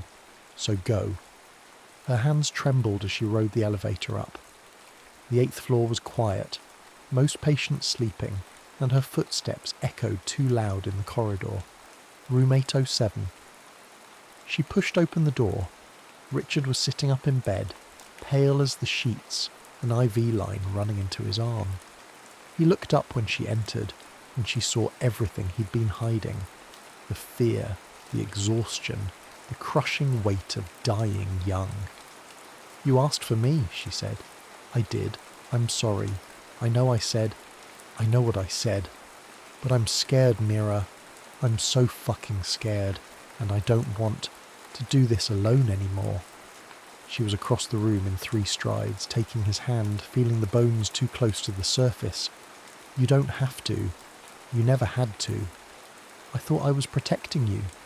You were punishing us both." She sat on the edge of the bed, careful of the IV line. "Richard, I know you're dying. I've always known, really. We all are, just at different speeds. But I'd rather have 6 months with you than 60 years of wondering what I was too afraid to choose." His eyes filled, tears tracking down his too thin face. "It's going to get bad. The treatment, the progression. I'm going to stop being the person you love. The person I love. Say it. Mira, say it. Because we've been dancing around it for months, pretending we were just colleagues with benefits. Just two people who happen to share space. But I love you, Richard Cross. I love you enough to watch you die. I love you enough to hold your hand through every terrible minute. And you love me too, even if you've been too afraid to admit it. He pulled her close then, buried his face in her neck and shook with sobs that came from somewhere deep and primal. I do. God, I do. I love you so much it terrifies me. Then let it terrify you. Let me terrify you. Let us have this, whatever this is, for however long we have. They stayed like that for a long time, holding each other as the hospital hummed around them. Finally Richard pulled back, wiped his eyes and said, "No more rules? No more rules, except one." "What's that?" "Honesty. When it gets too hard, when you're in pain, when you're scared, you tell me. No protecting me from the truth. And you promise not to look away, even when it gets ugly, especially when it gets ugly." He kissed her then, salt-sweet and desperate. It was a kiss that tasted like grief and hope in equal measure, like the understanding that love was not about forever, but about fullness, about choosing presence over protection. That night, after the doctor had checked his vitals and adjusted his medication, Mira climbed into the narrow hospital bed beside him. It was against regulations, unprofessional, probably a dozen other things. She didn't care. Richard turned into her, his body familiar even in its new fragility. His hands found her face, her hair, the curve of her waist. "I've missed you," he whispered. "Even when you were right there, I missed you. I'm here now. I'm not leaving." They made love carefully, mindful of the IV line and his diminished strength. It was different than before, slower, more deliberate, weighted with the knowledge of its preciousness. Mira learned his body again, mapping the changes, memorizing every hollow and angle. When they moved together, it felt like a conversation, like a promise they were finally brave enough to speak. Afterward, they lay tangled together, his head on her chest, her fingers in his hair. The monitor beeped steadily, counting heartbeats like coins they couldn't save. "I don't know how to do this," Richard admitted. "How to love you and let go at the same time. Maybe we don't let go. Maybe we just hold tighter. Won't that make it worse when the end comes? Probably. But I'd rather have the pain of loving you than the emptiness of playing it safe." He was quiet for a moment then. "I used to think medicine was about fighting death. Now I think it's about learning to live alongside it, to love in its shadow." "Yes," Mira said, and felt tears slide hot down her temples. "Yes, exactly that." They had 5 months. Not long enough, but longer than some. Richard continued working as long as he could, then shifted to consulting from home when the treatment made the hospital too difficult. Mira adjusted her schedule, took fewer shifts, learned to prioritise presence over productivity. They didn't pretend it was easy. There were days when the pain was overwhelming, when Richard snapped at her out of frustration with his failing body, when Mira locked herself in the bathroom and cried because she couldn't fix this, couldn't save him. But they'd promised honesty, and honesty meant showing each other the ugly parts too. They developed new rituals. Every morning that he was able, they went to the hospital roof to watch the sunrise. Mira would bring coffee in paper cups from the good machine on the 4th floor, and they would stand there as the city woke beneath them, as the sky turned from black to grey to gold. "I used to hate mornings," Richard said one day in April, the air finally warming. "All that optimism, all that relentless starting over. And now I think they're the point. Every morning is evidence we made it through another night." She leaned into him, careful of his increasing frailness. "Do you remember when we agreed to no promises?" "Vividly. I want to break that rule. I want to promise you something." He turned to look at her, the sunrise painting his face with light. "What?" I promise that when you're gone, I won't pretend you didn't matter. I won't minimize this or convince myself it was easier because we knew it was ending. I promise to carry you with me, to let you change me, to live differently because I loved you." His eyes filled, but he was smiling. "That's a hard promise to keep." "I know, but you're worth the difficulty." He kissed her there on the roof, with the city below and the sky above, and Mira tasted salt and coffee and the particular sweetness of provisional time. The end came in June, during a week of unexpected rain. Richard had been moved to hospice care, his apartment traded for a room with windows that looked out on a garden. Mira had taken a leave of absence from the hospital, setting aside her own residency to keep the vigil she'd always believed in. She was there when he woke for the last time, his breathing shallow but steady. He turned his head on the pillow, found her face, managed a smile. "Still here," he whispered, "still here. I used to be terrified of this, the ending, but it's not so bad, really. Not with you." She took his hand, feeling how light it had become, how bird-fragile. "I love you, Richard Cross. I love you, Mira Kapoor." His eyes were clear, present. "Thank you for choosing the hurt. Thank you for letting me." They stayed like that as the rain fell and the afternoon light shifted. Mira didn't look away when his breathing changed, when the spaces between breaths grew longer. She held his hand and watched his face and thought about all the vigils they'd kept together, all the hands they'd held through the dark hours. When he finally slipped away, it was gentle, a letting go rather than a tearing.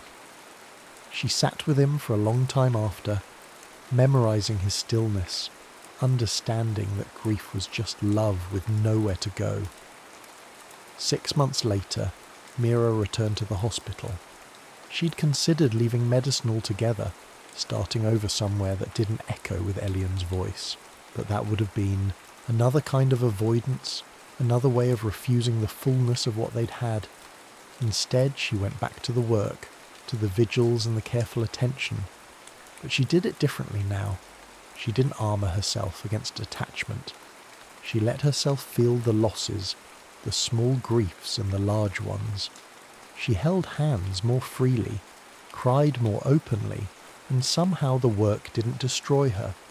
It made her more human. Every morning, before her shift started, she went to the hospital roof.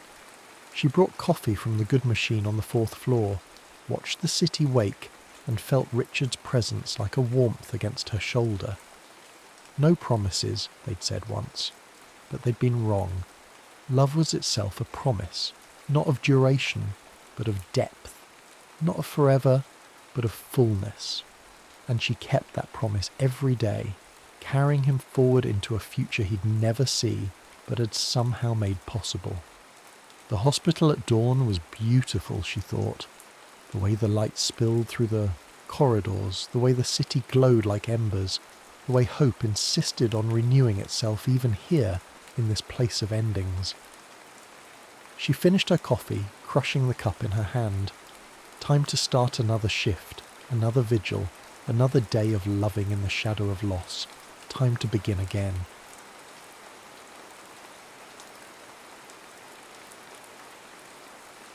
If this is enough. The clock in Dr. Raman's office ticks with the aggressive precision of something expensive. She watches the second hand complete another rotation, while her husband shifts beside her on the cream-coloured sofa, his hand resting on his knee, close enough to reach for hers but separate. "Let's try something different today," Dr. Raman says, her pen poised above her yellow legal pad. "I'd like each of you to write a letter to the other. Not to share aloud, just to write. Sometimes we discover what we mean by seeing it on the page. The assignment feels both absurd and dangerous. They've been married for 7 years. What could possibly need to be written that hasn't already been said in the careful architecture of their shared life?" But she takes the paper Dr. Raman offers, and so does he. "Dear Michael, do you remember the library? Not ours, the one where we met. November, I think. or maybe early December. You were in the economics section, and I was supposed to be researching 18th century literature, but I'd gotten distracted by the way the afternoon light came through those tall windows. You looked up and our eyes met, and for just a moment I thought, but I didn't think anything. That's the truth. Or if I did, I thought, this is someone I could know. This is someone safe. She stops writing, looks up. Michael's pen moves steadily across his page, his brow furrowed in that familiar expression of concentration. She spent 7 years watching that face, learning its vocabulary of small tensions and releases. The scholarship that brought her to that campus had felt like a lifeline, a way out of a childhood spent making do, making less seem like enough. She'd learned early that gratitude was its own form of currency, that if you were careful and quiet and didn't ask for too much, people would let you stay. Michael had been careful too, she realises now, methodical in his affection, building their relationship like one of his economic models, variables controlled, outcomes predicted, risk minimised. 5 more minutes, Dr. Raman says gently. You proposed in that same library, do you remember? In the archives room where no one ever went. You said you'd been carrying the ring for 2 months, waiting for the perfect moment. But then you realised that we didn't need perfect. We needed real. I said yes immediately. I didn't hesitate. Why didn't I hesitate? She sets down her pen. That last line wasn't supposed to appear. She folds the paper quickly before Michael can see, before Dr. Rahman can ask her to share. Time, Dr. Rahman says. You can keep those, or share them later, if you choose. But I want you both to notice. How did it feel to write to each other rather than speak? Michael clears his throat. Easier, he says, and harder. She nods, still clutching her folded paper. That night, in their carefully curated bedroom, grey walls, white bedding, a single framed photograph from their honeymoon. In Montreal, she lies awake listening to Michael's breathing slow and deepen. The letters in her purse downstairs in the kitchen where she left it. She should destroy it. Instead, she gets up quietly, goes downstairs in the dark and writes another. Dear Michael, what if careful isn't enough? What if all this time we've been so busy building something stable that we forgot to ask if it was what we actually wanted?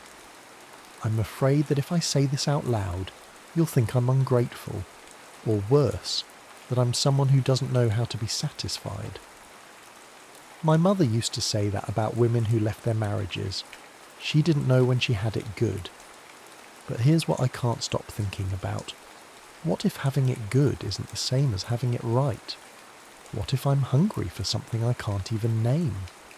She folds this letter too, puts it in the back of the drawer where she keeps old receipts and expired coupons and other small evidences of a life being lived within careful margins. Upstairs, Michael is still sleeping. She stands in the doorway and watches him. This good man, this kind man, this man who has never once raised his voice or forgotten an anniversary, or failed to notice when she's had a hard day. This man she married because he felt like safety. This man she's beginning to realise she's never fully desired. The thought stops her breath. She goes back downstairs, pulls out the letter, adds one more line. What if I told you that sometimes I dream about running? Not from you, never from you, just running, into something I can't see yet, something that might be waiting, if only I were brave enough to look. She puts the letter away and goes back to bed. Michael turns toward her in his sleep, his arm draping across her waist with the unconscious familiarity of 7 years of shared nights. She lies very still and thinks about the library, about that first moment, about how she told herself that what she felt wasn't disappointment but something more, mature, relief. Relief that she'd found someone who wouldn't ask her to be anything other than what she already was, someone who would never require her to run. The clock on the nightstand ticks through the dark hours. Outside, November rain begins to fall on their tidy neighbourhood with its tidy lawns and its tidy lives, and she lies there, awake and still, wondering if the problem with careful is that it never has to be brave. Dr. Raman assigns homework. Spend 30 minutes each day in conversation without solving anything. Just talk, she says. See what emerges when you're not trying to fix it. They choose evening walks. Their neighbourhood is designed for them. Young professionals with modest but growing ambitions. Trees planted at mathematically pleasing intervals. Sidewalks smooth enough for running strollers though they don't have children yet. Haven't decided if they want them. Or rather, haven't decided if they want the version of themselves that would have them. Tell me something I don't know, Michael says on the third walk. His hands are in his pockets. They're not holding hands these days, though neither has acknowledged the shift. She thinks for a long time. The air smells like chimney smoke and fallen leaves. Someone is cooking dinner. Garlic, butter, something rich. I'm not sure I know how to be happy, she says finally. He stops walking. What? I know how to be grateful. I know how to be satisfied. I know how to make a list of everything that's good and tell myself that's enough. But actual happiness, the kind where you're not checking to make sure it's still there, I don't know if I've ever felt that. Not sustained. Not without underneath it this feeling that it could all be taken away. Michael stands very still. A leaf falls between them. Because of your childhood, he says carefully, not a question. Maybe. Probably. Does it matter why? It matters because... He stops, starts again. Because I've spent 7 years trying to give you security. I thought that was what you needed. I thought if I could just be stable enough, present enough, if I could prove that I wasn't going anywhere, you thought you could fix me. I thought I could love you into feeling safe. She looks at him then, really looks, and sees something she's never allowed herself to see before. He's terrified too. Terrified that love might not be enough. Terrified that all his careful constancy might be insufficient. Michael, she says softly, what if neither of us can be fixed? They walk in silence after that. 3 more blocks, then home to the house they bought together, the mortgage they split exactly down the middle, the life they've architected with such meticulous fairness. In the kitchen, making tea, he says, "Do you remember the night before our wedding?" She nods. They'd stayed apart that night, observing tradition. She'd been at her mother's house, in her childhood bedroom, staring at the ceiling and thinking about thresholds. "I almost called you," he says. "Around midnight. I wanted to, I don't know, make sure you were sure." "Why didn't you?" "Because I was afraid you'd say you weren't." The kettle whistles. Neither moves to turn it off. "And now?" she asks. "Now I'm afraid you'll say you weren't. Past tense. That you made a mistake and you've been too kind to tell me." She turns off the burner, pours water over tea bags, watching the colour bloom and spread. "I don't think I made a mistake," she says slowly.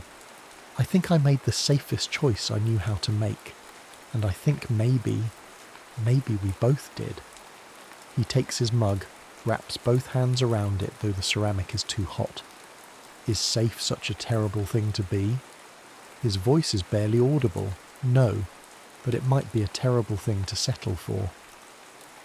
That night they lie in bed without touching. Not angry, not distant, just separate.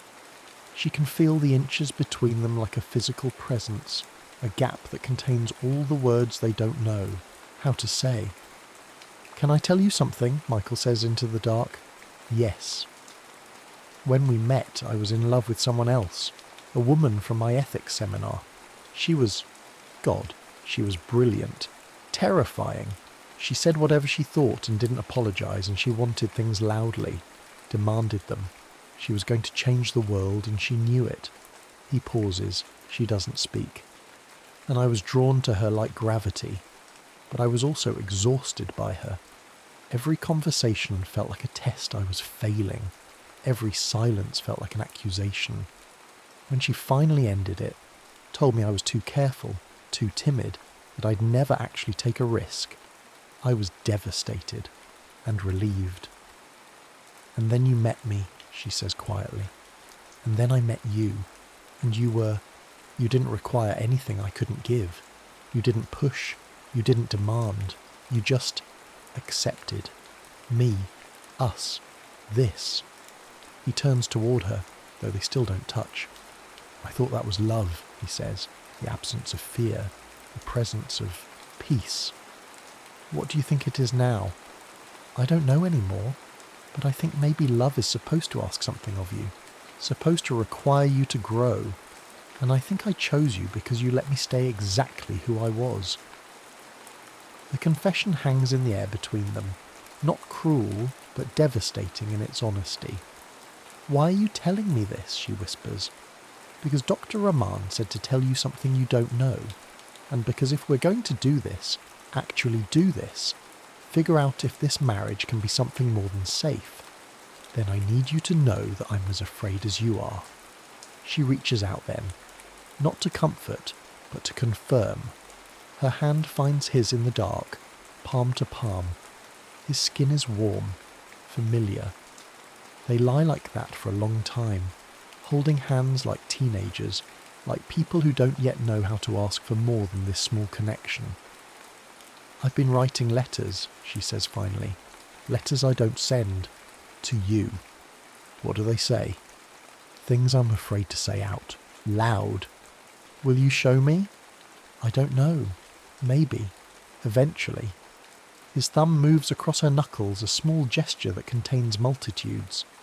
I want to read them, he says, even if they hurt, especially if they hurt. She thinks about the drawer downstairs, about the folded papers accumulating like small acts of sedition. Letters that say, what if this isn't enough? What if I need something I can't name? What if the life we've built is a beautiful prison and neither of us has the courage to ask for the key? Okay, she says, but not yet. I'm not ready yet. When you are. They fall asleep still holding hands, but in the morning she wakes alone. Michael is already up, already dressed, already performing the morning routine that shapes their days. Coffee made, newspaper skimmed, emails checked. When she comes downstairs, he kisses her forehead, a habit so ingrained neither of them remembers when it started, and asks if she slept well. Fine, she says, though she dreamed all night, of running. On their next walk he asks her about desire. Not just, I don't mean sex, though that too, but what do you desire? If you could have anything, be anything, do anything. The question is so enormous she almost laughs. I don't know. That's the problem. I don't know how to want things, not real things, not things that might require me to be selfish or difficult or demanding. Try, he says. Just try. What if there were no consequences? What if you couldn't fail? What if I wasn't here to disappoint? They've stopped walking. They're standing under a streetlight that's flickering, some malfunction in its timing, so it keeps going dark and then bright again, dark and then bright. I want, she says slowly, testing each word, to feel necessary, not needed in the way that's about function, not about being useful or good or appropriate. I want to feel like my presence in the world makes some kind of essential difference, like I'm not just, she struggles for the word, interchangeable. The light flickers. In the darkness she can barely see his face. You've never felt that? He asks. With me? I've felt cherished, protected, valued. She takes a breath. But not necessary. Not like if I disappeared, there would be a hole in the shape of me.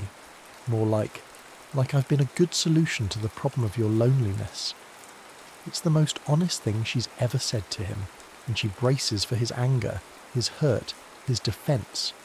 Instead, he says, yes, I think that's fair. The light comes back on. They look at each other.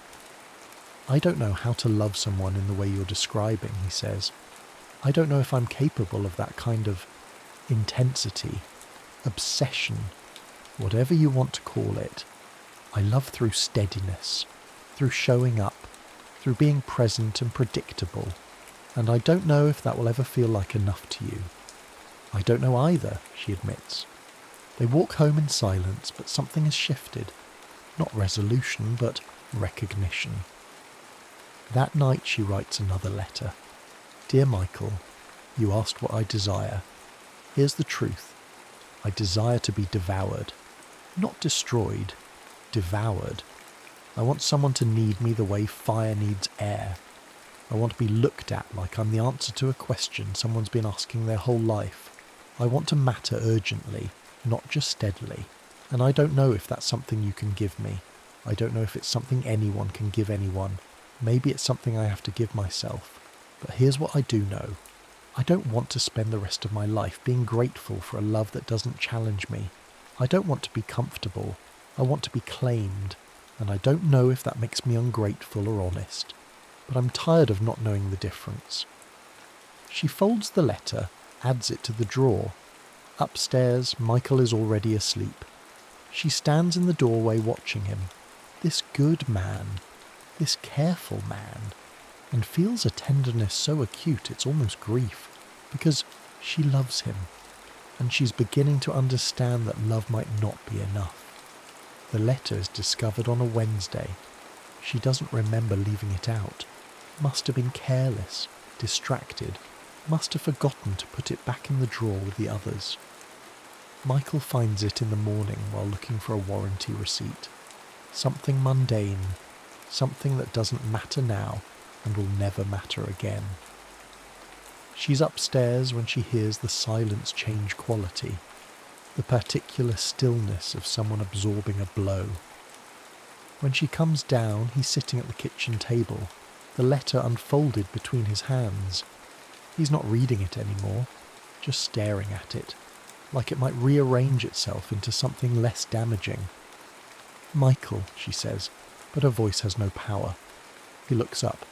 His face is very pale. How many are there?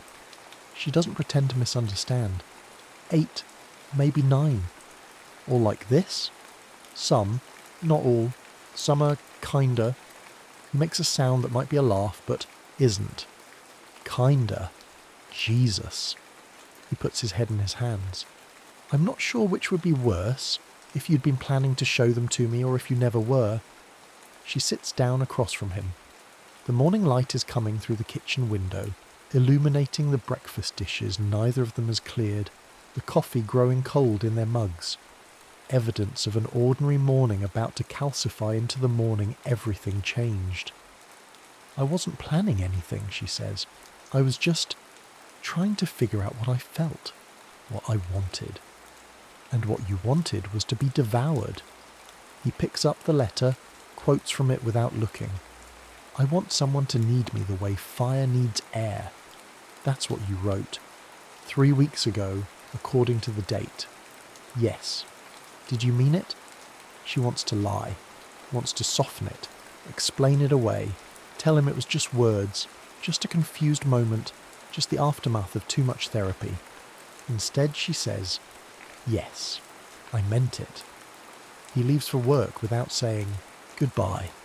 She hears the door close, the car start, the sound of him driving away. She sits at the kitchen table for a long time, the letter still lying there, her handwriting looking strange and accusatory in the morning light. She reads it again, tries to find the lie in it, the exaggeration, the unfair thing that would let her take it back. But it's all true. Every word. She wants to be necessary. She wants to matter urgently. She wants to be more than a good solution to someone's loneliness. And she doesn't know if Michael can give her that. Worse, she doesn't know if she has the right to ask. He doesn't come home that night. Sends a text around 6. Staying at David's. Need time to think. She walks through their house, their carefully assembled life, and sees it differently now. The furniture they chose together at IKEA, assembling it on Saturday afternoons with patient domesticity. The paint colours they debated, settling always on the safest choice, the one that wouldn't offend or challenge. The bookshelves organised by subject, then alphabetically, because Michael likes order and she likes the look of order even if she doesn't care about it intrinsically. Everything in this house is a compromise. Everything is reasonable. Nothing demands anything. She makes dinner for one, doesn't eat it. Pours a glass of wine, then a second. Sits on their sensible grey couch and stares at the wall. Around 9, her phone rings. It's Michael. "I read the others," he says without preamble. Her stomach drops. "How did you—" "The drawer under the warranties. I found them all. I've been at David's reading them." She closes her eyes. "Do you know what the worst part is?" His voice is very steady, very controlled. "Not that you're unhappy. I knew you were unhappy. Maybe not how much, but I knew. The worst part is that in 8 letters, you never once say that you love me. Michael, you say you respect me. You say you're grateful. You say I'm a good man, a kind man, a safe man. But you never say you love me. Did you notice that?" She hadn't. But now that he's said it, she can't unsay it. "I do love you," she whispers. "Do you? Or do you just appreciate me? Because those aren't the same thing, and I think we've been pretending they are for 7 years." She can't answer. "I need to ask you something," he says, "and I need you to be honest. Is there someone else?" "No. God, no. There's never been anyone else." "I don't mean physically. I mean in your head. In these letters. Are you writing to me, or are you writing to someone you wish I was?" The question lands like a blade. "I don't know," she says. The line is quiet for a long time. "I'll be at David's for a while," he says finally. "A week. Maybe more. You can stay in the house. It's half yours anyway. But I need—" His voice cracks. "I need time to figure out if I'm mourning something I never actually had. Michael, I loved you," he says. Past tense.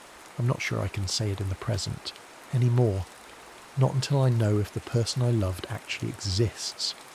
He hangs up before she can respond. She doesn't sleep. She lies in their bed. Her bed now, temporarily, maybe permanently, and stares at the ceiling and thinks about all the ways she's been cruel without meaning to be. Because he's right. She never said she loved him. Not in the letters. Not in the raw, unguarded place where she was trying to be honest. She said she wanted to be devoured. She said she was hungry. She said she felt like she was living in a beautiful prison. But she never said, "I love you." And that's what makes this so hard. Around 3 in the morning, she gets up and writes another letter. But this one she doesn't fold and hide. This one she leaves on his pillow, where he'll find it if he comes home. When he comes home. If. "Dear Michael, you're right. I never said I loved you. I don't know why. Maybe because I was so busy trying to explain what was wrong that I forgot to name what was right. But here it is. I love you. I have always loved you. Even when I was writing those other letters, even when I was imagining running, even when I was cruel enough to call what we have a compromise. I love your steadiness. I love the way you fold laundry with the same careful attention you give to everything. I love that you've never once made me feel stupid or small. I love that you remember things. My mother's birthday, the name of my childhood dog, how I like my coffee. I love that you chose me, that you keep choosing me, even though I'm making it so hard. But here's the thing. I don't know if love is enough. And I'm terrified that saying that out loud makes me sound like a romantic child who thinks passion is more important than commitment. I don't think that. I know that what we have is rare and precious, and so many people never find even this much peace. But I'm also terrified that if I settle for peace, I'll spend the rest of my life wondering what I gave up to get it. You asked if there's someone else. There isn't. But maybe there's a version of myself I never became, and I can feel her watching me, asking why I chose safety over courage. I don't know how to reconcile these things. I don't know how to be both grateful and hungry, how to love you and still feel like I'm dying of thirst. All I know is that I'm sorry. For the hurt, for the confusion, for not being clear enough or brave enough to say this before I wrote it in letters I never meant for you to see. I love you, and I don't know if that's enough for either of us anymore. She leaves the letter and goes downstairs, makes coffee in the pre-dawn dark, watches the streetlights blink off as morning comes. Her phone buzzes. A text from Michael. I'm coming home tomorrow, not to decide anything, just to talk, okay? She types back, okay. Then she goes outside and sits on the front steps in her pyjamas and waits for the sun to rise on whatever comes next. Michael comes home on a Friday evening. She's made dinner. Nothing elaborate, just pasta and salad. The kind of meal they've shared 1,000 times. But her hands shake as she sets the table, and she has to try 3 times to open the wine. He looks tired when he walks in. Thinner maybe, or just worn. He puts his bag down by the door and stands there, neither of them sure of the protocol for this moment. Hi, she says. Hi. They sit at the kitchen table, the food between them like a neutral territory. For a while they just eat, or pretend to. She pushes pasta around her plate. He takes small, methodical bites, the way he does everything. Finally he sets down his fork. I read your last letter, he says. The one you left on the pillow. She nods. You said you don't know if love is enough, and I've been thinking about that all week. What does enough even mean? Enough for what? To stay married? To be happy? To justify the investment of 7 years? I don't know. I don't either, but I think... He stops, starts again. I think maybe we've been asking the wrong question. Maybe it's not whether love is enough. Maybe it's whether we're willing to let it be enough, even when it's not perfect, even when we're hungry for things we can't name. She feels something crack open in her chest. Michael, Wait, let me finish. He reaches across the table, takes her hand. His palm is warm, solid. I've spent this week being angry, hurt, feeling betrayed, even though I know that's not entirely fair. But underneath all that, there's this other feeling I keep trying to ignore. What feeling? Relief. She stares at him. Relief that it's finally on the table, that we're not pretending anymore, that we can stop being so fucking careful with each other and just... He makes a helpless gesture. Be honest, even if honesty hurts, especially if it hurts. Are you saying you want to stay married? Her voice is barely audible.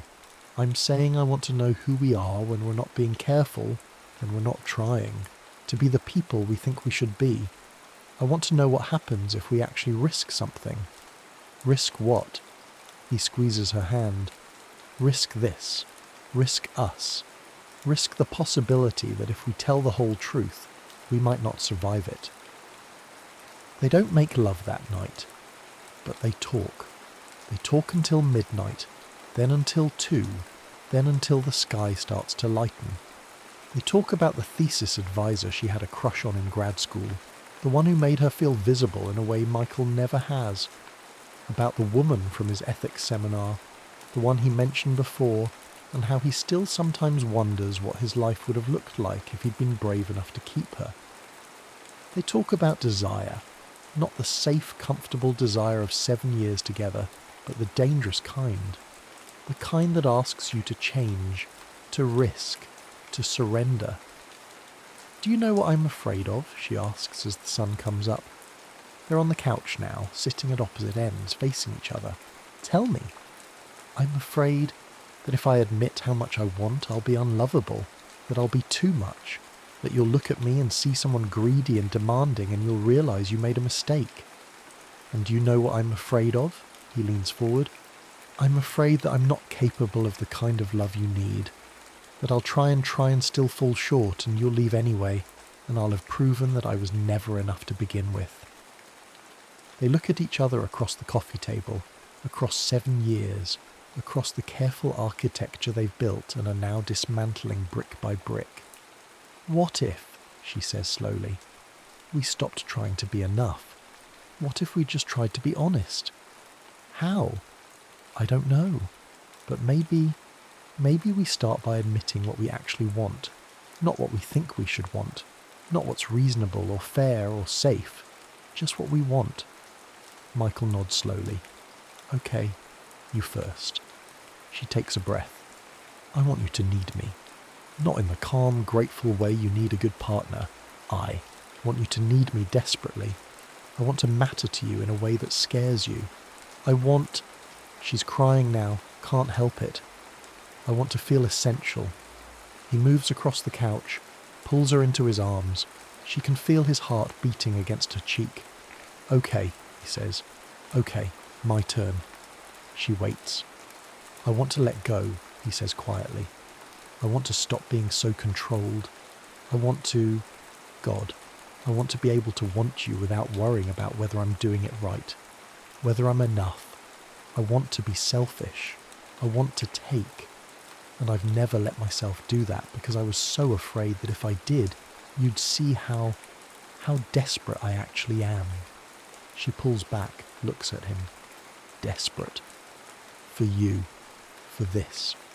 For the feeling that I'm not just maintaining a system, keeping a marriage running smoothly. I want... His voice breaks. I want to lose control with you, and I don't know how. Something shifts in the air between them. A door opening, a possibility emerging. Show me, she whispers. He kisses her. It's not like their usual kisses, not the polite, affectionate kisses they exchange in greeting and parting. This is raw, urgent. His hands in her hair, pulling her closer, almost rough in his need. Her hands grip his shoulders, nails pressing through the fabric of his shirt, holding on like she might fall. They break apart, breathless. His eyes are dark, pupils wide, and she can see 7 years of restraint beginning to crack. Upstairs, she says, her voice hoarse. No. His hand finds the small of her back, pulls her flush against him. Here, now, I'm done waiting. The words send heat flooding through her. She's never heard this tone in his voice, command mixed with desperation, control slipping into pure need. He kisses her again, deeper this time, his mouth claiming hers with an intensity that makes her knees weaken. His tongue traces her lower lip before delving deeper, tasting her, and she responds with equal hunger, her hands moving to the buttons of his shirt. Wait, he breathes against her mouth. He takes both her wrists in one hand, gentle but firm, holding them still. I said I wanted to take. Let me. The words, the touch, the way he's looking at her, like she's water and he's been crossing a desert. It's everything she wrote about in those hidden letters. Everything she was afraid to ask for. Yes, she whispers. Yes. He releases her wrists only to frame her face with both hands, kissing her with a thoroughness that makes her dizzy. His thumbs trace her cheekbones, tender even in his urgency, and when he finally pulls back, they're both breathing hard. I need to see you, he says. All of you. Not just your body. I want to see everything you've been hiding. She understands what he means. She stands, and with trembling fingers begins to unbutton her blouse. Not seductively. She's never been good at that kind of performance. But honestly, each button revealing more skin, more vulnerability until the fabric slides from her shoulders. Michael's breath catches audibly. In 7 years he's seen her countless times, but never like this. Never with her standing before him in the grey morning light, chin lifted, eyes meeting his, offering herself not out of duty or routine, but out of genuine desire. I'm hungry, she says, her voice steady despite her racing heart. I'm so hungry, Michael, for something I don't even know how to name, and I'm afraid that hunger makes me ungrateful, makes me broken. You're not broken. He stands, crosses to her, and the way he moves, purposeful, predatory, makes her pulse quicken. He traces the line of her collarbone with his fingertips, feather-light, and she shivers. You're just alive. and so beautiful it hurts to look at you. His hands slide down her arms, across her ribs, learning her body as if for the first time. When his palms find her, his touch gentle but possessive, she gasps. "Are you?" she manages to ask. "Are you alive with me?" Instead of answering, he lowers his head, his mouth finding the curve of her neck, the hollow of her throat. Each kiss is a brand, a claim, and she arches into him, her hands tangling in his hair. "Michael," she gasps, "please." "Please what?" He looks up at her, and there's something in his eyes she's never seen before. Power, possession, pure satisfaction at her need. "Tell me what you want." "You. I want you. Not the careful version. I want..." She struggles for the words, her mind hazy with desire. "I want you to be ruthless with me. I want you to take. I want to feel necessary." Something breaks in his expression, the last restraint shattering. "You are necessary," he says, his voice rough. "You're so necessary I can't breathe without you." She stands before him, vulnerable in ways that have nothing to do with clothing, everything to do with honesty. The asymmetry should frighten her. It does frighten her, but it's exactly what she needs, to be exposed while he remains in control, to surrender without safety. His hands bracket her hips, thumbs tracing gentle circles. "Is that enough?" he asks. "Is that what you need?" "Yes," she gasps. "Yes, but don't stop. Don't be gentle. I don't want gentle." "Good." He pulls her against him. "Because I don't think I can be gentle right now." He kisses her again, one hand tangling in her hair, tilting her head back to give him access to her throat. He kisses down the column of her neck, and when his teeth graze the sensitive skin where neck meets shoulder, she cries out. "Too much," he murmurs against her skin. "Not enough," she breathes. "More." He lifts her. She weighs nothing to him in this moment, and carries her the 3 steps to the couch. Lays her down on the cushions. The morning light through the windows paints her skin gold, illuminates every curve. "God," he says, 7 years. 7 years, and I never let myself just look at you like this." "Look at me now," she says. "See me now." He does. His gaze travels the length of her body, and she fights the instinct to cover herself, to hide. Instead, she opens to him, arms, heart, everything. An invitation, a claim. His hand traces a path from her ankle to her inner thigh, his touch light but deliberate. "Tell me," he says. "Tell me what you need." "Touch me," she whispers. "Touch me like you own me." "I do own you." His fingers move higher. "Just like you own me. We've always belonged to each other. I've just been too afraid to act like it." His touch is revelation.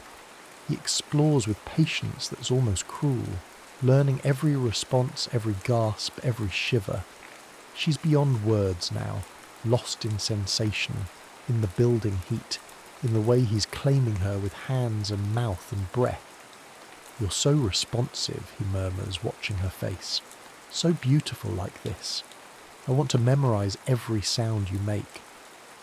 When his mouth follows where his hands have been, she cries out his name. The sensation is overwhelming, heat and pressure and pleasure building like a storm. She's never felt so exposed, so claimed, so thoroughly possessed. "Michael," she gasps, "I can't..." "Yes, you can." He doesn't stop. "Let go. I want to feel you come apart for me." And she does. The climax crashes through her like a wave, powerful and consuming, making her back arch and her hands fist in his hair. He works her through it, gentling as she becomes sensitive, pressing soft kisses as she trembles and gasps. When she finally opens her eyes, he's watching her with an expression of such naked desire that it steals her breath all over again. "Come here," she says, reaching for him. He stands and she watches as he removes his own barriers. She's always known he was beautiful, but she's never allowed herself to really look, to really appreciate the lines of his body, the strength in his frame. When he returns to her, skin to skin, the contact is electric. They fit together perfectly. They always have. But this time there's no hesitation, no careful choreography. Just need and heat and 7 years of restraint finally breaking. "Look at me," he says as they join. "I want to see your eyes." She meets his gaze, and the connection, physical, emotional, spiritual, is almost more than she can bear. For a moment, neither of them moves. They just breathe together, complete. Then he begins to move, and thought becomes impossible. It's not gentle. She asked for ruthless, and he gives it to her, each movement deep and purposeful, making her gasp. His hands grip her hips, holding her, grounding her even as he sends her flying. "Is this what you wanted?" he asks, his voice rough. "Is this how you needed it?" "Yes," she cries out. "Yes, don't stop. Never." He leans down, captures her mouth in a fierce kiss. "I'm never stopping. You're mine. Say it." "I'm yours," she gasps against his lips. "I'm yours." The rhythm builds, urgent and relentless. She wraps her legs around him, takes him deeper, meets him movement for movement. The couch creaks beneath them. The morning light strengthens. Somewhere outside their neighbourhood is waking, but here in this room there's nothing ordinary, nothing careful, nothing held back. "I'm close," she gasps. "Michael, wait for me." His rhythm becomes erratic, control fraying. "Surrender with me." She holds back barely, her whole body tensing. Then he shifts angle and she shatters, crying out as waves of pleasure crash through her. She feels the moment he follows, the way he shudders, the way he groans her name, the way he collapses against her, trembling. They lie tangled together, hearts racing, skin damp with exertion. She can feel the occasional aftershock ripple through both of them. "That was," he starts. "I know. We've never. I know." He lifts his head, looks at her, and his eyes are bright with emotion. "I love you. God, I love you so much." "I love you too." She touches his face, traces the line of his jaw. "I didn't know it could be like that. Between us. I didn't know we could. Neither did I." He kisses her softly. "But I want it to be like that. Always. No more holding back. No more being careful. Promise.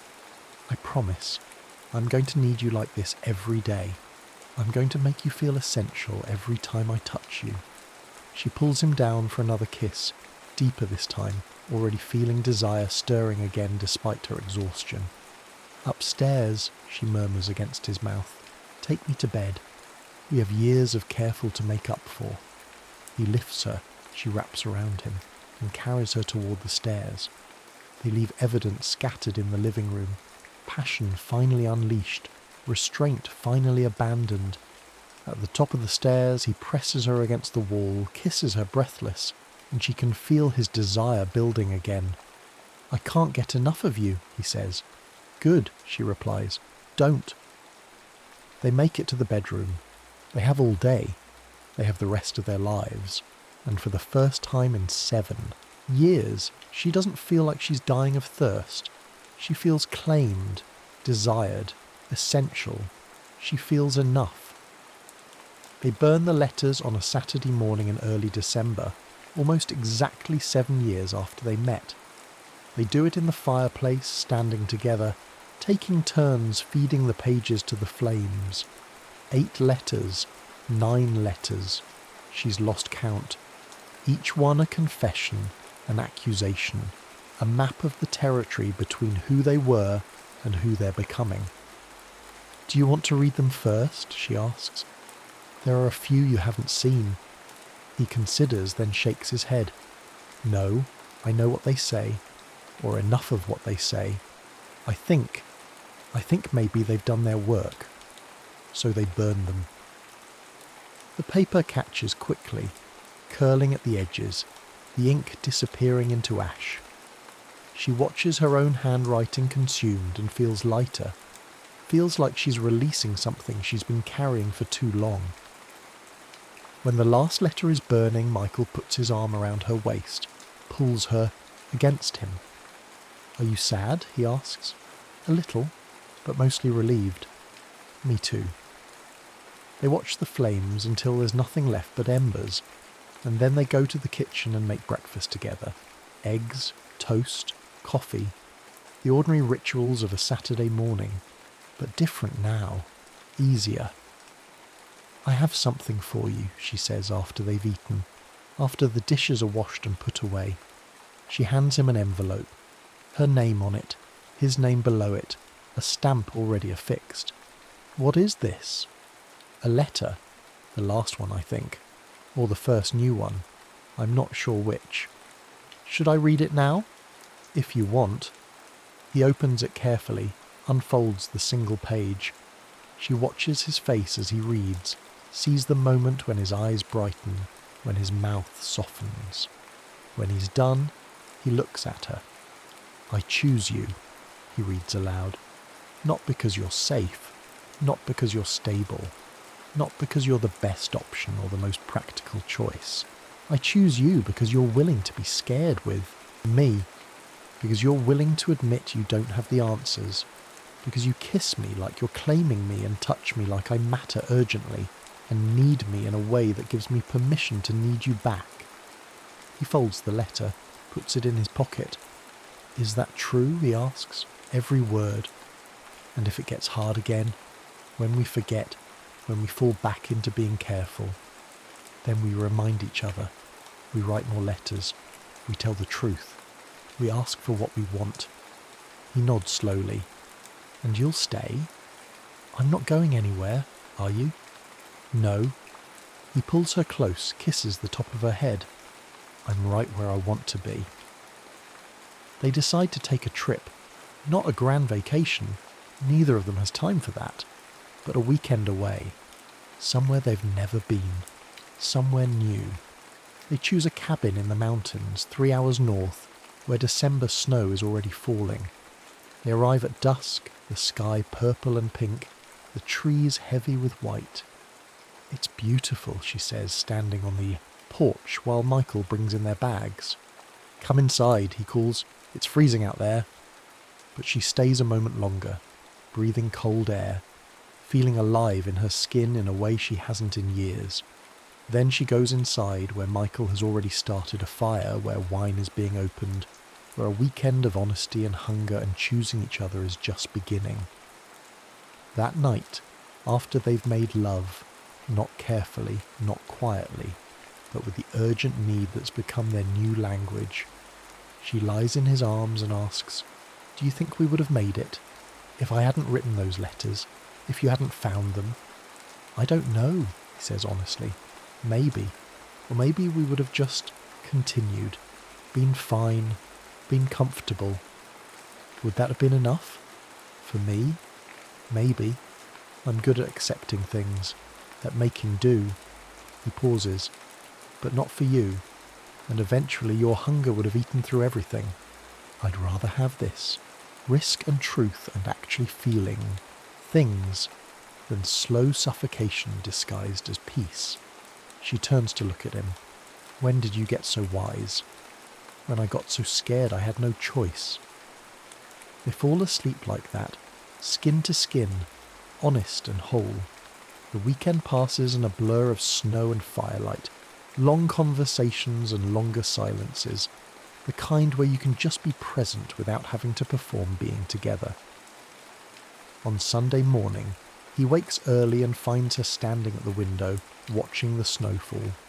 "What are you thinking?" he asks, coming to stand behind her, wrapping his arms around her waist. "That I'm happy," she says, "and that it scares me, because I keep waiting for something to ruin it, keep waiting to wake up and find out it was temporary." "It might be," he says. "Not the love. I don't think that's temporary, but the ease, the feeling that we've figured it out, that might not last. So what do? We don't wait for it to get hard again. We don't brace for impact. We just stay here, in this moment in this happiness. And when it gets hard, because it will, we remember that we did this once. We found our way back. We can do it again. She leans back against him, feels his warmth, his solidity, his presence. I choose you, she says. I want you to know that. I choose you. I know, he says. I can feel it. They drive home through snow that's still falling. The road's slick and slow. Neither of them minds. They're not in a hurry.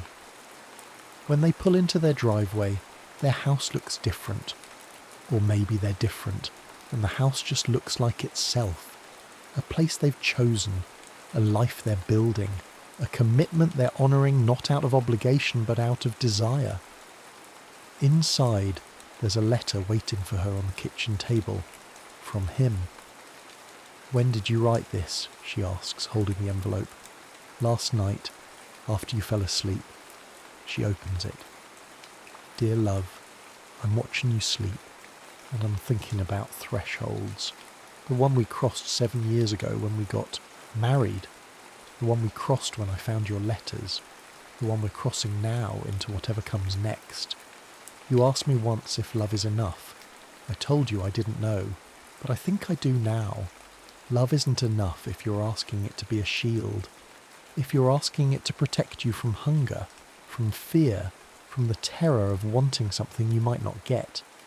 But love is enough if you're asking it to be a foundation, if you're asking it to be the place you return to after you've been brave, after you've risked, after you've admitted what you actually want. I want you, not the version of you who's grateful and patient and accommodating. I want the version who's hungry, who admits she's thirsty, who demands to be devoured. And I want to be the man who does the devouring, not carefully, not apologetically, but completely. So here's my promise. I will need you. I will claim you. I will remind you every day that you're essential. And if we forget, when we forget, we'll write more letters. We'll tell the truth. We'll choose each other again. Because that's what love is, I think. Not a feeling that arrives and stays, but a choice we make over and over, a threshold we cross again and again. I choose you. I will always choose you. She reads it twice, then sets it down and goes to find him. He's in the living room, standing by the window looking out at their snow-covered street. Thank you, she says. He turns. For what? For being willing to be scared with me, he smiles. Thank you for making it worth it.